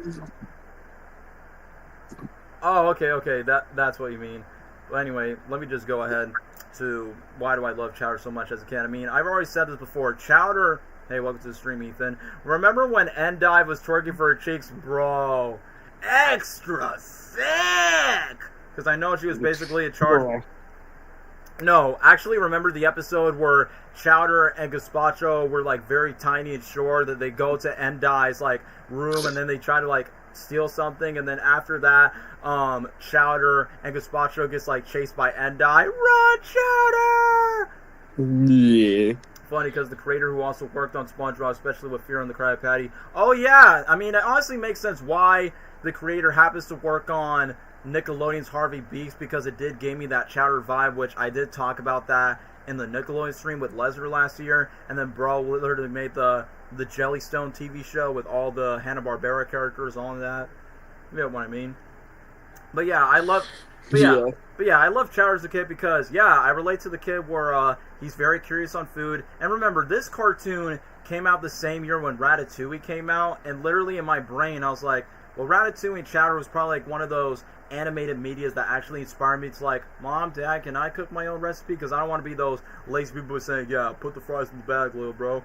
But either way, I honestly get confused when Chowder keeps calling him Mung Doll. Like, literally when I was a kid, I thought he kept calling Mung Doll Mom or something by saying, like, well, wait, that's a guy. But obviously, Mung Doll is meant to be, like, this quote-unquote father figure. And, yeah, his voice very excited, like, Chowder, you better be stopped doing the praise. Wait, if we have no money, that means we have no animation. Which, yeah, I remember watching that episode live where we literally see the voice actors of Chowder literally having this breaking the fourth wall territory where they literally were doing a car wash at Cartoon Network Studios, RIP Cartoon Network Studios. But literally in that moment, we literally see the voice cast, and obviously, I was trying to get to know, like, who the voice actors, which John DiMaggio, my goat, voicing, like, from Jake the Dog to Snit. So, it's kind of funny that John had, like, a do-rag, and then just watching it, like, rada, rada, rada, rada. And then Tara Strong, woo! She was fine in that episode with that car wash. And then, obviously, the joke of the voice actor of Mung Doll by saying, I think we had enough. Just to do enough to get the animation back. Yeah, just for the sake of the car wash, just to continue the animation back for the episode. And like I said, speaking of breaking the fourth wall moments, let's not forget that Chowder was trying to tell Gazpacho to wipe something off, and Chowder notices the Cartoon Network logo, and then basically just popped out the screen of it. It's like, bro, this show is so uncanny. Yeah, you get what I mean, bro. You get what I mean. From how Tara Strong look around. I watched Chowder as well. No money means no animation. Oh yeah, speaking of Panini, so I will admit, okay, we know one of the most iconic catchphrases of, I'm not your boyfriend! I think there's this one episode where Chowder was trying so hard to not make Panini, like, not get so attached to Chowder, that he made Snitzel dress up as Panini. Hi, Panini! Rada, rada! And then he got this magic hat guy that goes, I'm not your boyfriend! I'm not your boyfriend! I'm not your boyfriend! I'm not your boyfriend! Let's not forget there was like an election episode where Chowder and his best friend Gorgonzola, which I did not know. That's why I also know, is like, this cartoon, like, most of their characters' names are literally based on real-life food, from truffles, schnitzel, panini bread, Gorgonzola because of cheese. It's like, yeah, it's literally based on real-life food. And no wonder this show is, like, only based on that. And let's not forget that Chowder was supposed to be running for president, and then Gazpacho, no, not Gazpacho, Gorgonzola was trying to, like, make Chowder, like, do all these challenges, and literally just to fall for, like, Chowder's bait by saying, like, get Master Lollipop, Lollipop and Cinnamon Roll will be easy to win. And then let's not forget, when Chowder, like, went to this nursery thing, and he's like, I can't kiss that baby, it's disgusting, just kiss it so you win, just kiss it. And then obviously all the babies were crying, and then they all had to leave out. And then, similar like Flapjack, you have like some sort of like a realistic segment where you have like a talking tube where he goes, so Chowder, Gorgonzola, and Master just went to the big event. And then after that, when the quote-unquote president decides to swat the fly, and then Panini decides to, you know, take the rules for like being the president, and then Chowder's like, I'm not your president! Who remembers Chowder's camera fan? I literally just said his name. His name is literally Gorgonzola. Alright, let me just read the comments. So, remember the Pugmint segment and the credits? Yeah, I thought that was really creative when I watched the show. And, Lesnar, guess what? I went to a recent core memory lane where, remember there was a Cartoon Network bumper where Gazpacho has his own story where it goes, Gazpachos! Yeah, I remember that. When I watched that TV spot not too long, I was like, yo, You're giving me back the memories. They're coming back when I watched this in my grandma's house when I was a kid. Coming back home after school, getting a SpongeBob popsicle to either watch Nickelodeon or watch Cartoon Network. But yeah, let me just read the other comics. Remember, oh, I forgot what's the girl's name, but she was kind of like licking Chowder, Ayo, pause. And then Panini was honestly jealous that, like, she's thinking that she's being replaced or something, but obviously Chowder's like, yeah, that's my friend. And yes, I am aware of the whole Lil Nas X Panini music video that literally had the same style of Chowder and featuring Da Baby. Literally, when I saw the thumbnail in the music video of Lil Nas X and Panini, I thought the rap song would go Panini, Panini, Panini, Panini, Panini, Panini. And around that time, I was like, wait, did Cartoon Network have consent to like use the rights of the animation of Chowder? It's not like freaking Cupcake's They must have. But don't remind me of Cupcake's song about Squidward. I'm like, no, we're not going to talk about that. Yeah, they broke the fourth wall. They didn't get enough money for the animations. Yeah, of course they did that. But also the puppet sequences as well. Oh, let's not forget the one episode where Chowder and Mung Doll went to the past where they get to see young Mung Doll. And then basically kind of like making fun of Back to the Future in the way where Mung Doll warns Chowder like, oh, do you want to meet yourself as this? If we go see ourselves in the past, it could erase history forever. Because he obviously wants to impress like his original chef. And the one thing that never changes from Mung Doll where he goes, ladies, ladies, ladies. Because obviously Mung Doll has the hot for ladies, but also has the hot for his wife, Truffles. Not Cartoon Network or Greenbelt were involved in the music video. That is so weird. Then how did Lil Nas X gotta wait to like use the rights of the show? I don't know. I'm surprised they didn't get sued by the creator or even the anime show. But anyway, speaking of the break of the fourth wall moment, so when they have like these sparkling foods that surprises Mung Doll's chef boss or something, and then after that it just brings to the map by saying, and that is the story of the chef Mung Doll, and I can't wait to bring Young Ball. So how do you like the future, Young Ball? What's that thing? Remember I told you about the time travel? And then literally time was literally just evaporating, and then Chowder was meeting Young Ball. Is like, so what do you want to be when you grow up? And I think in that break the fourth wall segment we see it animatic, and I think we literally see the creator of the show looking at a camera, and I'm like, bro, this show is like even more meta than it was. I mean, look, even SpongeBob had his break the fourth wall moments, but no, not compared to like Chowder, where it's like went to full-on Deadpool territory from the beginning. I mean, to be fair, even regular show had that finale where they did the break the fourth wall storyboard Animax. But anyway, you guys might be surprised, like, what's one of my, like, I do like the Thrice Scream Man episode where Chowder and the Thrice Scream Man were being, like, so close with each other, where I think John DiMaggio also did the voice, because, you know, it's kind of like a parody of Frosty the Snowman, and then basically Chowder was being too sick of eating too much Thrice Scream every single day, and then Mung Doll was trying to be like, oh, Chowder doesn't want you. No more Thrice Scream for Chowder. Thrice Scream Man bad. No, scoop and mouth for Chowder only. You said so. Thrice Scream for Chowder forever.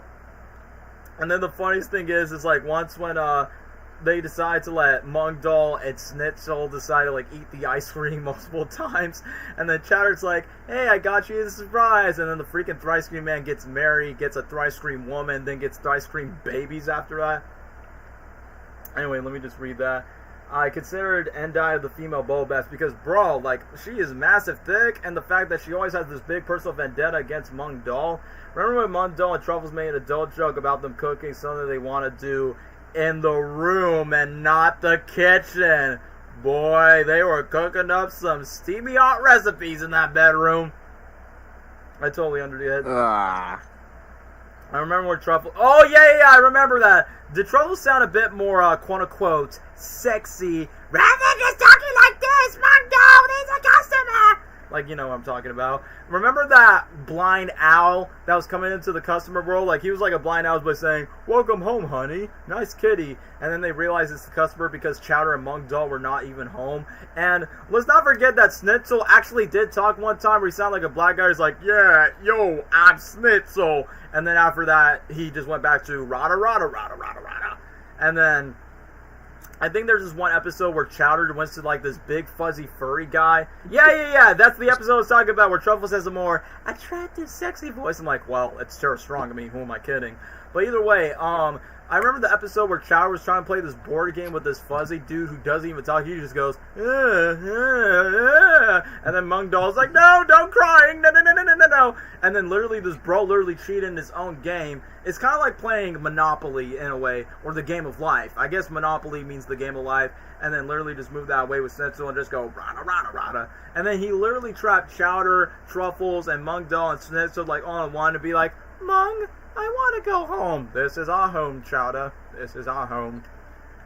I think one of my personal favorite specials is easily, for me, it's the Christmas special. I think I went to a friend's house like literally 2 Christmases ago, and I'm like, yo, you watched the Chowder Christmas special? I'm like, hey, up top. Like, literally, we just watched the special, and I remember a lot from it, because I even remember watching the special when I was young, where Sinatra was singing, rada, rada, rada, and then Gazpacho was like, Santa Claus, and then you got this small little dude that goes, ding-a-loo, ding-a-lee, where they did an oath to each other, just to get this, this machine from, that Chowder was always wanted, and then after that, Chowder just feels disappointed that Mung Doll, because Mung Doll feels like he would disappoint Chowder if he doesn't get the Christmas gift that he wants, because, you know, that's something that most parents can relate to, but saying, yeah, I cannot afford the gift for my kids. We're going to get a Chowder TV show with Matt. Wait, really? I was going to say, because I think somebody pointed the comments by saying that the creators actually open to do, like, a Chowder, like, TV movie where Matthew McConaughey was going to voice the villains. Like, bro, Matthew McConaughey, sorry, Chowder, you don't have the chance to engage me because we're about to go all right with your gazpacho recipe.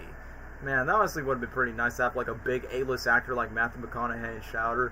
And let's not forget like the whole like gazpacho episode where there's like multiple gazpacho calls. Oh, you gotta talk to gazpacho to the other gazpacho. Are you gazpacho? Are you gazpacho? Hello, gazpacho. And that one episode where you have like multiple trees coming over, and then Mung Doll's like, listen, I want to take you and your whole family out of my house. Where you have like all these giant trees just invading over Chowder's house. But what I do like about the Christmas special is Chowder's dreams were like crushed when Gazpacho decided to be like, I can't do this, look at me, look at the real me, and then literally abandons the whole like Kanish Crinkle outfit, and then Chowder, Gorgonzola, and Panini literally has to put on the outfit. And literally the dynamic of when Chowder, Gorgonzola, and Panini were like fighting against each other, like, bro, this kind of reminds me of friends I used to have in elementary school, since this show literally came out when I was starting kindergarten. Remember the Comedy Gold episode? Of course I remember that one. And yeah, I do remember that Chowder actually make one parody to Mario as well. So I'm like, yeah, another Cartoon Network show that... I like that Cartoon Network often parodies Mario, but also Sonic the Hedgehog as well, where you literally see bootlegs of Mario and Luigi just measuring Chowder. And I forgot what's the name of this red balloon character that they bring in. So I'm like, hey, somewhat canonically canon, just to acknowledge. Just same thing with, yeah, we talked about that in the Gumball tier list that I talked about hours ago. Hey, it's a me, Mario. But yeah, I remember my grandmother was laughing during the moment where we see, like, the real Kanish Crinkle where he goes, bleh, bleh, nom, nom, nom, nom, nom, and then actually starts kicking Panini and the others. And then, I will admit, when they're trying to make the Schnitzel bread house, which that's what they call in their universe, I will admit, when I watched that episode, I was like, Dan, I actually want to taste a gingerbread for the very first time, and it actually was pretty good. So, oh, gingerbread house, and I found tasty. So, I definitely say, chat, I think I'm probably going to put Chowder and Esther, because obviously I have a lot of good things to say about it, because I actually like the show really much. No, it is far from F tier. It doesn't deserve there. Yeah, come here. No, Chowder. Get away from the brain freeze, Chowder. Yeah, blah, blah. What am I, a rabbit? Ian is Sonic is always bread and butter to me. Yeah, and speaking of Chowder, there's another Cartoon Network show. Like, I was going to say this. I always thought that Chowder and Flapjack would be literally having crossovers together, because I thought the shows were similar. But Flapjack is totally the opposite from Chowder. But anyway, let me just read this comment. Yeah. I also know that Mario's going to be in the Thanksgiving parade. It's the fact that Mario's never been in the parade multiple times, but Sonic the Hedgehog has multiple times. And they're doing Shrek again, despite Shrek 5's coming back in 2027. But anyway, we're going off topic right now. And I know Sonic fans are, because originally, well, we'll get, me and Leslie will talk to Flapjack in a second, but the reason why I add Sonic Boom, because I know Sonic fans are going to be, like, probably kill me in my sleep if I don't put Sonic Boom on the list, even though I mentioned Sonic Boom in a separate Sonic Media tier list, but I know most people don't watch that stream, so that's why I pointed to the list. So, other than that, let's go to The Misadventures of Flapjack, which I will admit, as a kid, it was interesting, but a very weird and creepy show when I watched it. What do you think, Lester? Hi. Okay, chat, I'm gonna be honest. I barely know jack about this show. Yeah, Flapjack. No, I barely know anything about the show, but like I've seen a couple clips here and there, and of course the iconic images of the cat, of even the cat and all the other ones. Like, but like I know there were some other things that goes on in that show. Like I think I'm familiar with some characters, but like overall, that's all I know really. And like I don't even think Flapjack was airing anymore at the time when I was growing up and during a certain era of Cartoon Network. But yeah. Before regular show, we got Flapjack. Before we got regular show, we got Flapjack. I mean, yeah, I would agree with you, dude. Flapjack is an interesting cartoon. I never watched the entire series. Neither have I. I've watched a couple of episodes, but I will agree with you on this. It is not as great as Chowder, in my personal opinion. Why? Because I thought this was going to be like Cartoon Network SpongeBob. I mean, literally, they got the same voice actor voicing the Flying Dutchman from SpongeBob, voicing a character named Captain Knuckles. Foreshadowing Sonic Prime when they have like a Captain Knuckles as Dread, the echidna. So I'm like, funny that his name is Captain Knuckles, and then Sonic Boom will be the next cartoon that we'll be talking about. But, let's not forget that the whale, Bubby, is also voiced by the same woman who did the voice of Cake the Cat from Adventure Time and Witch Hazel in Adventure Time. No. Looney Tunes Show, my bad. Like, that actress is everywhere in the majority of Cartoon Network shows. But yeah, I definitely agree. Who needs Candy Island? Adventure is a life for me. The Misadventures of Flapjack. And Captain Knuckles was the biggest savage cartoon history. I remember watching the promos when Flapjack was quote-unquote in love with this Amelia Earhart type of girl, and then Captain Knuckles was like, "You're in love, Flapjack! You're in love!" Ow! I'm like, sorry, different cartoon because SpongeBob. But I will admit, I remember when I was watching the show, I think it was interesting, but the weirdest thing is, the show is very dark. Like, when I mean it's like dark where it's like very creepy on, yes, Lester brought up the whole cat with the no eyes. There was another one where, this is probably an iconic meme where you have like this young little sailor man that starts to troll at Flapjack where he goes, "You win! Ha ha ha ha! You need to grow up. Oh, like grow up! I'm only 38 years old." And then you see the bro getting wrinkles, and then Flapjack decided to walk away. He's like, "What the hell, man?" And then you got this this ventriloquist dude who's also voiced by Johnny Bravo when Flapjack and Captain Knuckles were like stuck on an island or something, and then they were just trapped in a setting, and then Flapjack decided to see like a giant named Candy. He's like, "Look, Captain, she just went from a he to a she." So I'm like, oh, a tranny in a cartoon. And then I think this giant was like, "Candy like this, Candy like that." So I'm like, was that character the blueprint for Muscle Man? One of my favorite clips is when Knuckles was like, yelled to the whale by saying, "I will fight your whale," and then the whale knocks him out with her fist. I'm like, ha, instead of just using like the water. I like that Bubby the whale was like, "Oh, remember Flapjack, baby."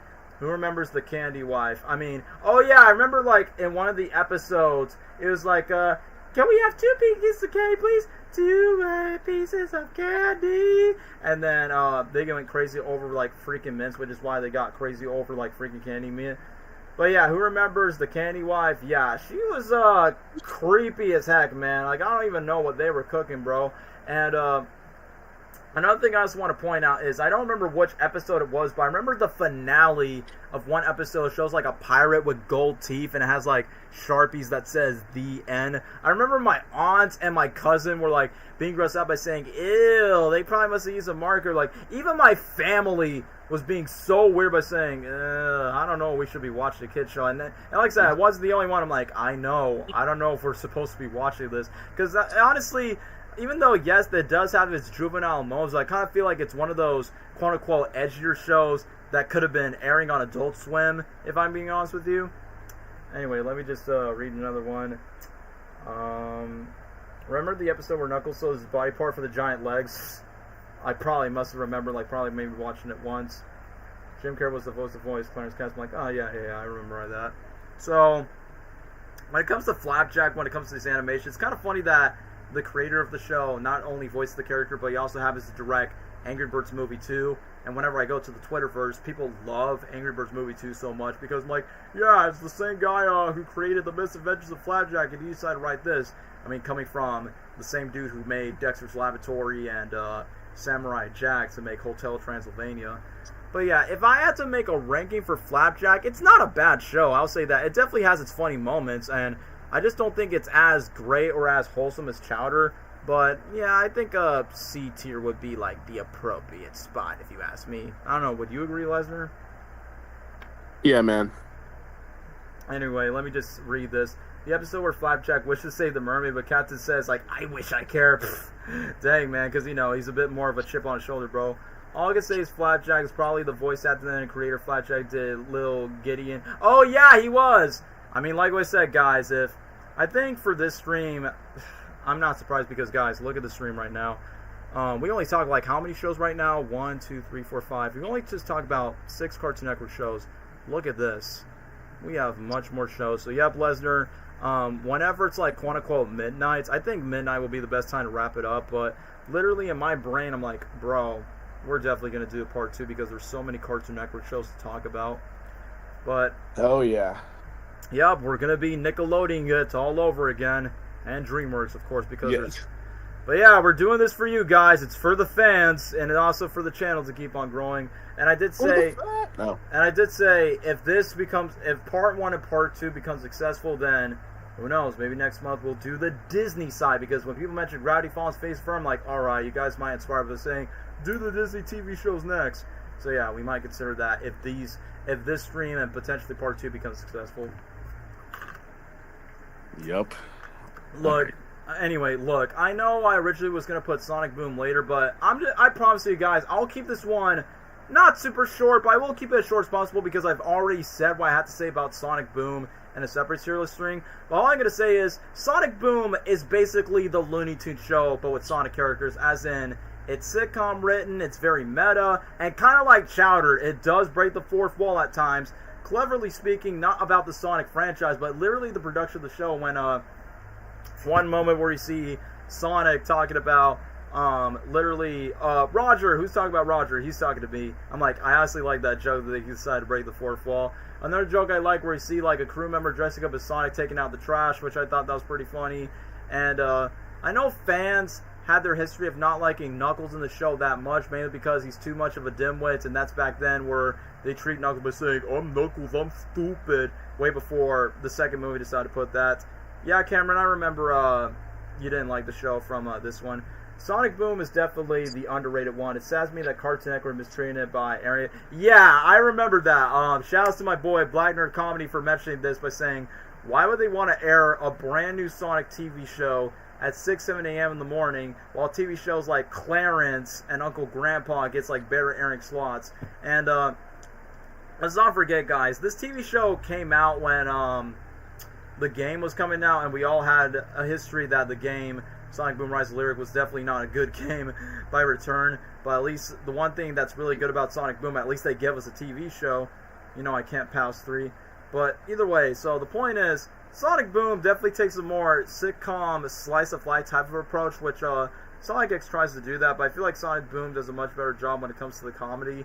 And I will say, like, my favorite moments with Knuckles in the TV show, of course, one of them is the iconic GIF meme of the awkward, and then the second one is like, no, it's literally the first episode where Sonic wants to give Tails like a break of being a sidekick, is where, I think you should be my Sonic. No, I think, no, Knuckles, I'm trying to find someone to be my sidekick. I'm thinking Knuckles Jr. And even Gabriel made that joke in his Winnie Daffy Duck videos. And then when Amy was trying to be so goofy about, oh, when it does sing, all mod today, and then Knuckles is like, Knucklina. Roxy, calm down, girl. Yeah, sorry, guys. My dog is, like, really scared with noises in the background. But anyway, let me just read this. Yes, the most iconic viral meme, because I will admit, as much as I like Sonic Boom, sometimes I ask, just like regular show, who is this show made for? I mean, clearly, it's made for Sonic fans. That's number 1. Number 2, when it comes to, like, very, very, very, very meta for, like, when Sonic and their team and Amy and Six are trying to like do like this soccer football game, and then Amy's like, oh yeah, we could be as formidable as men, and then when Knuckles talks about the gender rules, and then when the Sonic gang gets like freaked out by something where they got their jaws dropped, where Knuckles like, what, just because I'm a meathead that doesn't mean I'm a feminist, and I'm like, bruh, whose idea was this to write this in a Sonic cartoon? Anyway, let me just see this. Not to mention, they moved to Season 2 from Cartoon Network to Boomerang, which is like the show that I was watching on Boomerang around the time, so thank gosh I had Boomerang on my cable provider. I will not be surprised if you guys want to ask by saying, oh yeah, do a Boomerang tier list. Alright. Yeah, sorry, my dog's freaking out. But yeah, see you later, Ethan, for the stream. But yeah, I will be honest with you, bro. Yeah, I wasn't the biggest fan, which I think Kirk did a much better job voicing Shadow in later media, but I'm sorry, I could not take Shadow's voice seriously. When I was first introduced to the show, he's like, oh, I can't believe this. Even with all this help, out of my way, you buffoon. It's like, bro, like, I mean, this is not disrespect to the voice actors, just the direction that they gave to Shadow on the show is, like, usually not that great. But the one thing that actually was pretty decent is where we get to see Sonic, Shadow, and Knuckles get to face Metal Sonic, even though Knuckles is, like, usually, like, the parking joke when it comes to that. Robots from the Sky, Part 1 to 4 are my favorite episodes. I'm assuming it's probably the ones from Season 2, I believe. I like that literally by the finale of the show, Eggman was like, well, until the next season, which clearly the show did not get picked up by Season 3. But at least Season 2 finally gave us Vector the Crocodile, even though they didn't give us like the other Chaotix, since, you know, Chaos Emeralds does not exist in the Sonic Boom universe, and it's a lot more comedic since they all live in the island. And speaking of Eggman, yeah, I could definitely say that Eggman was probably like the best the best character in the show, because bro was like trolling to like make Sonic and the other characters.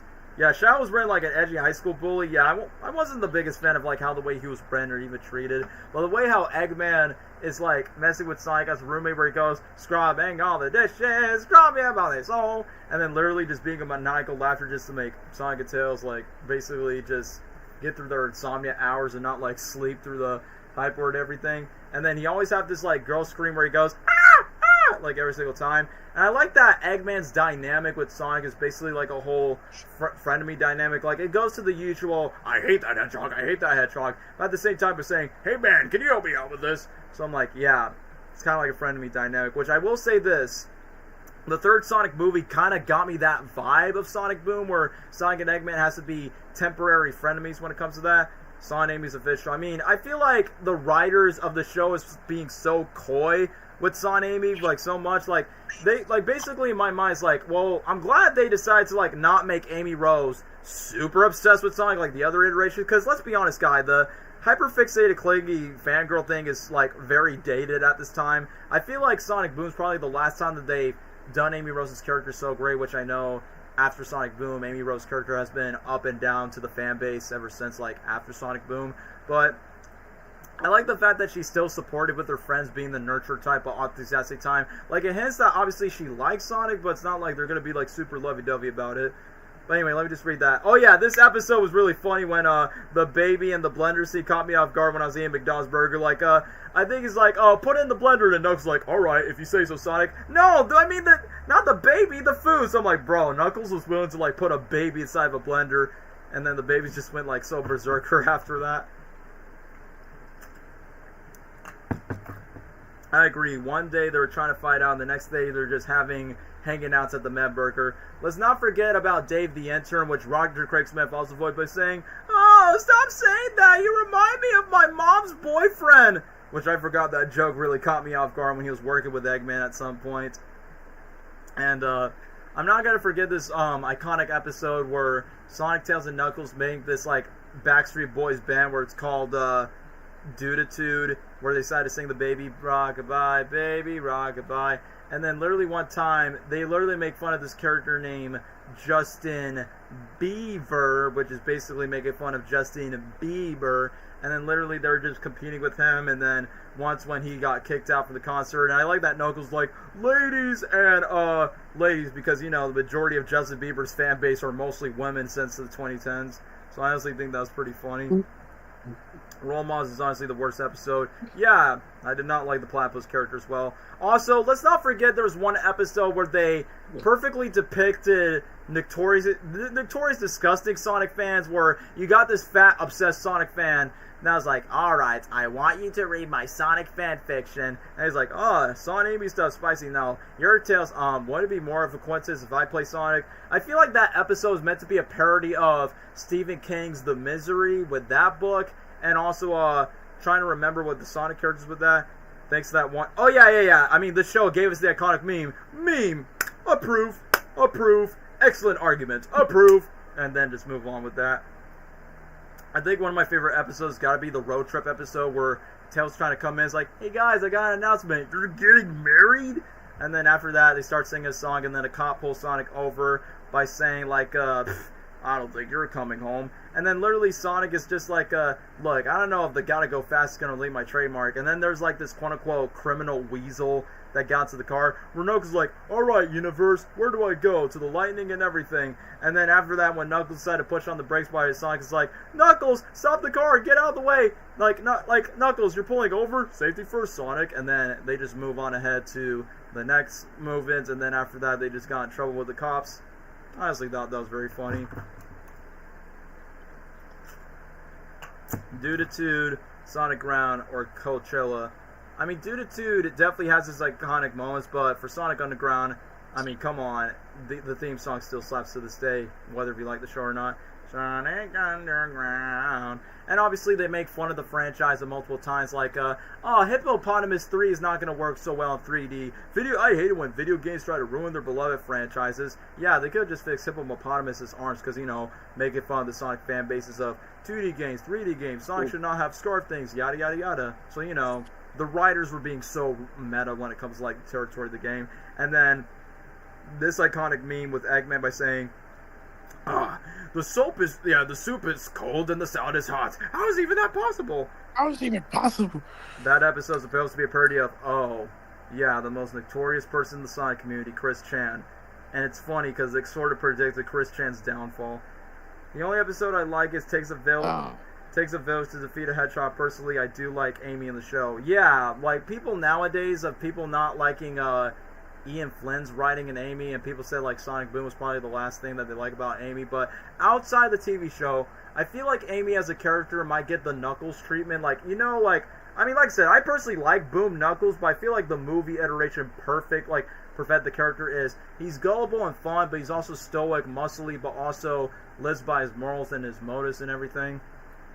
And I feel like they're going to do that to reinvent Amy Rose in the movies. But other than that, I'm like, yeah, I would agree that Sonic Boom's like probably the last thing that they use. Especially when Amy was like doing like singing a song. And I forgot to talk about this one major character, Styx the Badger, who's voiced by Chum Chum from Fanboy and Chum Chum. And yeah, I will admit, she can be funny where she just breaks the fourth wall multiple times. But he's like, you can't watch the TV and control everyone's minds. I'm not talking to you. You guys can keep watching. Like, jeez. It's like, Styx like a conspiracy theorist, and then I will admit, her voice could be a bit annoying at times where he's like, keep talking like this, like Mr. Butcher. Remember me, Sonic? I talk just like Styx. I don't want to do the voice because I'm killing my own throat when it comes to talking. So I definitely say Styx has her moments where she tries to bond with like some robot dog or something, and then she just annoys like this giant like monster where he goes, rock a my chubby da na na na.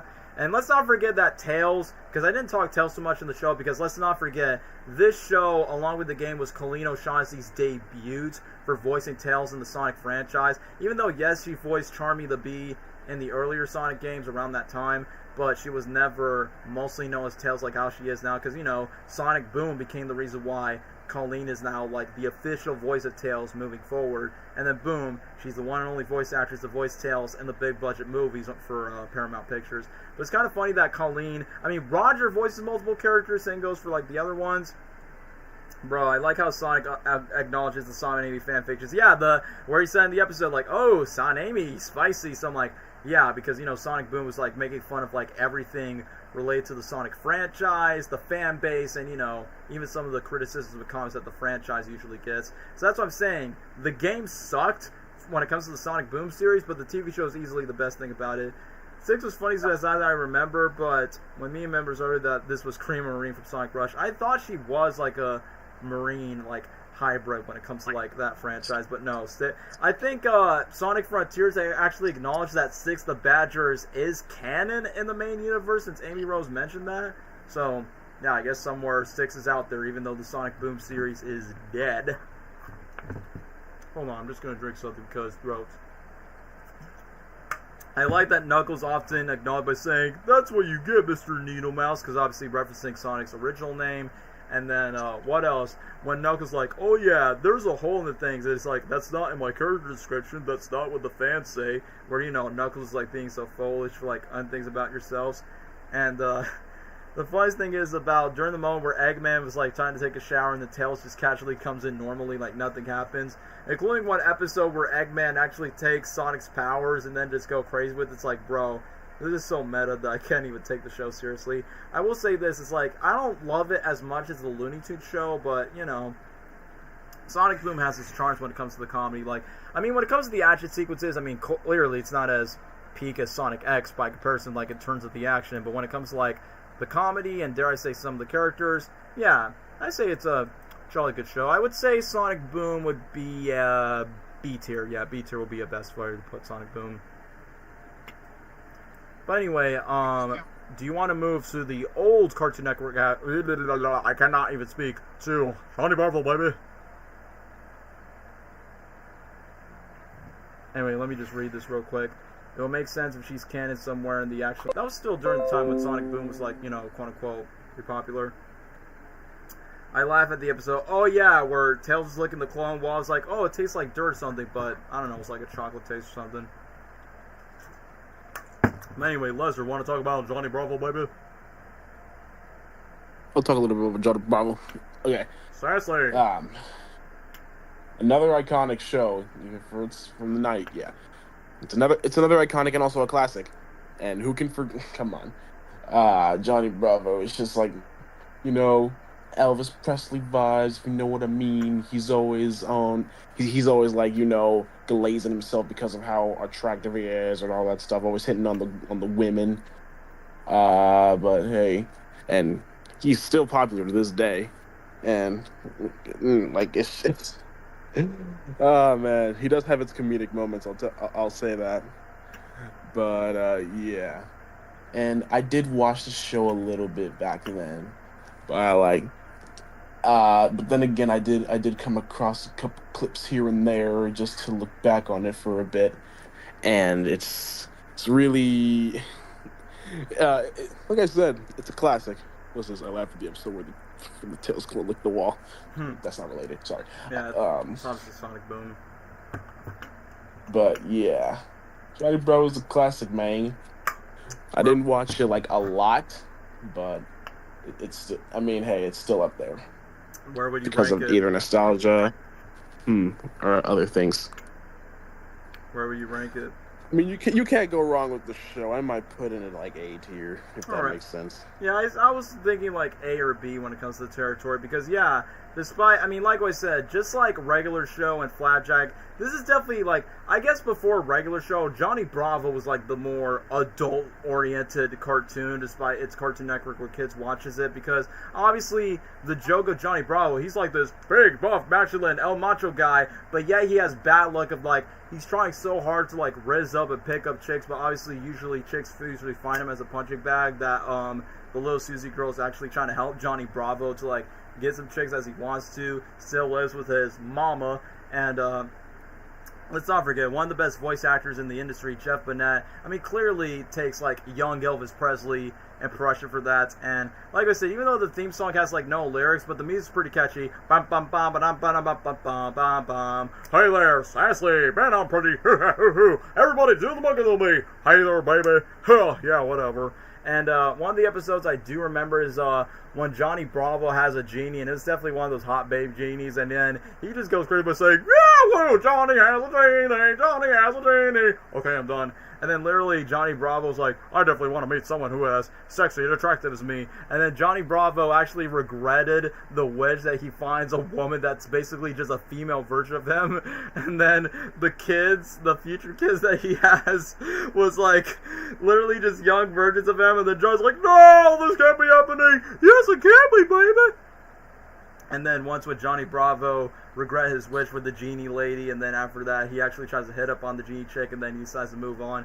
And yeah, obviously this show definitely has its adult innuendos where little Susie has like this one southern babe that she wants to meet so badly, but then Johnny Bravo keeps on getting to like all these absolute things, and she's like, wait, I definitely remember this around the party pub. It's like, yeah, and also gets away with a couple of dirty innuendos. I almost forgot that there's like this nerdy character named Carl who was also voiced by Tom Kenny around that time, so I'm like, oh yeah, because yeah, nerds. And I almost forgot that even though Elvis Presley is like yeah, the little girl's voiced by Young May Whiteman. Yeah, she was in April O'Neil and Team of T 2012, Tinkerbell and the Owl House, so obviously I know who she is because obviously she's been around in the voiceover industry since when she was a kid, pretty much just like Tara Strong when she was younger. But I do recall, like, Johnny Bravo actually did a crossover with Adam West one time. It's kind of funny because both Johnny Bravo and Adam West actually sounds pretty similar the more I think about it. And, you know, Adam West was, like, parroting cartoons from Fairly Odd Parents, Family Guy, and this cartoon. And then he basically just bring, like, his 60s Batman taste by saying, come on, Johnny, we must go save your mama. And then literally Johnny Bravo was like, come on, Adam West, they took my mama. And then let's not forget that Johnny Bravo actually did a crossover with Scooby-Doo. There was even one point where Johnny Bravo actually had a crush on Velma, and Velma was actually hitting on Johnny, and they both literally shared one thing in common: my glasses! Oh, my glasses! I can't even find my glasses! So yeah, overall, I don't think I need to say much about Johnny Bravo, but easily Johnny Bravo Scooby-Doo crossover was really hilarious, and that I remember I watched that like literally in the middle of Boomerang when Johnny Bravo and Velma were there, so I'm like, yeah, talk about Batman and Robin appearing in Scooby-Doo. But I would say this, like, you know, when Johnny's like, hey, you want to know who's on the phone? It's me. I'm the handsome guy. That's who you're talking to. And yeah, people still do like the Johnny voice still to this day. So yeah, I would say, like, you know, as an adult-oriented cartoon, Johnny Bravo is easily a Cartoon Network class for A tier. But speaking of classic cartoons, I arguably say this is the most iconic 90s Cartoon Network cartoon. Fighting crime, the Powerpuff Girls. Bum, bum, ba-da-da-da, done. Blizzard want to take away with the original 1988, why say 88? The original 1998, 97 Powerpuff Girls. Yeah. If it was 88, no, I'm kidding. Yeah. Hey. Cartoon Network didn't exist that year. Alright. So, Powerpuff Girls, the original. Clearly better than the freaking 2016 one, I'll tell you that. Which we will get to the reboot next after this. Yep, we will. Anyway, another classic, the one I don't know why, like, if we're talking like 90s Cartoon Network shows, this is the one I watched the most, like, a lot, with specifically with my mom at the time. Same. Yep. I remember more moments from this show than any other shows from like the 90s or like early 2000s from Cartoon Network. But hey, Powerpuff Girls, it's a unique concept. Originally called the Whoop Ass Girls, which funny. Yeah, like I like the idea of like these little girls beating the shit out of these weird ass villains, like you know, the iconic Mojo Jojo. I love that guy, love that dude. What else? There's Fuzzy Lumpkins. There's the Gang Green Gang. There's that little spoiled brat princess. That's the one.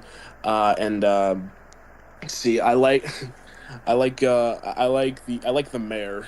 He's funny, and it's Tom Kenny or and Ghost. we got yep, and we got to mention Miss Bellum, dude.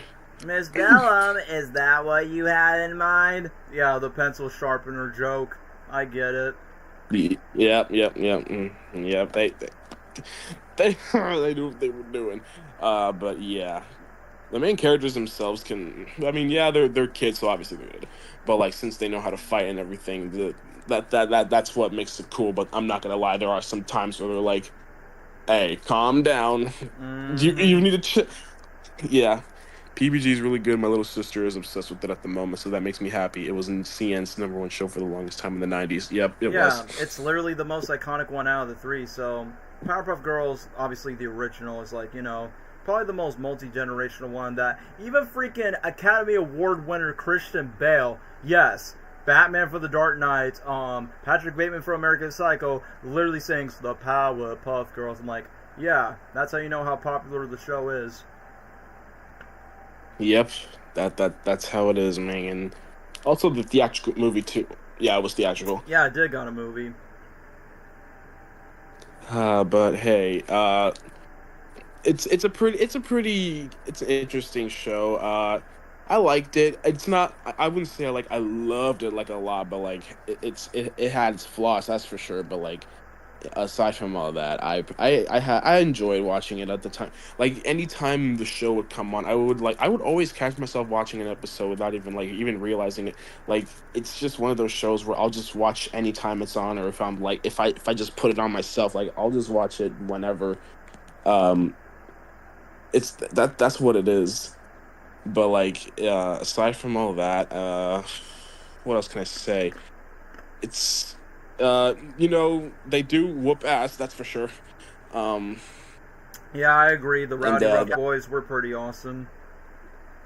Yeah, yeah, they were pretty cool, dude. Oh man. But like, can we mention how rough they can be on Mojo Jojo most of the time? Oh, like, yeah. Even when he's not doing anything bad.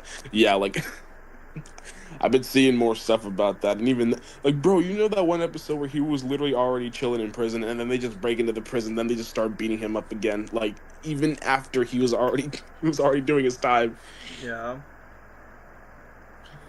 That's one of those examples that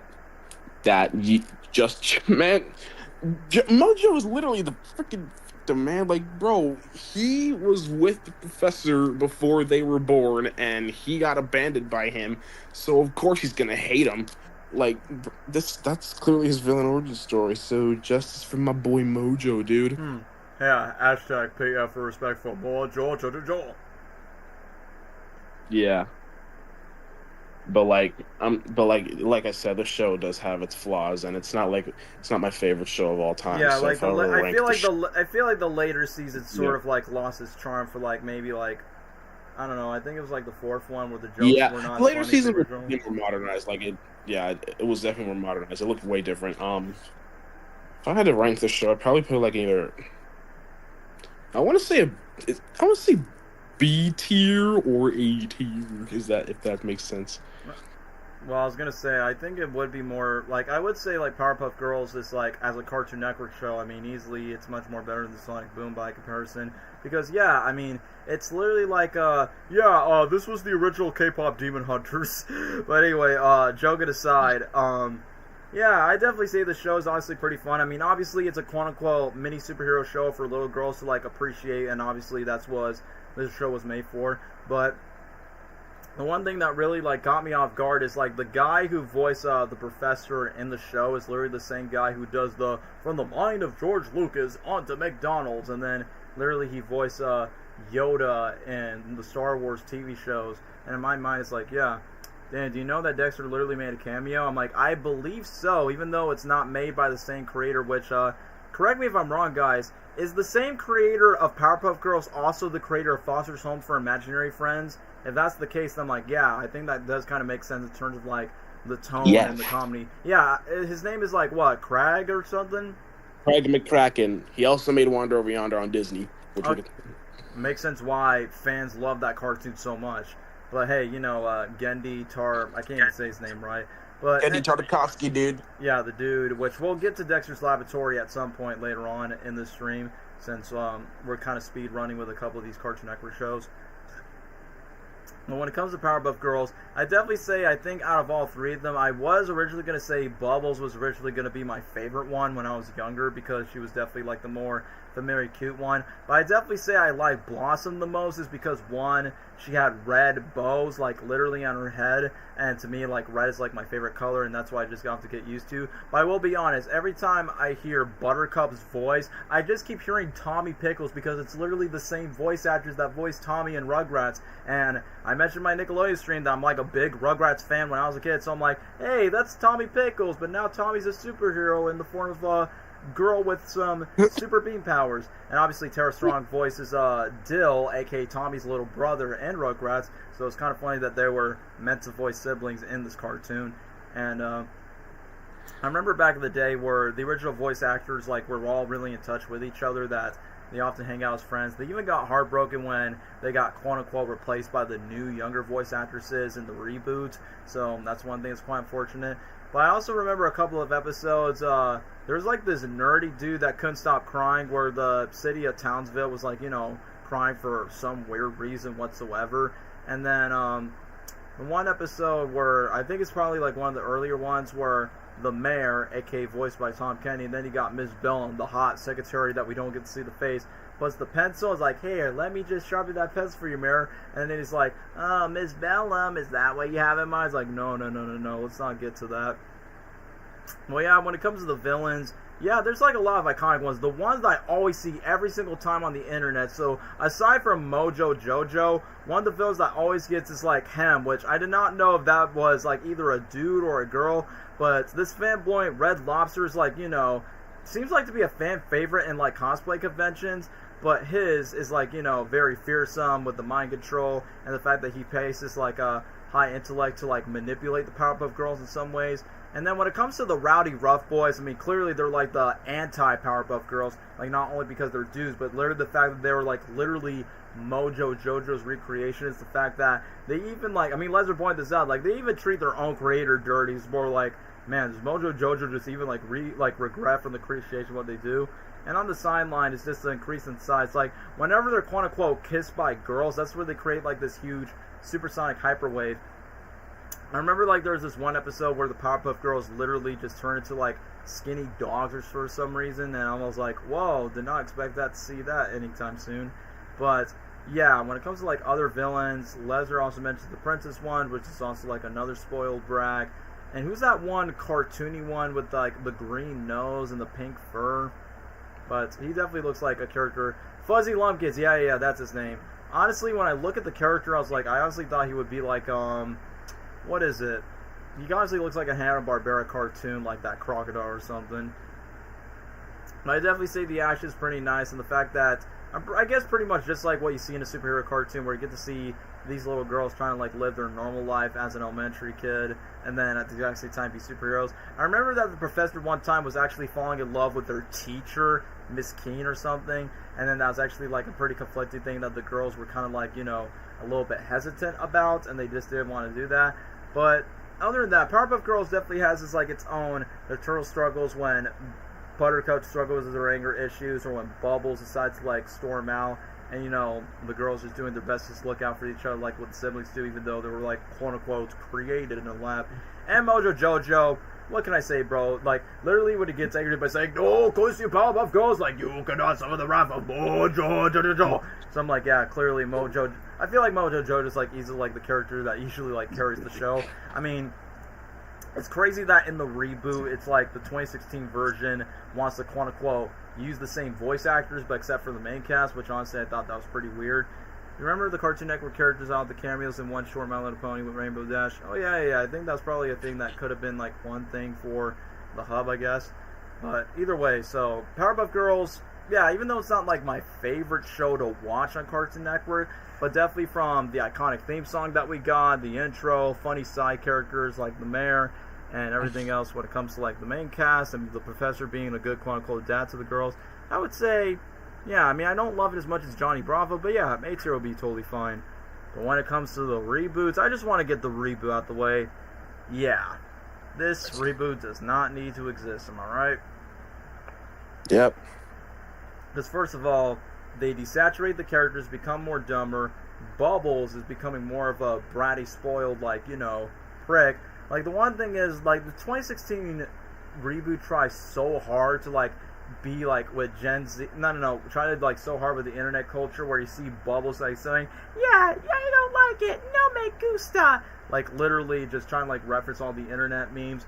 Lesnar, let's not forget the most notorious scene where, the 2016 version of Buttercup and Bubbles and Blossom are twerking with the panda, and then this panda's like, hug me, hug me. No, it's like, what were the creators thinking? Do you realize those are just... Alright, goodbye. Do you realize those are children? They're kidnapping children? But yeah, all joking aside... I'll kidnap 1,000 children now. Yeah, bro, like, literally in my mind by saying, like, you do realize those are kids, right? But anyway, let me just move on to the fact, like, I feel like the Professor has been downgraded to become a bit more obnoxious in this one. And even though we got the same voice actors for the Mayor, Mojo Jojo, and the Professor, and this is why I don't get about the 2016 reboot. Remember they were trying to make a fourth Powerpuff Girl for some reason, and she had, like, different voices that the Professor tries to make, but then she gets too emotional that she becomes too tall. They already tried that. It failed in the original. And that's what I'm saying. Fans hated that in the original, so I don't know why they want to do that for the reboot. The OG Powerpuff Girls was better than the 2016 reboot. The OG was the best. But literally, it just, in my mind, it's just like, why would they even attempt to do that if it didn't work out with the original? And what sucked about the 2016 reboot is the fact that they made a crossover with Teen Titans Go, and yeah, we'll talk about Teen Titans Go eventually if you guys are still watching the stream. But the most notorious thing about Teen Titans Go is the fact that they even had to cross over and acknowledge the 2016 reboot, despite Tara Strong voices Raven in the original and in Teen Titans Go, but gets to voice Bubbles, but not Bubbles in the 2016 one. And yeah, 2016 Powerpuff Girls, yeah, they definitely go into like fart joke territory. So I don't think I don't need to ramble that much because 2016 version is like pure cringe. Yeah. All like wow, literally the first F tier onto our list when it comes to the Powerpuff Girls 2016. Oh my gosh, I remember seeing like teasers, like watching Cartoon Network. I saw like teasers or like sneak peeks of the of it, and I'm like, no way, they're bringing back Powerpuff Girls. And then I look at the show and I was like, no. The last thing I'll mention about Powerpuff Girls before we move on, guys, let's not forget that we originally were gonna be getting a more adult live-action centric show of the Powerpuff Girls for CW18. On the and yes, Disney Channel's Liv and Maddie, Dove Cameron would have played the more adult version of Bubbles. And in my brain, I'm like, bro, I'll say this about the live-action. Like, if that show was not quote-unquote canceled, it would have been much worse. And I feel like if that live-action CW Powerpuff Girls show would have existed, we would have been like, 2016 TV show, you're not good, but perhaps we treat you too harshly. It must have been uneasy for Tara Strong to do the crossover since she voiced Bubbles in the original. And yeah, I remember like the original voice cast were not happy the fact that they were replaced with a younger cast. Like, wow, you kept everyone else, but not like the three main trio of the Powerpuff Girls. So that was kind of unfair for Tara Strong around that time. And yes, I see somebody in the comments is getting ready for Dexter's Labatory, which is like, okay, correct me if I'm wrong, guys. I think Dexter's Labatory was like literally like the first major Cartoon Network show, then Johnny Bravo, then Powerpuff Girls, and obviously Cow and Chicken. Mama had a chicken. No, we're not there yet. No, but am I right or am I wrong? Is Dexter's Laboratory like the first real major Cartoon Network show? Yeah, you're right. All right, just making sure. Right.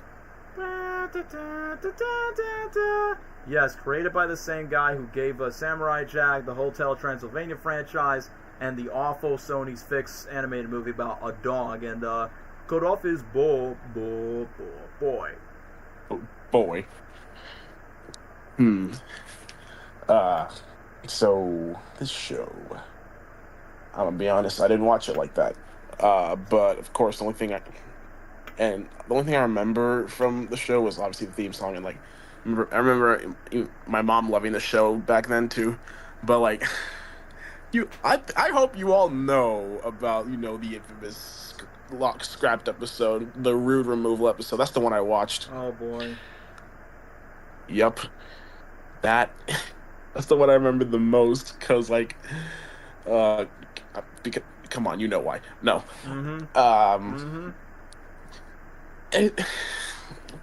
Didn't think they would make something like this, but hey, they did it. I mean, they didn't air it. At least I think they didn't. But at least they got the final product out, and everyone got to see it too. But it didn't make it to TV, so that's for sure. Although I could have sworn that did it air on Adult Swim? It probably didn't. No. But like other than that, nah. That's all I know about Dexter. Well, my opinions on Dexter's Laboratory, it's definitely a fan favorite. Well, I would say it's probably the second favorite Cartoon Network show after Powerpuff Girls and Johnny Bravo being in third place because obviously it's no Invader Zim, that's one thing for sure. But Dexter's Laboratory, it's kind of funny that the voice of Dexter is basically the same voice of Chucky Finster from Rugrats. So whenever I hear Dexter going, "Woo!" So I'm just hearing Chucky Finster from Rugrats from the Nickelodeon cartoon. Yeah, Dexter's acting more like Gru, being a super villain, kind of act like a jerk. Yeah, pretty much like Gru. And, yeah, Mandark is... Yeah, he's basically the Vector of the show. Like, literally when Vector and Despicable Me, oh yeah! And Mandark has, like, this, he's basically the bully/rival against Dexter. He goes, ha ha ha ha ha ha ha. Room Removal was an interesting piece of writing. They didn't air on Cartoon Network show, but it's definitely aired on Adult Swim in 2012. Because I could have swore there were some banned adult innuendos where Dexter and his sister Dee Dee were cussing, and then they actually censored that. And then there's another one where Dexter invites like a ballet dancer, and Dexter's like, "I would like to see you dance." And then the ballet dancer was like, "Oh, that'll be $50 extra." I'm like, "Oh no, it's representing strippers, man, in a kids cartoon." And speaking of innuendo jokes, let's talk about Dexter's parents. Like, they were making some interesting noises, but in reality, they were playing a game of Twister, and you know how that game goes. And Dexter's mom, hear me out. That's all I'm gonna say. Hear me out. With Dexter's mom. We hear you out. So, yeah, I was gonna say man, that mom got that beefcake. Owie. I'm funneling like a bit of the pain of the cakes. But anyway, all jokes aside, the mom is sweet, but gosh dang it, she definitely got that cake. You mean the OG voice of Dexter? He had like 2 voices throughout the entire show. Yeah, that's what I was honestly referring to. I remember that episode that got banned was along with, pretty much like the other SpongeBob cartoons. Remember the rhyme removal episode? Yeah, I literally just mentioned that the episode where Dexter and Dee Dee were quote-unquote cussing, but that was technically a banned episode from what I remembered. But anyway, outside the innuendos, good to see Dexter pulling off his lab adventures with the robots and how his family shenanigans. Like, I almost thought it was going to be like Jimmy Neutron meets Fairly Odd Parents, but a much more of a... I wouldn't say like a super serious cartoon, but definitely a bit more mature since, Dee Dee's basically representing that stereotypical sister that wants to be annoyed but saying, "Hey brother, how you doing? Like, how's it going? Can I touch your stuff?" But obviously Dexter, as usual, does not want Dee Dee to like mess up with Dexter's like in his laboratory, which is why literally it's named after that. So that's one of the things I just would consider in mind. So if I had to put Dexter's Laboratory onto the list, probably B tier because I don't think it's as... I mean, yes, it is a fan favorite, but I just don't think it's like as better as the Powerpuff Girls.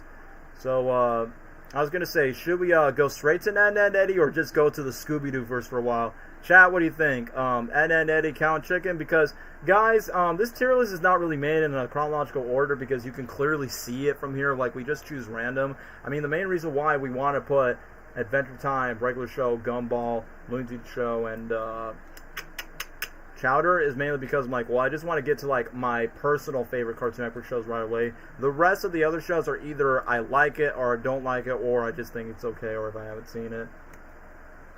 And yeah, I like Jimmy Neutron, but I always prefer Dexter the Jimmy. Yeah. I was also going to point that out because I think Jimmy Neutron is easily the more interesting science IQ genius character, which is why I don't have that much of a personal connection to Dexter's Laboratory compared to Jimmy Neutron, because, it's the much better, more funnier show from Nickelodeon. But I always prefer Dexter than Jimmy and even Johnny Test. Okay, you do you, bro.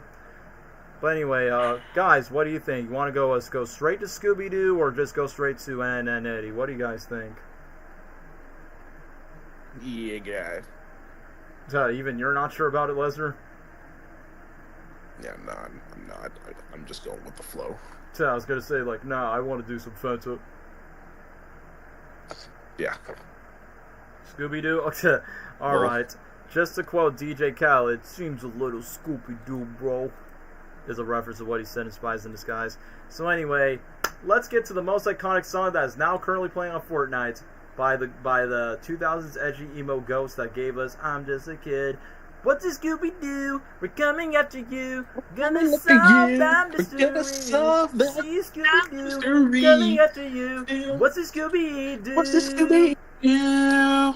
I arguably say it is easily the most, like obviously the original cartoon of Scooby-Dooby-Doo, Where Are You? Clearly that is the most iconic theme song, but in my personal opinion, this is the best theme song for any Scooby-Doo TV show because, bro, it's Simple Plan. And Simple Plan was very big around that time. I mean, obviously they gave us I'm Just a Kid, but let's not forget, Simple Plan associated themselves with the Scooby-Doo franchise, not just with this cartoon, but they also did like 2 songs for the live-action movies. I don't wanna be told to grow up in the first movie, and then the second movie's end credits. I don't wanna think about you, think about me, run away. You gotta throw me down. But obviously, every time I just think of Simple Plan, I usually associate them with Scooby-Doo. Is this Wesley Scooby-Doo? Yeah, I mean, I know the poster is not like, quote-unquote HD quality, but yeah, we're literally just talking about What's New Scooby-Doo because, come on, it was like one of the biggest Cartoon Network shows in the 2000s. And besides, this cartoon literally came out the same year when the live-action movie debuted, so for the better or worse, I mean, not only the live-action movie, but also the cartoon sort of just made the cartoon popular again. And yeah, I know this is during the time when Matthew Lillard did not voice Shaggy yet, because he only did the live-action one, so he still got, like, the OG voice actors, except the original Scooby voice actor passed away, so that's where Frank Welker did his debut as the voice of Scooby in this cartoon. But given the fact this is like the 9th Scooby-Doo franchise, like in the cartoons, and the deaths on Hanna-Barbera passed away in the year 2001, but the show kind of feels like a good modernization, like a worthy successor to it. But I remember I had the most memories of watching What's New Scooby-Doo, probably more than any of the other Scooby-Doo cartoons. I remember there was like a Abominable Snowman type of episode, and this boy was like crying just because he was scared of it. And then literally, the funniest thing is like the fact that Scooby and Shaggy decide to like go onto like the Santa sleigh, and then you hear Scooby going roo roo roo. And then one of the things I do respect about What's New Scooby-Doo, since hold on, let's see if I still got it. Yeah, I still got it right here. Since you guys know I'm like a huge Ramones fan, which you can thank Jimmy Neutron, Boy Genius the movie, Spider-Man Homecoming, and the first Sonic movies trailer. What's New Scooby-Doo? They literally played 3 Ramones songs. There was this one sea monster that was about to take them down, and they played one song for Ramones. Rock, rock, rock away, bitch. Rock, rock, rock away, bitch. And then there's another one where I think they were being chased by a werewolf in the forest, and then they played this one song for the Ramones. I don't want to be a good boy. I don't want to be bad. I don't want to run away from home. Now I want to be on my own. And then the third and final Ramones song they played was from the original album where Scooby and the gang and the Mystery Inc. were like being chased by some monsters like in a movie studio. And this is one of the songs from the original album from the Ramones back in the 70s. I don't want to rock around with you. I don't want to rock around with you. Ooh. So yeah, I mean, as the Ramones fanboy me by saying, great, now it's going to be like Spider-Man. Didn't Simple Plan make an appearance in one episode? I believe they have, since, they did the theme song. I don't remember what happened in the episode, if you would ask me, but I believe I probably saw a YouTube video that they actually appeared themselves as guest stars. Wasn't Scooby-Doo's fun, but I don't remember it that much besides the theme song and being the most iconic one to us 2000s and 2010s kids. I will say the sandwiches in that show, yum. So whenever Scooby and Shaggy decide to eat that as a whole. And every time I just think of What's New Scooby-Doo, it kind of like inspires like the straight-to-DVD movies like Abracadabra Scooby-Doo, or the other one where they go to Mexico, and then there's like this spirit ghost where they usually just go over there. I remember one of the episodes where they actually go to like this one carnival, and then they just got trapped inside of a fun house, and then usually for every Scooby episode, it usually ends up with Scooby-Dooby-Doo. There's like this one fun house where it kind of like has this arcade game type of scenario, and then it just goes down with Scooby-Dooby-Doo. But yeah, aside from the theme song, I like that they made the characters flesh out a lot more. Not as deep as Mystery Incorporated by comparison, but they definitely made the colors much more lifelike in the 2000s era. I feel like for any Scooby-Doo fan in general should definitely enjoy this. I mean, I know Dwayne, like, he's definitely one of my closest friends that loves Scooby-Doo to death, so clearly it's like, this is like easily like top 3 best Scooby-Doo shows of all time, aside from Mystery Incorporated, and obviously the OG Scooby-Doo, Where Are You? So if I had to leave a ranking, I say for right now, just to keep it safe, I mean, I have nostalgia for What's a Scooby-Doo. I would say, yeah, hold on, can I click.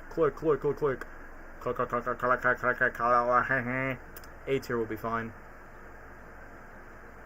Hold up. You're going right next to Johnny Bravo. There we go. Yeah, that'll be my ranking for What's a Scooby-Doo. So, I probably remember more of the Scooby-Doo movies from this time. Yeah. The Mexican one, the cruise one. Of course I do remember. And let's not forget, last comment about What's New Scooby-Doo is the live-action prequel movie, Scooby-Doo Mystery Begins, along with Scooby Curse of the Lake Monster. I think Mystery Begins. They did like a cover of What's New Scooby-Doo? We're coming after you, literally in the end credits. And I'm like, oh, what do you know? That's how you know the show's really that popular. And like I said, this cartoon was the debut where Frank Welker also voices Scooby than just doing Fred Jones in the original, since, you know, he's the only veteran that will keep the legacy alive. But yeah, shall we get to the next one, which is the fan favorite Scooby-Doo cartoons, none other than Scooby-Doo Mystery Incorporated. Scooby-Dooby-Doo. So, Mystery Incorporated is easily the best Scooby-Doo adaptation when it comes to that, and there's multiple reasons why. Number one, you got Matthew Lillard officially voicing Shaggy around that time, so rest in peace to the original voice actor that passed away from the older Scooby-Doo cartoons. But since, you know, Warner Brothers Animation loved Lillard's performance in the iconic live-action movie so much that they officially make him as, like, the official voice in the cartoon. And I will admit, like, when it comes to, like, to the mysteries and spooks, it goes a lot more darker than ever, especially when Fred and Daphne were, like, trapped somehow. Like, it kind of gives me, like, a little bit of this Nightmare on Elm Street and Saw type of vibes. And probably a little bit of, what's another one? H.P. Lovecraft, if you dare I say. But the one thing I also find that's pretty funny is, we do get a little bit of Hanna-Barbera cameos in the show. Like, we get Captain Caveman, Jabberjaw, Blue Falcon, Dynamite, Speed Bucky, and I'm like, wow, the more I think about Mystery Incorporated with the guest stars, I'm like, wait, this feels like something that the 2020 Scoob movie could have done, but they never did it, so I'm like, that definitely, like, makes a lot of sense, like, why they try to make a Hanna-Barbera cinematic universe, but, you know, that clearly did not age well. But, other than that, for Mystery Incorporated, yeah, I was going to say Mystery Incorporated, I was going to say Monsters, Inc., the redesigns of the characters, I like the fact that they still look faithful, but then Velma's haircut has like a slight change, and the fact that not only we get to a little bit lore where we get to see people that are sort of like related to Scooby-Doo, I definitely say like, they also bring back the Hex Girls that was like appearing from earlier Scooby-Doo iterations, and I think there's like this famous cop character, which, wasn't he voiced by Patrick Warburton in the series? Correct me if I'm wrong, guys. Did Patrick Warburton voice a cop in the show in Mystery Incorporated? Mystery Incorporated was definitely surprised with one of the best Scooby-Doo cartoon. Casey Kasem, who actually chose Matthew to be the next voice. You know what? I'm glad that Matthew actually paid, like, you know, Casey's dying wish before he passed away, because, you know, Lillard was, like, literally the perfect casting choice, just to not only play that character in live action, but just be the voice actor, like, literally a part of it.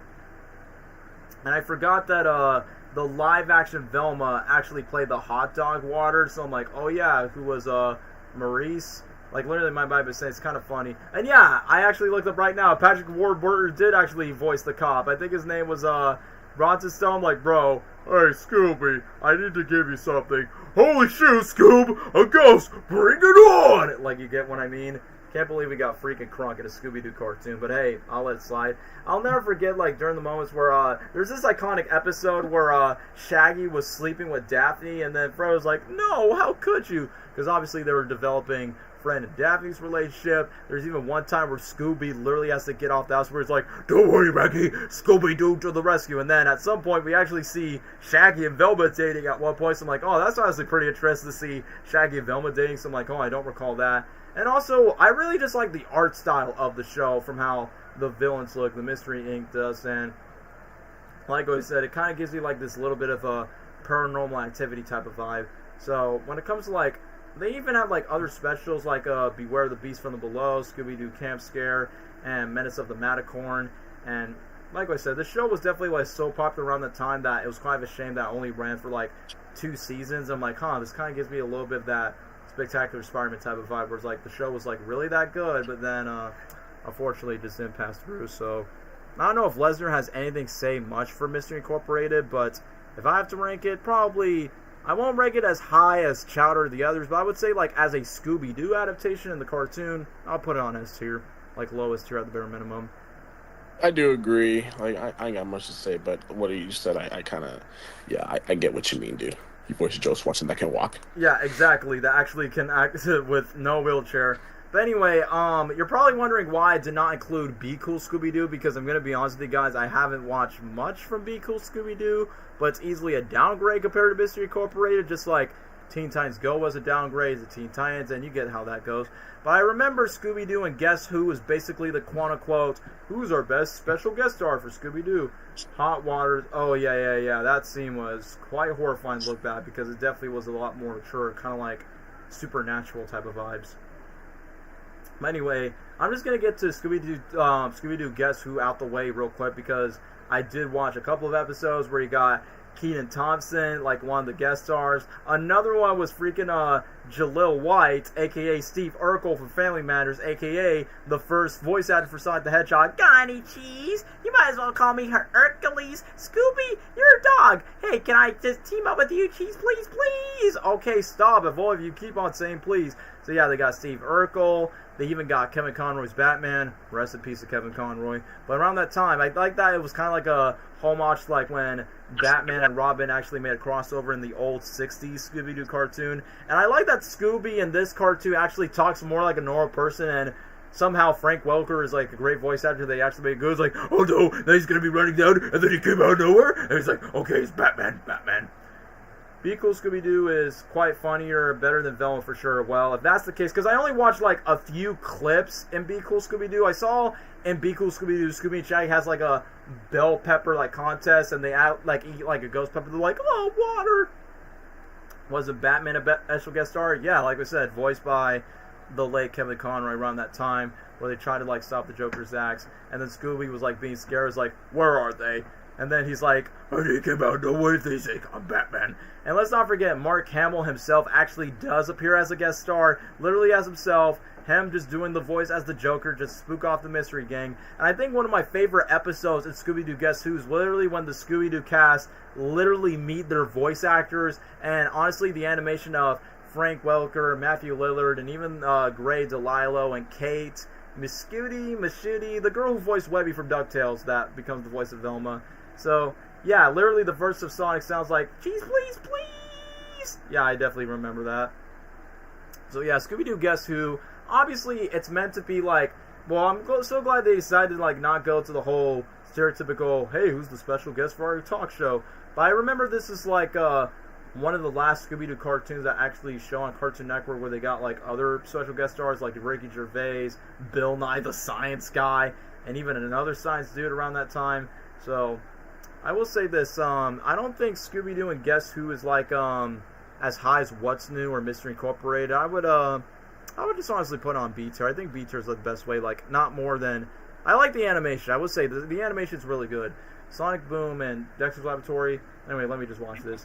I didn't watch Guess Who because it came out at a time where I wasn't a kid. Although I remember the episode where because that was being viral on social media where they literally met their voice actors, and then I see the voice actors taking a picture where they all meet each other in real life and gets to reunite. So yeah, I would say for the Scooby-Doo verse, that's where we wrap it up here for B tier. But anyway, I'm going to take a Wingle, but Lesnar, do you want to take away with Eddy? Yeah. Yeah, take it away with Eddy. Another Cartoon Network classic from the 90s. Ed, Edd and Eddy, it's pretty unique for its own show, for the idea. It's about these three friends that are like scammers, I think, or whatever.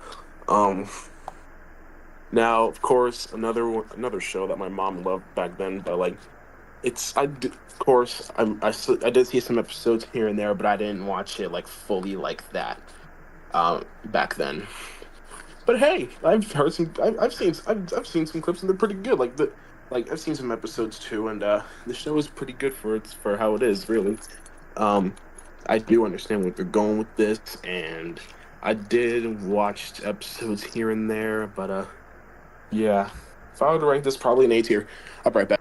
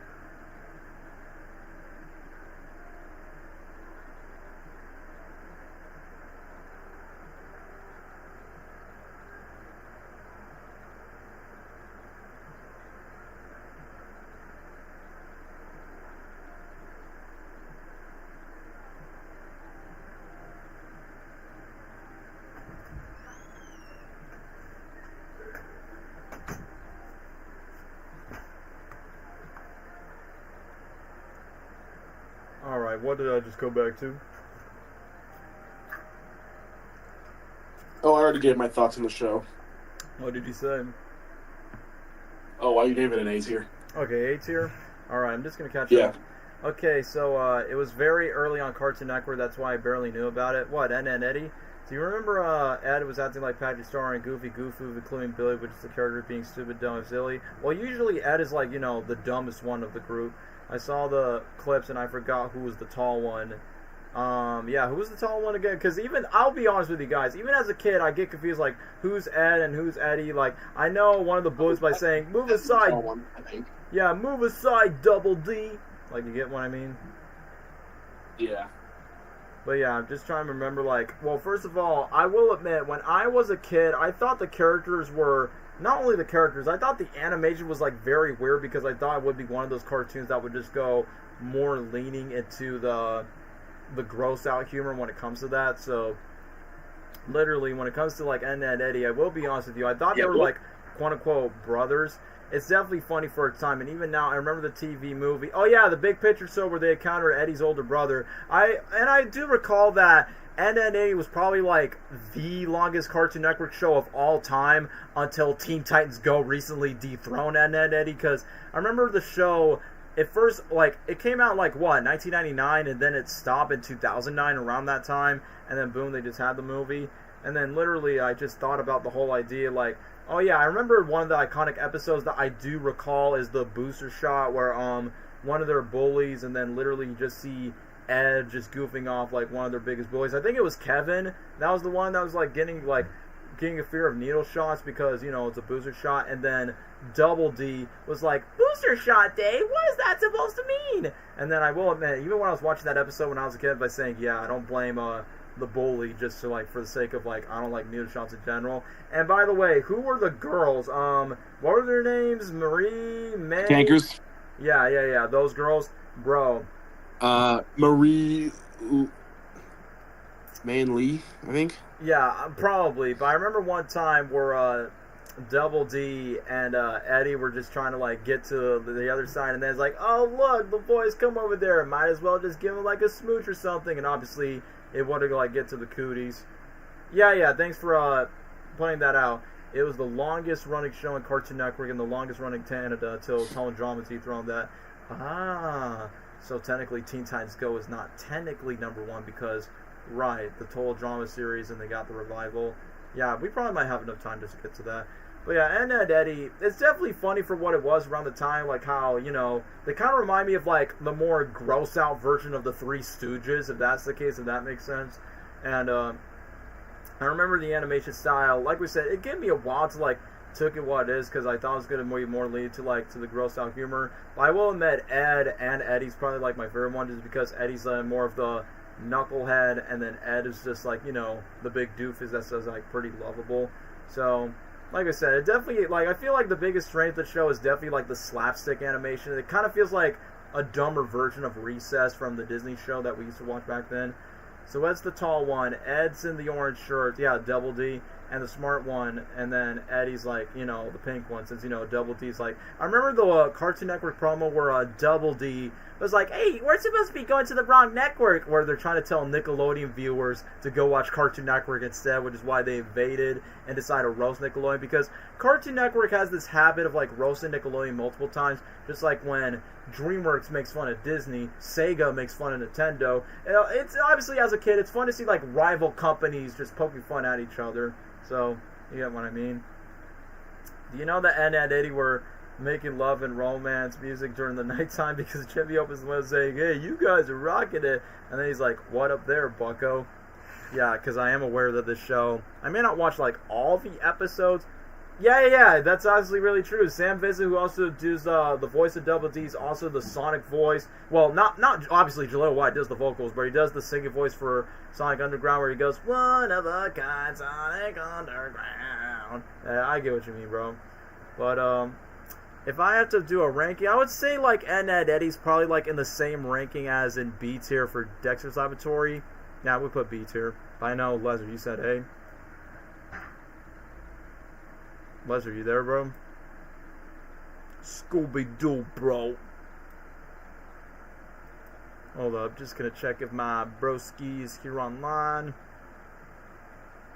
Uh-oh, I think I made a mistake. Uh-oh, we're in trouble. Oh, he got himself muted. Alright, that makes a lot of sense. Huh. Anyway, just making sure we're not missing any comments. And before we... Because I do want to speed run to a couple of the cartoons. And it's only been like 5.5 hours. I feel like we could speed run from Count Chicken to Total Drama. If I had to make a part 2, then I probably might start off part 2 with Teen Titans. I remember the kid is playing... Wait, you're talking about the kid from Ed and Eddy? Anyway, I guess we'll just move on to Count Chicken real quick. So I will admit, Count Chicken, I'm going to be honest with you, I feel like it's probably the same thing I could say about Ed and Eddy when it comes to, like, you know, how weird the humor is. And I know they made, like, a quote-unquote spinoff to it, like I Am Weasel. I will be honest with you, I feel like Count Chicken is, like, the mashup of Ren and Stimpy, but, I guess Rocko's Modern Life just because a bit more gross out things, but I don't think this cartoon is as good as Rocko's Modern Life or Ren and Stimpy by comparison, which is why, because I feel like back then I was more to the Nickelodeon 90s cartoons versus the Cartoon Network 90s cartoons around that time. But yeah, I know the red guy is usually the fan favorite character of them all, even though the voice actor of Cow and Chicken, like, he literally just voiced the other ones. The one thing that really caught me off guard, like, I thought Cow was like a female by saying, yeah, me and Chicken are brothers. Oh, it's gonna be okay. It's all exciting. Cow and Chicken. I remember on Boomerang it never got to me. However, I did enjoy the I Am Weasel segments more than the actual show. Yeah, I feel like Cow and Chicken is definitely like one of those weird mediocre shows, and usually the red guy from both this and I Am Weasel are usually like the scene stealers. So, I mean, some of the things that exist like get really weird. If I had to put like a ranking, probably like a D tier just because it just had that. The Weasel character had an animated show, it's just like how very similar to the Rugrats. I don't know. What do you have to say about Cow and Chicken, Lesnar? I'm not gonna lie. The only thing I know about Cow and Chicken is the theme song. Mom had a chicken, Mom had a cow, Dad was proud, he didn't care how. That's what I remember the most, and the red guy too, and he was a character. Other than that, that's all. I don't watch the show like that. Yeah, that's what I'm saying. Let's just speed run these other like old cartoons. Now the next one is an iconic one, Courage the Cowardly Dog. So, yes. Want to go ahead on Courage the Cowardly Dog? Yeah, man. Courage. Another one of those iconic shows that can be really, like, it'll get you in the feels, either scared or, like, you know, sometimes sad. But hey, it's like, it's still an iconic show. I think the last time I watched it was when it aired on Boomerang, like, years back. I don't remember what episode it was. Which one? I don't remember though, but I know it was on there at some point. But hey, other than that, Courage is a pretty good show. I mean, Courage is, you know, even though he's he could be a fraidy dog sometimes, but like that's the name. That's why he's named Courage, because even though he's scared, he'll still, like, you know, do anything to, like, you know, help out, you know, protect his family. The lady, what's her name? I think her name is Mural. Yeah, Muriel.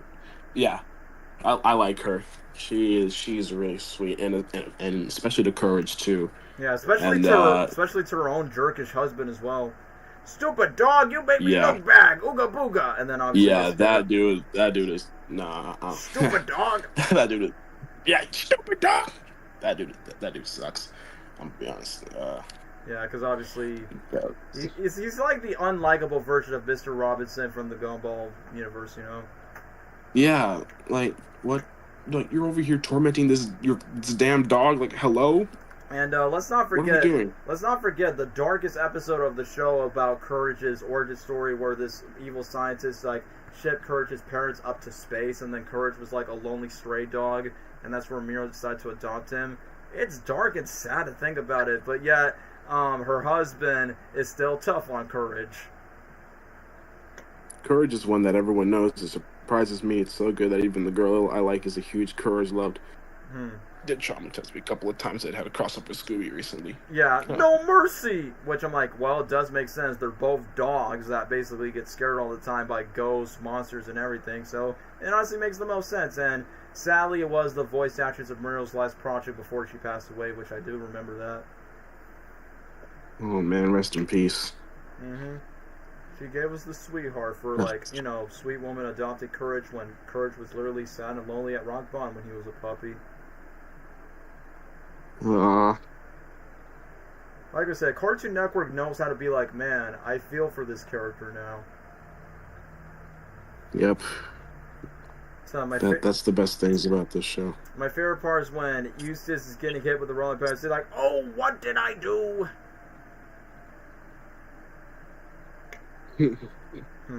What did I do?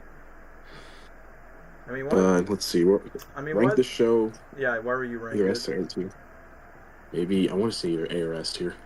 Yeah, I would say like somewhere in the middle of those two, just because. Yes, I definitely agree. Like even when I was a kid, I did not know Courage the Cowardly Dog was quote unquote that old. Like it was like 99, 2002, because they keep on rerunning Courage the Cowardly Dog along when I was a kid. And I will admit, like some of the episodes kind of freak me out because there are some CG type of like, you know, monsters that came out that kind of looks like a walking sperm cell. You know what I'm saying? And then one of the things that really caught me off guard is like once there's like the one thing that makes Muriel like, you know, such a sweetheart to Courage is the fact that she is not afraid of any of the monsters that decide to go to the countryside, and she'll just easily just let it slide. So I'm like, that's why she's like easily like one of the most like not just nicest characters in the show, but also like yet alone like her just being like one of the most bravest ones, despite her husband does not want to believe like Courage is like often scared by these monsters like haunting up to the house. And I gotta comment this out. Courage's voice actor is probably like one of the most, you know, fun, comical, whimsical guys where he goes like, "Happy birthday! I can't believe it! I'm gonna be with Donald Duck." Since, you know, the voice actor's like, you know, everywhere in a lot of cons. I think he was at MegaCon not too long ago where I was in line. Yeah, Marty. Yeah, I was in line to meet Shamik Moore, aka the voice of Miles Morales, and then I hear Marty from the distance by saying, "Hey, we're gonna wish this guy a happy birthday!" Just for him doing the Courage voice. Bless that return, that slap episode freaked me the heck out. I mean, Courage, I definitely say Courage is a much better version of Flapjack in my opinion, and it's definitely like a much more of a creepier version of Scooby-Doo, because I guess you could say Courage the Cowardly Dog is like one of those TV shows that definitely feels a lot more mature, kind of like Goosebumps in a way for what Nickelodeon has done for like Courage. But either way, when it comes to like the monsters, and basically that's the overall most that Courage is trying to do, like even though he is a cowardly dog that doesn't want to like, you know, be courageous, but that's kind of like, you know, quote unquote the name when it comes to it. But like I said, the episode of like remembering of what Courage has gone through from what that evil scientist has done to like Courage's actual parents, and the fact that it was very fitting that it was like in the final season of the show where how baby Courage got his name, and then Muriel decided to adopt him with Courage in the rough spot. I felt bad for that poor little dog. And then even though Courage's parents were still alive up in space, but the vet kidnapped them, and that probably must have been like, you know, if they would have had their revenge, they probably would have had their chance to like, you know, reunite with Courage, but he already has his family for what he has. The voice actor is everywhere at cons lately. He seems very happy. I mean, yeah, I think the man is like literally in his late 60s, and he collaborates with a lot of other voice actors. He meets up with Daniel Ross, who voiced Donald Duck. and the guy who voiced Barney in the Barney TV show. So that's one of the things I just really like from this show in particular, just because I just think the voice actor is really nice. But even the fact that they did cross over with Scooby-Doo not too long ago, I just had a feeling that, you know, number one, I just think it's a nice opportunity that people, like, still will go up to Courage the Cowardly Dog, whether if Marty the voice actor is, like, still around and still in touch. So I would say, like, Courage the Cowardly Dog, despite its weirdness, it definitely has some in-depth, heartfelt moments, despite it could be super scary as heck. So I think I'm going to put it on A tier, yeah. A tier will be perfectly fine because I actually watched a couple of episodes when I was younger, even though I was creeped out from it. But anyway, on to the next cartoon, which is created by the same creator of Powerpuff Girls.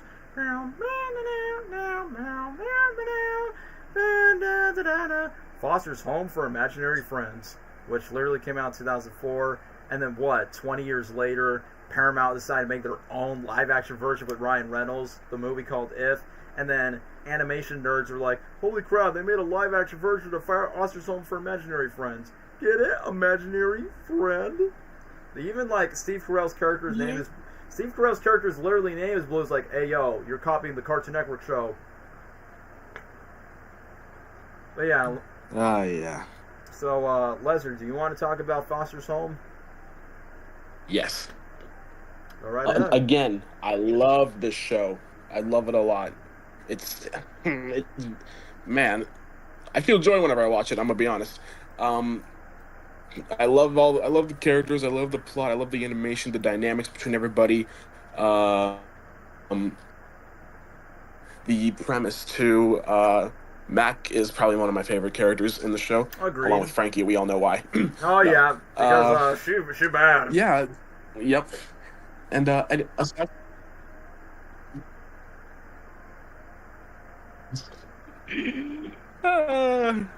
yeah, but aside from all that, yeah, like it's a very good concept, like a unique one. Like you have like a whole foster home for like actual imaginary friends. Like imaginary friends are actually like real in this universe, basically. So it's really interesting. Let's see, other characters I like. I like Wilt. I like Eduardo. Yeah. I like Pelko. Yep. And I'm pretty sure that's all. And yeah, the show definitely had its fair share of flaws, like that one episode with the what's it called? Bendy?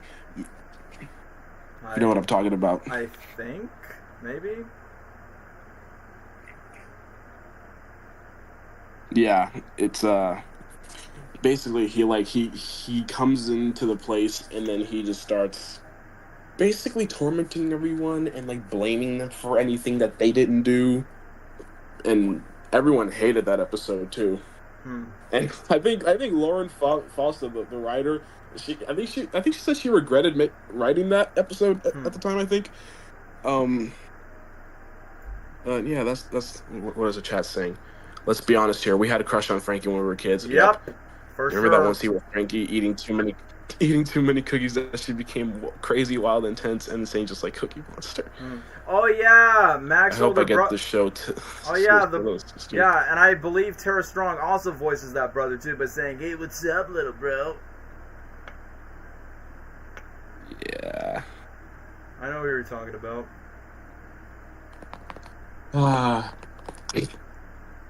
But yeah, man, it's I like everything about the show. Like anytime I watch it, it feels good. Like it's yeah. Yeah. This one comment, the special where they find Will and its creator was truly. Yep, I saw that special. Loved it a lot. Did not expect that from a cartoon like that. Yeah, but hey, man, like I love this show. Love it a lot. I want to put the show obviously somewhere in S tier, maybe even A tier. Alright, so I will definitely say this. This is definitely one of the more good Cartoon Network shows. So, what makes Foster's Home for Imaginary Friends such a good one is, like what Leslie said, the concept, the idea of, I'm pretty sure us kids, we had that moment of, we wanted to have our own imaginary friends. I remember I actually had an imaginary friend named Barry, which is named after the Jerry Seinfeld character from the Bee Movie. He's like, hey dad, I'm talking to my friend Barry, because, you know, I'm such a lonely kid in my head. Hey Daniel Lesnar, do you remember the episode where Mario and Luigi was in? Wait, you're talking about foster home for imaginary friends? I'm like, we've already mentioned Chowder, but wait, really? In this cartoon? What? I don't remember anything. No. No, I'm like, I don't recall in this cartoon. Like, the first thing I can think of is Chowder, but we've already talked about Chowder earlier. But yeah, what I really like about the show is like, well, every time I just think of Mac, I mean, literally Mac is supposed to be representing us, like the viewers, like seeing like the world in his eyes. And the best thing about it is, it's not like one of those cartoons by saying, yeah, I told you guys the real, like literally imaginary friends are literally like insentient beings with each other. And before I can talk about other characters, I want to talk about Wilt. So obviously he's voiced by Phil Lamar, aka Samurai Jack. It's kind of funny that we kind of get to, like, he is, like, we can definitely tell he's a very wholesome imaginary friend with his crooked arm and the left eye. And I kid you not, guys, I think I actually got a Burger King's toy based on that character. And when I was young, I was like, wait, who is this character? But then I saw a YouTube video where it's discovered that Welch was not built this way. He was injured in a basketball game. He left his eye being crushed and his arm being injured, and then he sleeps on the floor beneath the bunk bed. Like, literally, when they talk about his physical, like, pain that he goes through, I'm like, dang, did not expect that from this nice guy. I mean, you know, it's true. Sometimes the nicest people usually have, like, the tragic origin stories, which, yes, that is very true. They're making a... Yeah. I actually, heard that they're doing, like, a preschool version of Foster's, is the same creator involved, from what I've remembered, of this, quote-unquote preschool version of Foster's Home. I don't know. I think so. I think he is. Yeah, I believe so, maybe, because, you know, they could have, like, have his permission.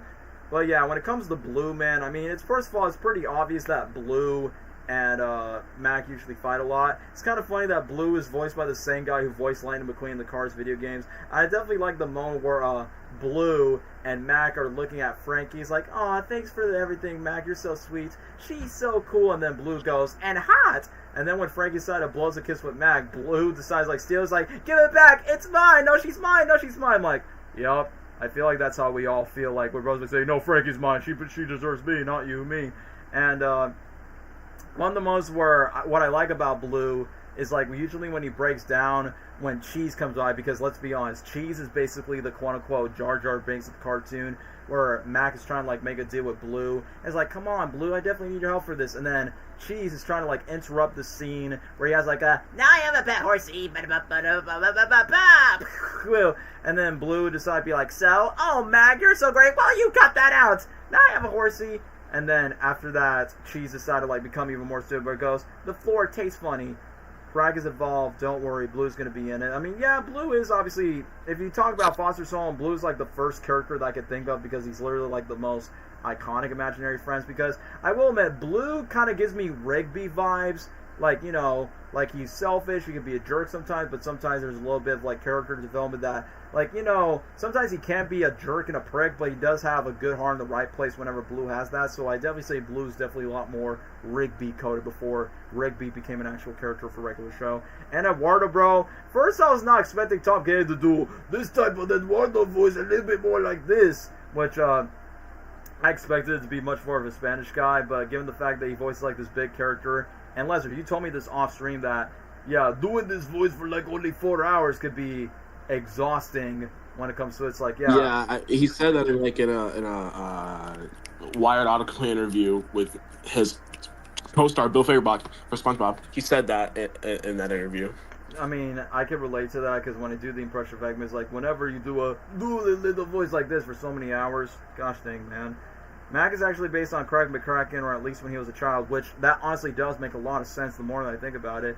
Frankie was based on Lawrence Foss. Remember Coco? Of course I remember Coco, like the crazy bird that basically kind of looks like a tree. And like I said, once again, I think Burger King around that time actually had like one of the toys of that character, and then literally just was like, what is it supposed to be, like a rooster or a bird or something? And then Mr. Hairman, you know, the bunny that goes, oh yes, I'm totally... Yeah, the bunny. Yeah, but he goes, hippity hoppity hop. And I'm like, yeah, I noticed that it's literally the same guy who voiced the professor in Powerpuff Girls, because, you know, Cartoon Network usually decides to reuse these things. And let's not forget the Madam, which is basically, like, Frankie's grandmother around that time, since she's technically the founder of the entire, like, you know, the home that they just put. And I remember there's like one of the promos where Frankie gets like quote unquote kidnapped, and then Mac and the other imaginary friends just goes hello, hello, hello, hello, hello, and then I remember during the Burger King commercials that Blue was everywhere, and I think I remember he's like, need a coffee table, need a coffee thing. I mean, the show definitely has its funnier moments, whether it's with Eduardo or Mac or Blue or everything else. And Coco obviously does make the noise of the meep meep. I mean, to be fair, I don't know if Roadrunner's definitely the influence, but I could definitely see somewhat with the parallels. So I would say like Foster's Home for Imaginary Friends. I'd probably like put it, for me, I would put it on A tier because I may not be super passionate about it compared to the other cartoons, but I definitely say it's a good one. Come on, stream, what are you doing? No. I clearly have seen these cartoons. I'm like, no, I have not watched Foster's Home for Imaginary Friends, because I know people in the chat would have been like, how dare you, Daniel? But yeah, I definitely say it's better than Johnny Bravo, just not next to Scooby-Doo. But now this other cartoon, I have some interesting lore pieces, but this one is The Grim Adventures of Billy and Mandy. Woogity, woogity, to be or not to be. Any words on that for yourself, Lesnar? I ain't got much to say about Billy and Mandy, although it's pretty funny from what I've seen. And also, Vaderism as Billy, my goat. Love it. Yeah, but I'm gonna keep this short because it's been going on for like how long? For like 5.5 hours. But yeah, from what I've seen from the show, it's pretty funny. Yeah, it's pretty funny, in my opinion, and yeah, that's all I gotta say. Alright, so I guess I have to ramble for the millionth time. So, for Billy and Mandy, this is an interesting thing, guys. Yeah. You want to know what's interesting about my history, origin of how I knew Billy and Mandy, like, in the first place? I actually watched this episode in a hospital when I was younger as a kid. I think I was, like, really sick around the time. I was, like, maybe 6 or 7 around the time. I remember where Bibbs was, like, crying with his doctors, where he's, like, snot crying, but saying, how could you do this to me? And then we see Billy with his dad, and then I remember my grandmother was by saying, ay, wakala molo, piwi mocos, because, you know, I live in a Hispanic family, so that's definitely one thing to consider in mind. Billy and Mandy is definitely a show that exists. It's good, but not the best thing ever. Yeah, I mean, yeah, they got us great voice actors like Richard Harvitz from Invader Zim, and obviously great Delilah, who's part of this. I seen the show 2 years ago because my older brother did see the show in his past years. Also, Pinocchio, Geppetto, and the Blue Fairy were in one single episode. Oh, basically just making fun of Pinocchio. That's honestly quite interesting. But yeah, with Billy and Mandy, I got introduced to this, like, literally watching in the hospital. I definitely say the best character in the show, in my opinion, has got to be Grimm. Just because he has interesting lore, where he has this homecoming dance where he's trying to, like, ask out this Spider Queen, where he goes, no, I'm going to put this book when I go boogity, boogity. So I think the Grimm is probably, like, the best character of them all, because, you know, Billy's meant to be stupid. And Mandy, she's basically the stereotypical, like, you know, frowny emo chick that is not dressing like one, but she barely smiles. I mean, there are some episodes where she actually does smile, including the one where they try to make her smile in this one Santa Claus Christmas special where Gilbert Gottfried did the voice where he goes, ah! And then basically Mandy's just trying to sing like up in the grass, down as says, all these Santas on his face. And then basically they just made Mandy smile. Big finish.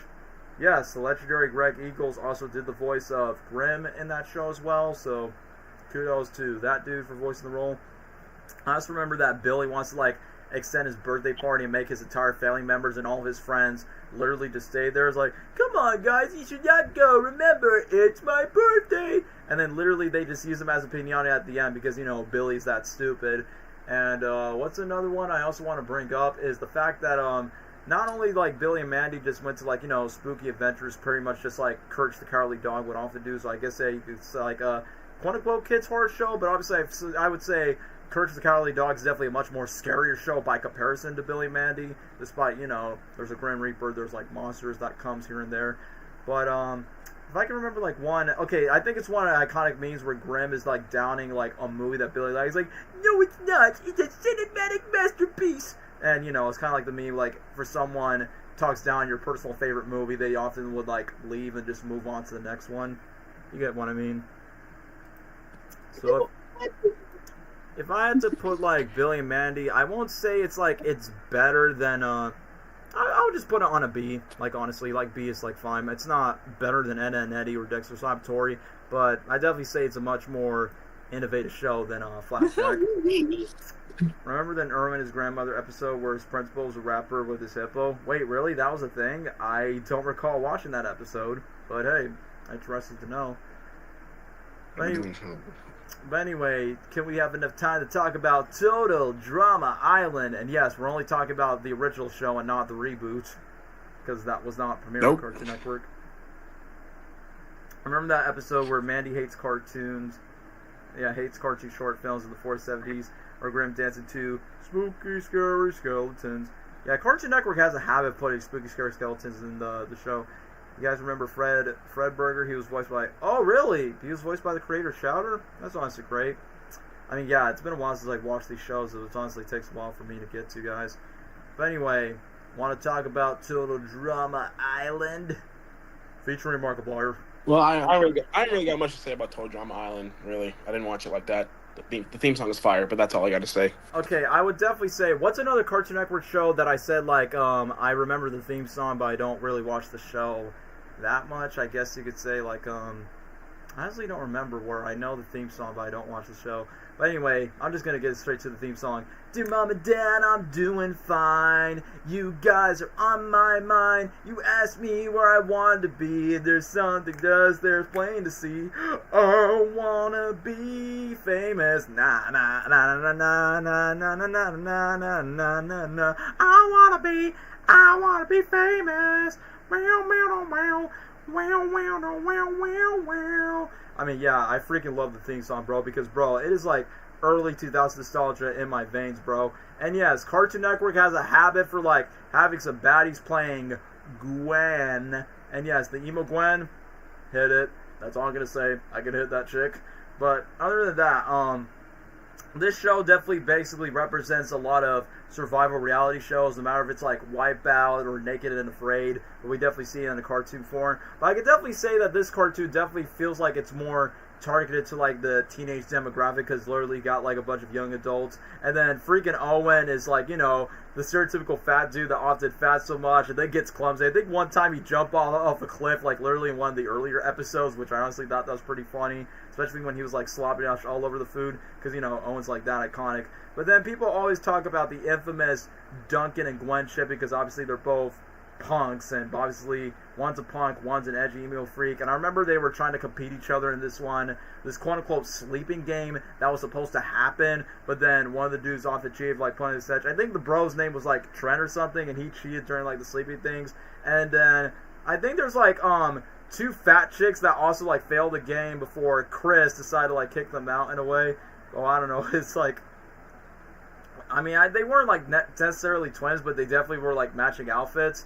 But then when it comes to the other characters, I expect like Cody, not only because he was like the skinniest dude of the group, I definitely expected to like, you know, be one and out, even though Cody often hits up Gwen, but yet Gwen's definitely more into like the bad boys with Duncan. But the one thing I do feel bad for Cody probably happened in Total Drama World Tour, where they definitely have a lot more musical segments for what they got, and literally around that time, bro, literally I cannot take it seriously, where Cody's like being simp for that. Marry Cody. I mean, yeah, the reason why I like Cody, because, you know, he's technically the skinny nerd of the group, so I'm like, yeah, that's really him, because, you know, the majority of the other dudes are either just buff, or unless you're like Owen that just gets fat, or some of the bros are just like hippies, like Harold and Ezekiel are like the dude with the beanies. It's like, can't even take them seriously. But one of the funniest characters is easily the chef. Is like, guys, I got some pineapple pizza. Who wants that slice? You don't be coming into that island. And it's kind of crazy that they made like a Total Drama prequel where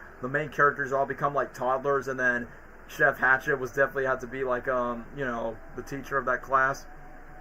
But yeah, like what I said, even though yes, I would agree, I'm definitely gonna go to this one comment by saying, bro, Gwen was definitely a crush of so many people. Cody's literally me. I mean, I was going to say, the episode where Harold saw Heather's oh, yeah. Speaking of which, bro, there are like a lot of baddies. I mean, yes, Gwen is like the most number one that everyone could say, but Bridget, since that chick love animals, she can hit it. Heather's fine. Izzy's fine. Leisha, Courtney. Oh, bro, Lindsay, bro.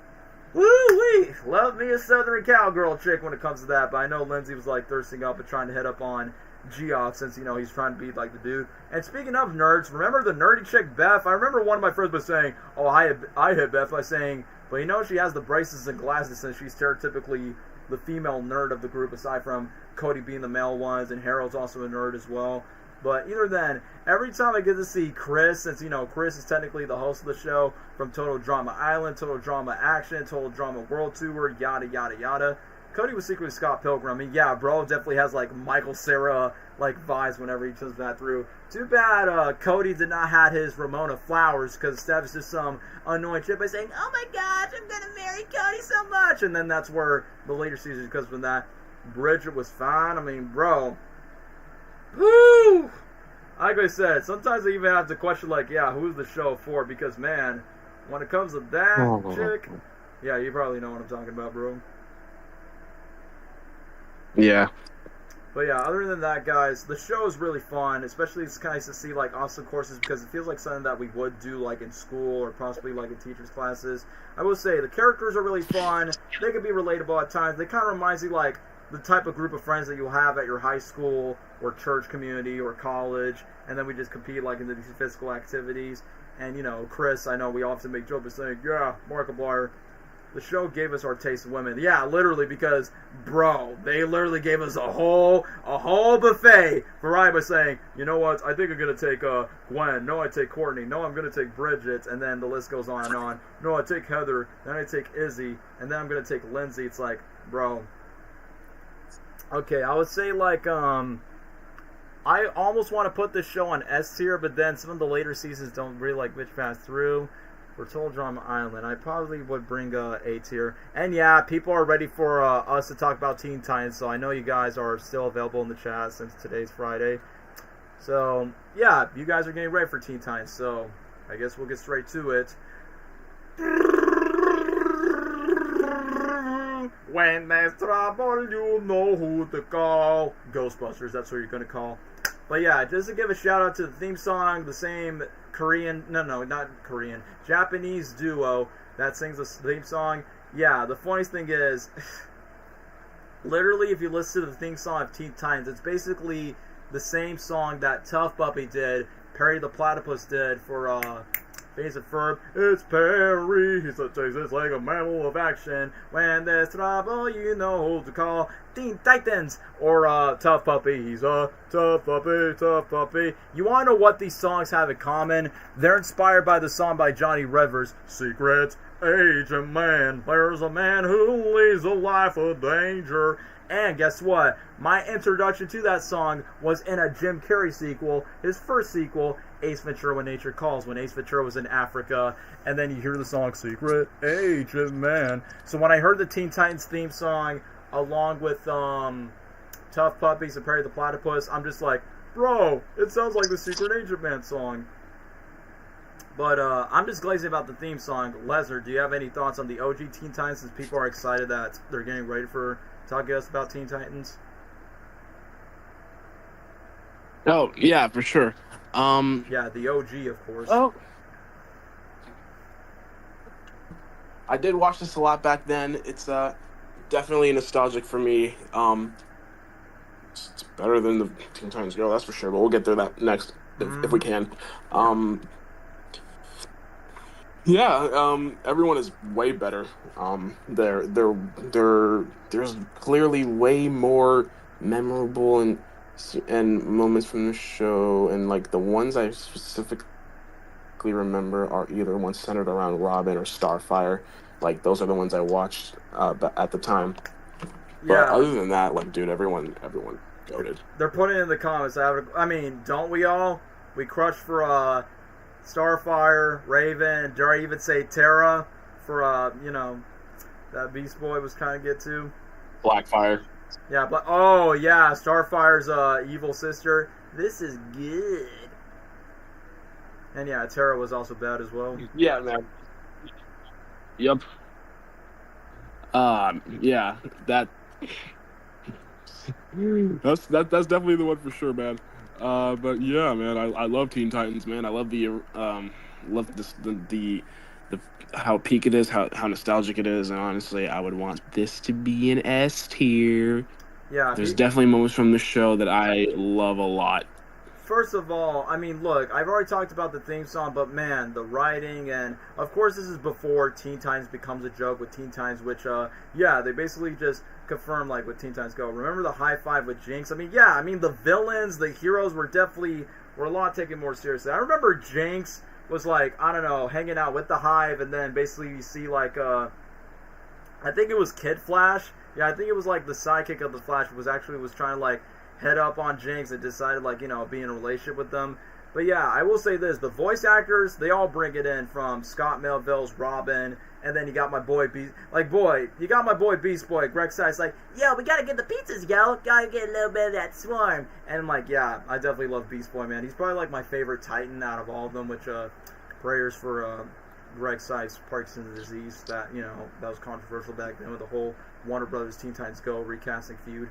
But anyway, just to get back to the original show, yeah, the characters are very spot on, even though I did not, I mean, obviously I know who Robin was, because, yeah, he's Batman's sidekick, but clearly I did not know the other Titans from Starfire, Raven, Cyborg, and Beast Boy, and, you know, Cyborg is the only Titan that can actually be with the Justice League, aside from Robin, but other than that, I feel like this cartoon in particular, just make us, like the characters a lot more than just, like, oh yeah, they parodied the old Justice League cartoon. But other than that, I feel like the action sequences is definitely on par. Definitely the romance between Robin and Starfire is very on par, even though Blackfire is, down bad. Yeah, I'm hearing you guys. S tier. The one episode where Cyborg Starfire talks about racism. Yeah, I do recall that. Let's not forget the episode where... Of course I do. I'm part robot. Let's not forget the episodes where the Titans literally dressed up as Robin, just to be like Robin for a day, which we cannot forget about that. I remember that. I love that episode. Yeah, and I remember the episode where they adopted Silky, a.k.a. the Swarm Pet that was very close to Starfire around that time. And not only just that...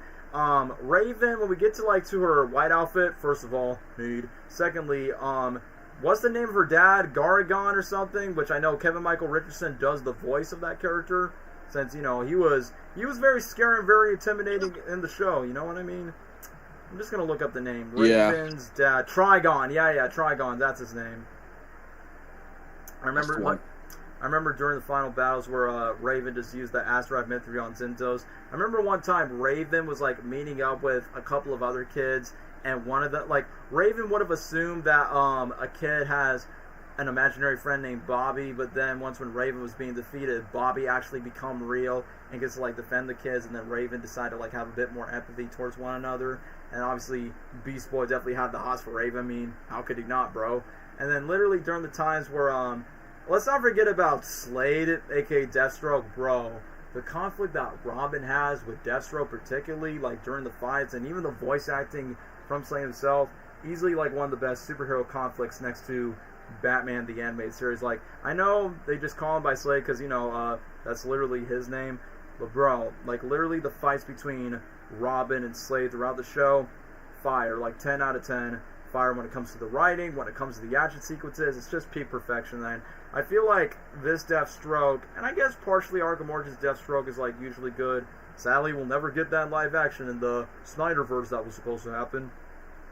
But yeah, the one thing I also like about the show is how we get so emotionally in depth with the characters with all their personal struggles. We get to know more of Raven's world, Starfire. Yeah, Hellboy himself. It was Hellboy himself that did the voice of Slade. Yeah, he also voiced the Lich in Adventure Time. Bro, who would have thought Hellboy would be such a great... I'll be honest with you, a very award-winning performance of voicing Slade into this cartoon. Easily... I mean, like I said, the villains are really well good. The High Five from Jinx, Gizmo, and the multiplying villain, you know what I'm saying? And I like that you get some returning villains, like the one character that John DiMaggio plays, or the villain that Tom Kenny plays that was also a magician. I mean, like I said, the characters are just really well done, including when Tara, even though she was a villain, but yes, she has a complicated relationship with Beast Boy here and through, but we'll never forget about the cliffhanger ring where Beast Boy was in the high school, and then we never get the conclusion of what the future sees as what could have been. But like I said, so many cartoon characters that I feel like Teen Titans definitely feels like the best predecessor to Batman the Animated Series, where it's it's dark, it's serious, but also can be fun for kids and adults, kind of like Batman the Animated Series.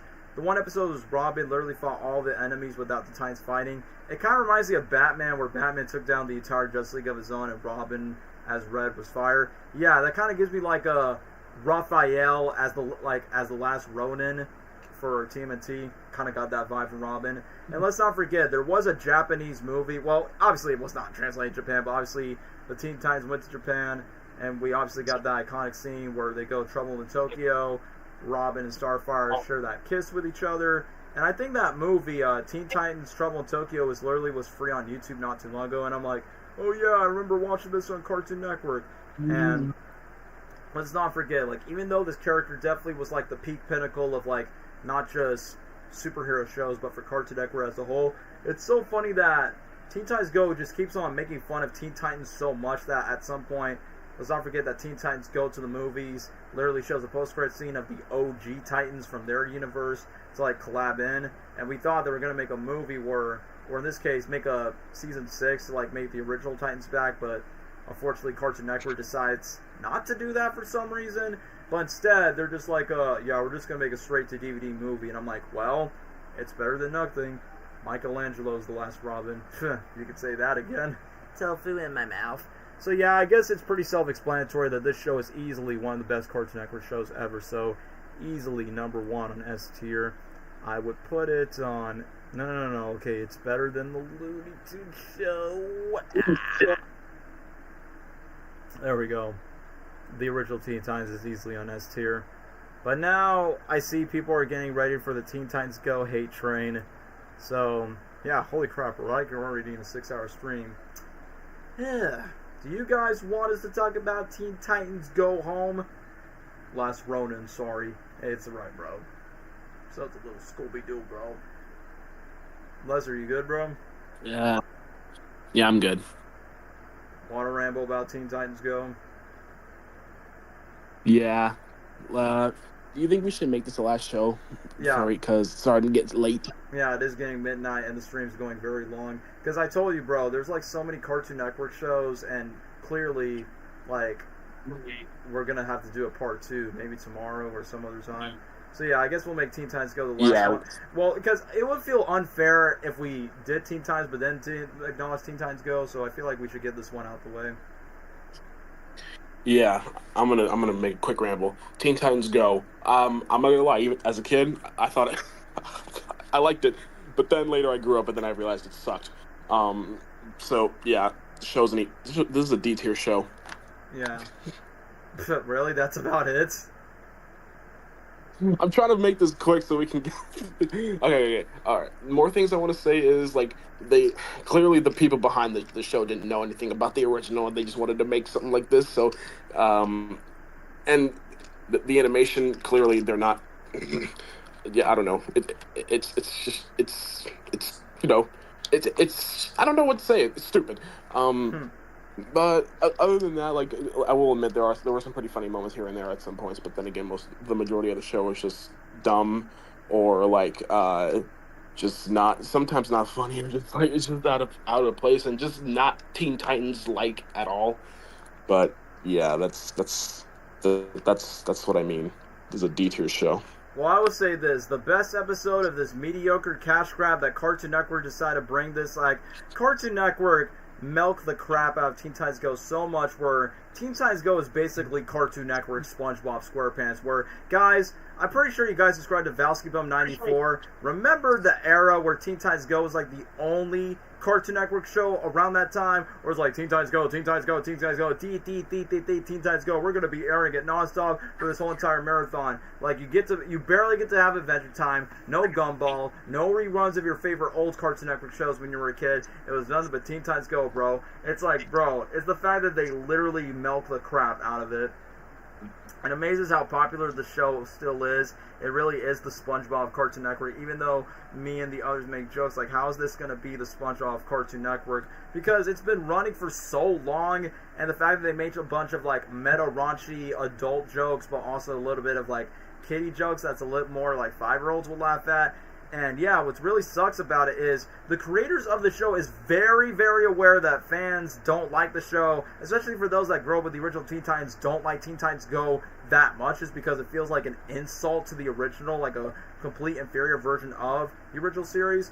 And yeah, I will admit, like, as a kid, I was like, it's alright, but it's not terrible, it's not great, but it's not, you know, the original Teen Titans that everybody loves and prefers. But yeah, the writers of the show are being so mad by saying, like, literally one of the episodes where literally the Teen Titans go to Cartoon Network Studios, they talk to the writers, and they actually meet the voice actors that literally just does the voices out of all these characters by saying, like, Shamalama Ding Dong, oh, my name's Scott, Titans go! And then you see Tara Strong doing her voices of Timmy Turner, Bubbles, and Twilight Sparkle from My Little Pony. And then I like that Starfire's voice actor's like, thanks, don't take my picture, because, you know, Hidden usually doesn't show her picture on her portfolio or something.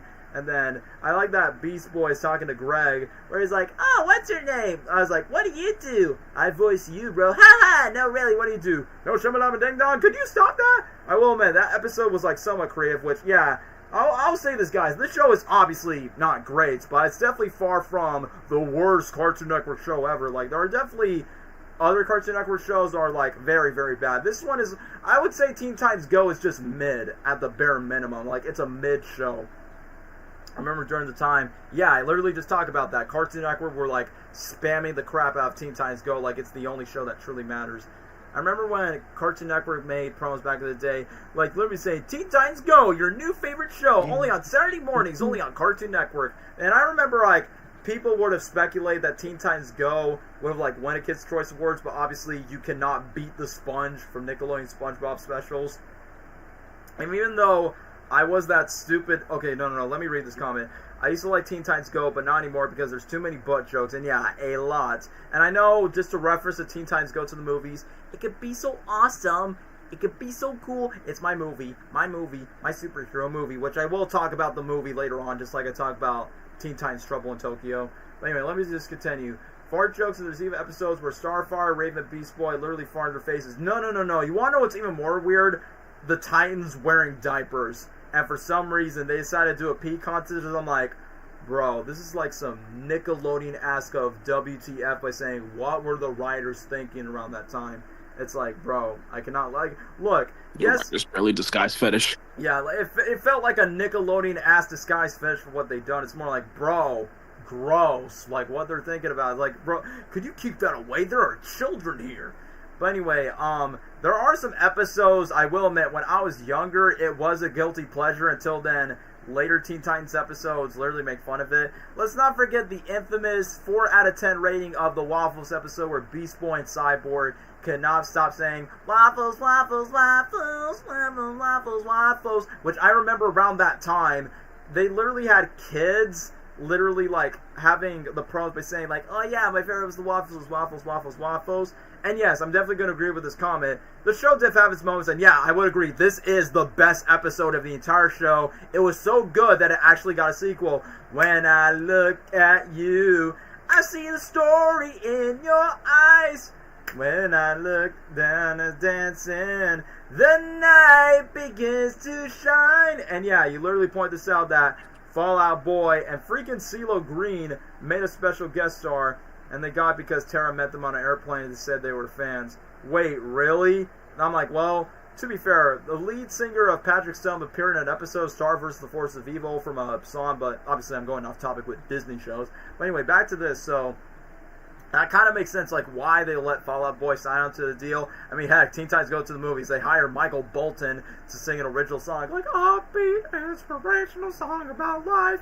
But literally, I will say this, like, the best thing about The Night Begins to Shine is not just because of that catchy song, is the fact that, bro, this 80s style art style that they done is like, bro, this episode that Cyborg had about Night Begins to Shine, it makes all the episodes look like a joke by comparison. And in my mind, it's like, if you're gonna reboot Teen Titans and not bring back the original like the original series, then why not remake this in this very sci-fi 80s type of show atmosphere that you would have got? And yes, JJ Bulldog points, Cartoon Network lost their fans thanks to Teen Titans Go, and they recently only got 50K views on their channel and cut deals with Comcast Cable. Yep, that's how you know Cartoon Network is kind of like fumbling the bag when it comes to the show. Yeah, Lil Yachty was also in the movie. Yeah, the same bro that did the song for the TMNT Michael Bay movies and the Sonic movie. Go, Teen Titans Go, go, Teen Titans Go.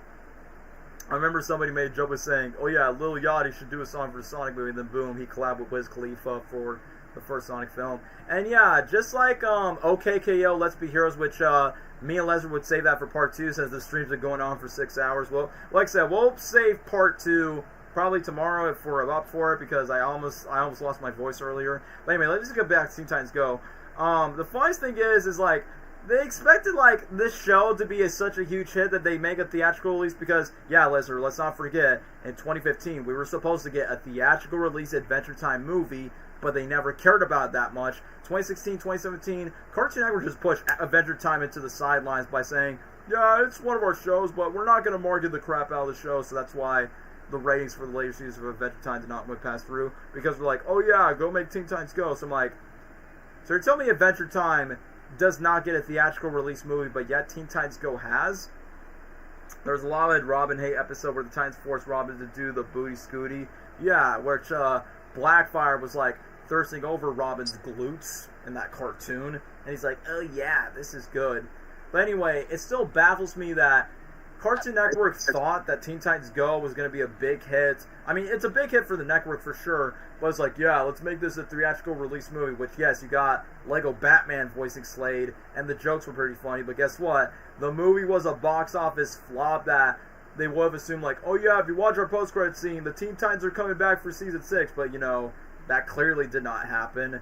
And secondly, the only closest thing was like a crossover of Teen Titans versus Teen Titans Go. I'm like, well, it's better than nothing just to have like the OG Titans back together once again, just to face their two-dimensional juvenile counterparts. And yeah, let me just run. I remember when the episode they got to main Return of Slade came out, so many people got mad because it's a clickbait title. Yeah, they did not appear at all. All they just did was mentioning him. I'd rather watch the regular show movie than Teen Titans Go to those theaters. And yeah, I was going to say that because they made the regular show movie straight to Cartoon Network. And same goes for We Bear Bears, which we might talk about that in part 2 of our Cartoon Network stream. But literally in my mind, it's like, bro, why can't we just do that in a theatrical release? And heck, I remember Gumball was supposed to get a movie, but that never just got pushed forward. But yet, Teen Titans Go made it to the big screen, but yet still was a box office flop regardless, because, you know, Teen Titans Go is usually hated in the animation community, and, you know, 2D animated movies don't usually sell as much as 3D films, which is why in 2018, Incredibles 2 made like $1 billion, because, you know, it's a sequel to Pixar's The Incredibles. But anyway, back to Teen Titans Go. They did make a lot of crossovers in the past. They crossed over with the 2016 Powerpuff Girls. They crossed over with the DC superhero girls, because, you know, it's the My Little Pony version for the DC characters. And who else? They cross over with Beetlejuice, since it's the same guy who played Beetlejuice in the Broadway musical. They cross over with Scooby-Doo, where they have like this Family Feud type of banter. I mean, I could tell that later seasons they're trying their best to be more creative and less filler compared to the older seasons, but, you know, Teen Titans Go is like running so hard for so many years. And the one episode that really caught me off guard is the whole burgers versus burritos, which the song is pretty catchy, and I know it's debatable, like, what do you prefer, burgers and burritos, but it's still pretty dumb for a superhero TV show. There's even one moment where we see Beast Boy twerking in front of the camera. It's like, bro, yo, Beast Boy, I know you're my boy, but don't do it like that. And, you know, him just eating on tofu out of nowhere, just go, tofu in my mouth. Yes, LeBron James did collab with the Teen Titans, so way before LeBron James would have been in Space Jam: A New Legacy, he decided to be in Teen Titans Go, where they have this Scooby-Doo parody where Velma, why say Velma? Raven has Velma glasses, and then LeBron just brings like his basketball, he's like, alright guys, time to go dribble, because, you know, LeBron James was trying so hard to like be in the animation side before Space Jam: A New Legacy. But yeah, other than that, the Titans, let's not forget that one episode where Cyborg falls in love with Jinx, and then Jinx have a crush on each other, and then Gizmo was being like very fishy that Cyborg Jinx, and then Cyborg was going, Jinx, and then the Hive was trying to be the good guys for once, and then the Titans become the villains just to make a diversion. And yeah, I forgot Zack Snyder was in the cartoon, which I remember Zack Snyder was like, do you want some more dark, edgy stuff? Which they literally make fun of Zack Snyder's DC movies, where they made the Teen Titans Snyderified when they're about to face Darkseid. So I'm like, yeah, just imagine an alternative universe where Zack Snyder runs the DC animation world rather than the DC movies. Because, you know, even Rick and Morty makes a joke about Zack Snyder and James Gunn being a part of their productions. I mean, heck, even Teen Titans Go to the movies, where they had Nicolas Cage voicing Superman. He's like, oh, what's your mother's name? Martha. Then what's your dad's name? Thomas. And then Superman and Batman keeps on fighting because Warner Brothers animated movies from Lego Batman to Teen Titans Go keeps on making fun of Batman v Superman because, you know, the Martha was such a meme back then in 2016. And yeah, there were like so many like random crossovers that's coming to the tip of my tongue that I cannot even think of. I mean, heck, I guess if you can kind of count this, Teen Titans Go were in Lego Dimensions, and then they interact with the Lego Powerpuff Girls and Lego Beetlejuice, which that later on become canon in the cartoon. And, you know, clearly Teen Titans Go is going to have like the other Justice League members that pop in, whether it's Plastic Man, Batman, Superman. And they always make Batman a joke by going, ah. It's crazy that Warner Brothers doesn't want to work with Zack Snyder, but yet they bothered to have him Yeah, like on the animation side, they're like, you know what, Zack, appear in Rick and Morty, appear in Teen Titans Go since you play Fortnite, so I don't really get that. Even though Adventure Time didn't get a theatrical movie, but 2024 it says cartoon. Wait, really? Is that actually true? I mean, I don't think it's going to be... Yep. Wait, Lesnar, is that really true? An Adventure Time movie, but is it going to be streaming? That's what I've heard all over Twitter. Is it streaming or theatrical? Hold on. I probably streaming. I don't know. Let me see. Adventure Time movie. I mean, to be fair, I mean, I've heard that they recently just released season 2 of Fiona and Cake, and you know that's pretty big on HBO Max. Kevin Conroy voiced Batman one episode, which, yeah, I think it's weird that they make Batman a side character, and they just make him do that stupid dolphin laugh where he goes, like multiple times. Well, we know it's in development, but I don't know if it's either streaming or got theatrical. It. Okay, someone put in the comments, streaming, like, well, that does make sense since, you know, Adventure Time was not as big as popular as it is. I think it's streaming since... Okay. Yeah, makes sense. And, you know, Cartoon Network is quote-unquote dead, but their franchises are not dead, so their franchises gets, like, different homes, like Gumball's and Hulu. Adventure Time still stays on HBO Max, and then regular show's going to come back, which I'm really... Like I said, if regular show comes back, I'll be there day one for the Lost Tapes spinoff that's going to be happening.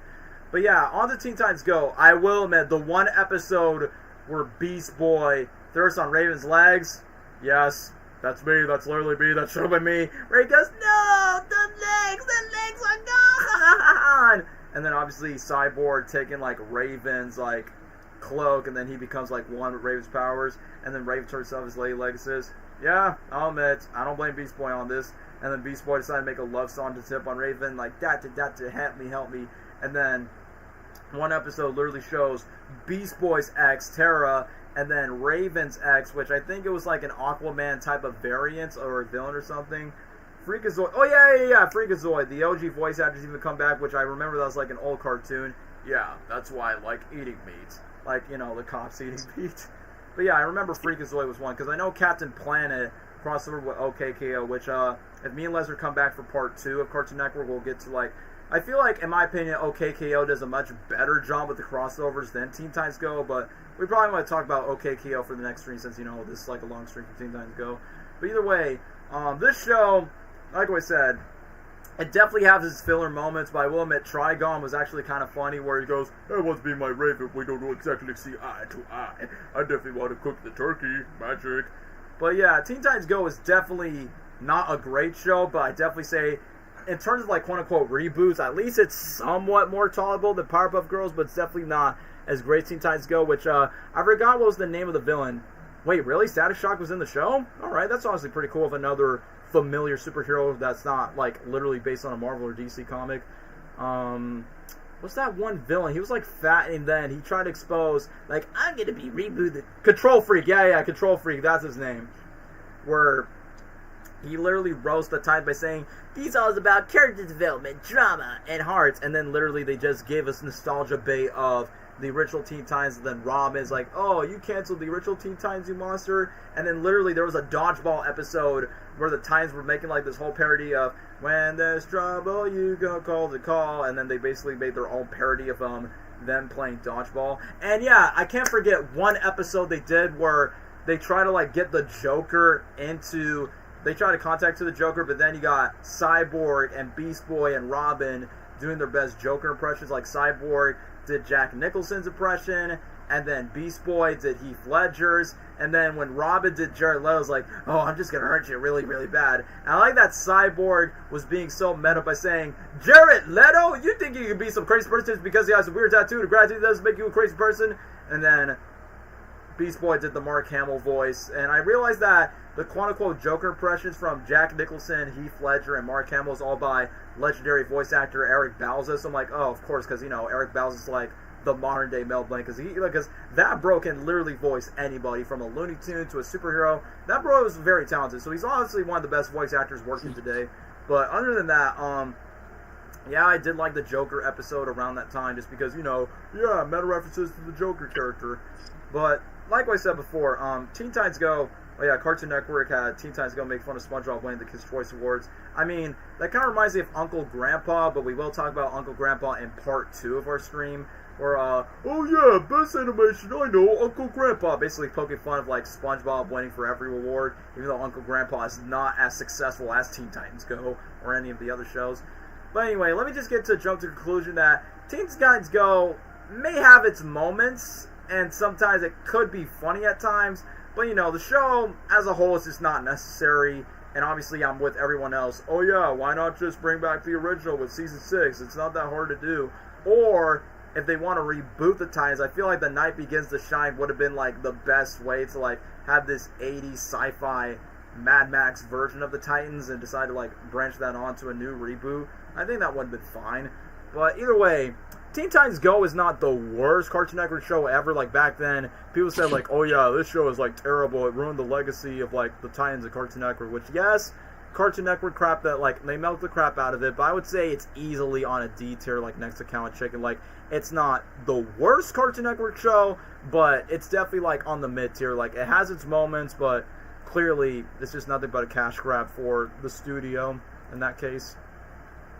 So yeah, now that we got, I know we got other popular shows. We got the Ben 10 franchise, Steven Universe, and the reason why you're probably wondering why I didn't put Steven Universe then, because me and Lesnar had some very different opinions about Steven Universe, why it's not as great as the other ones. But either way, so it's kind of funny that if we do part 2, we're going to focus on the more boy-centric like shows, whether it's Ben 10 and Ninjago, because I had friends back in the day that we were going to get that. Oh, we were going to get a Night Begins to Shine spinoff, and supposedly we got anything from it.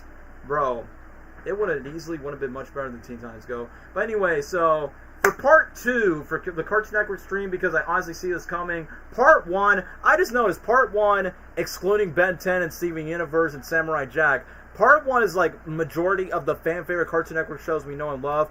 Part 2, if we do part 2 of the Cartoon Network stream, it's going to be like a roller coaster of hits, misses, or just in the middle, from Ben 10 to the one-off shows to some shows that actually got green-lighted, but then some are just kind of low in views. Some are just movie tie-in spin-off shows, whether it's Clyde with a Chance of Meatballs or Unikitty, and some are just underrated ones. And yes, thanks to Lesnar, we probably might acknowledge some of the live-action shows in a network called Cartoon Network. So, yep.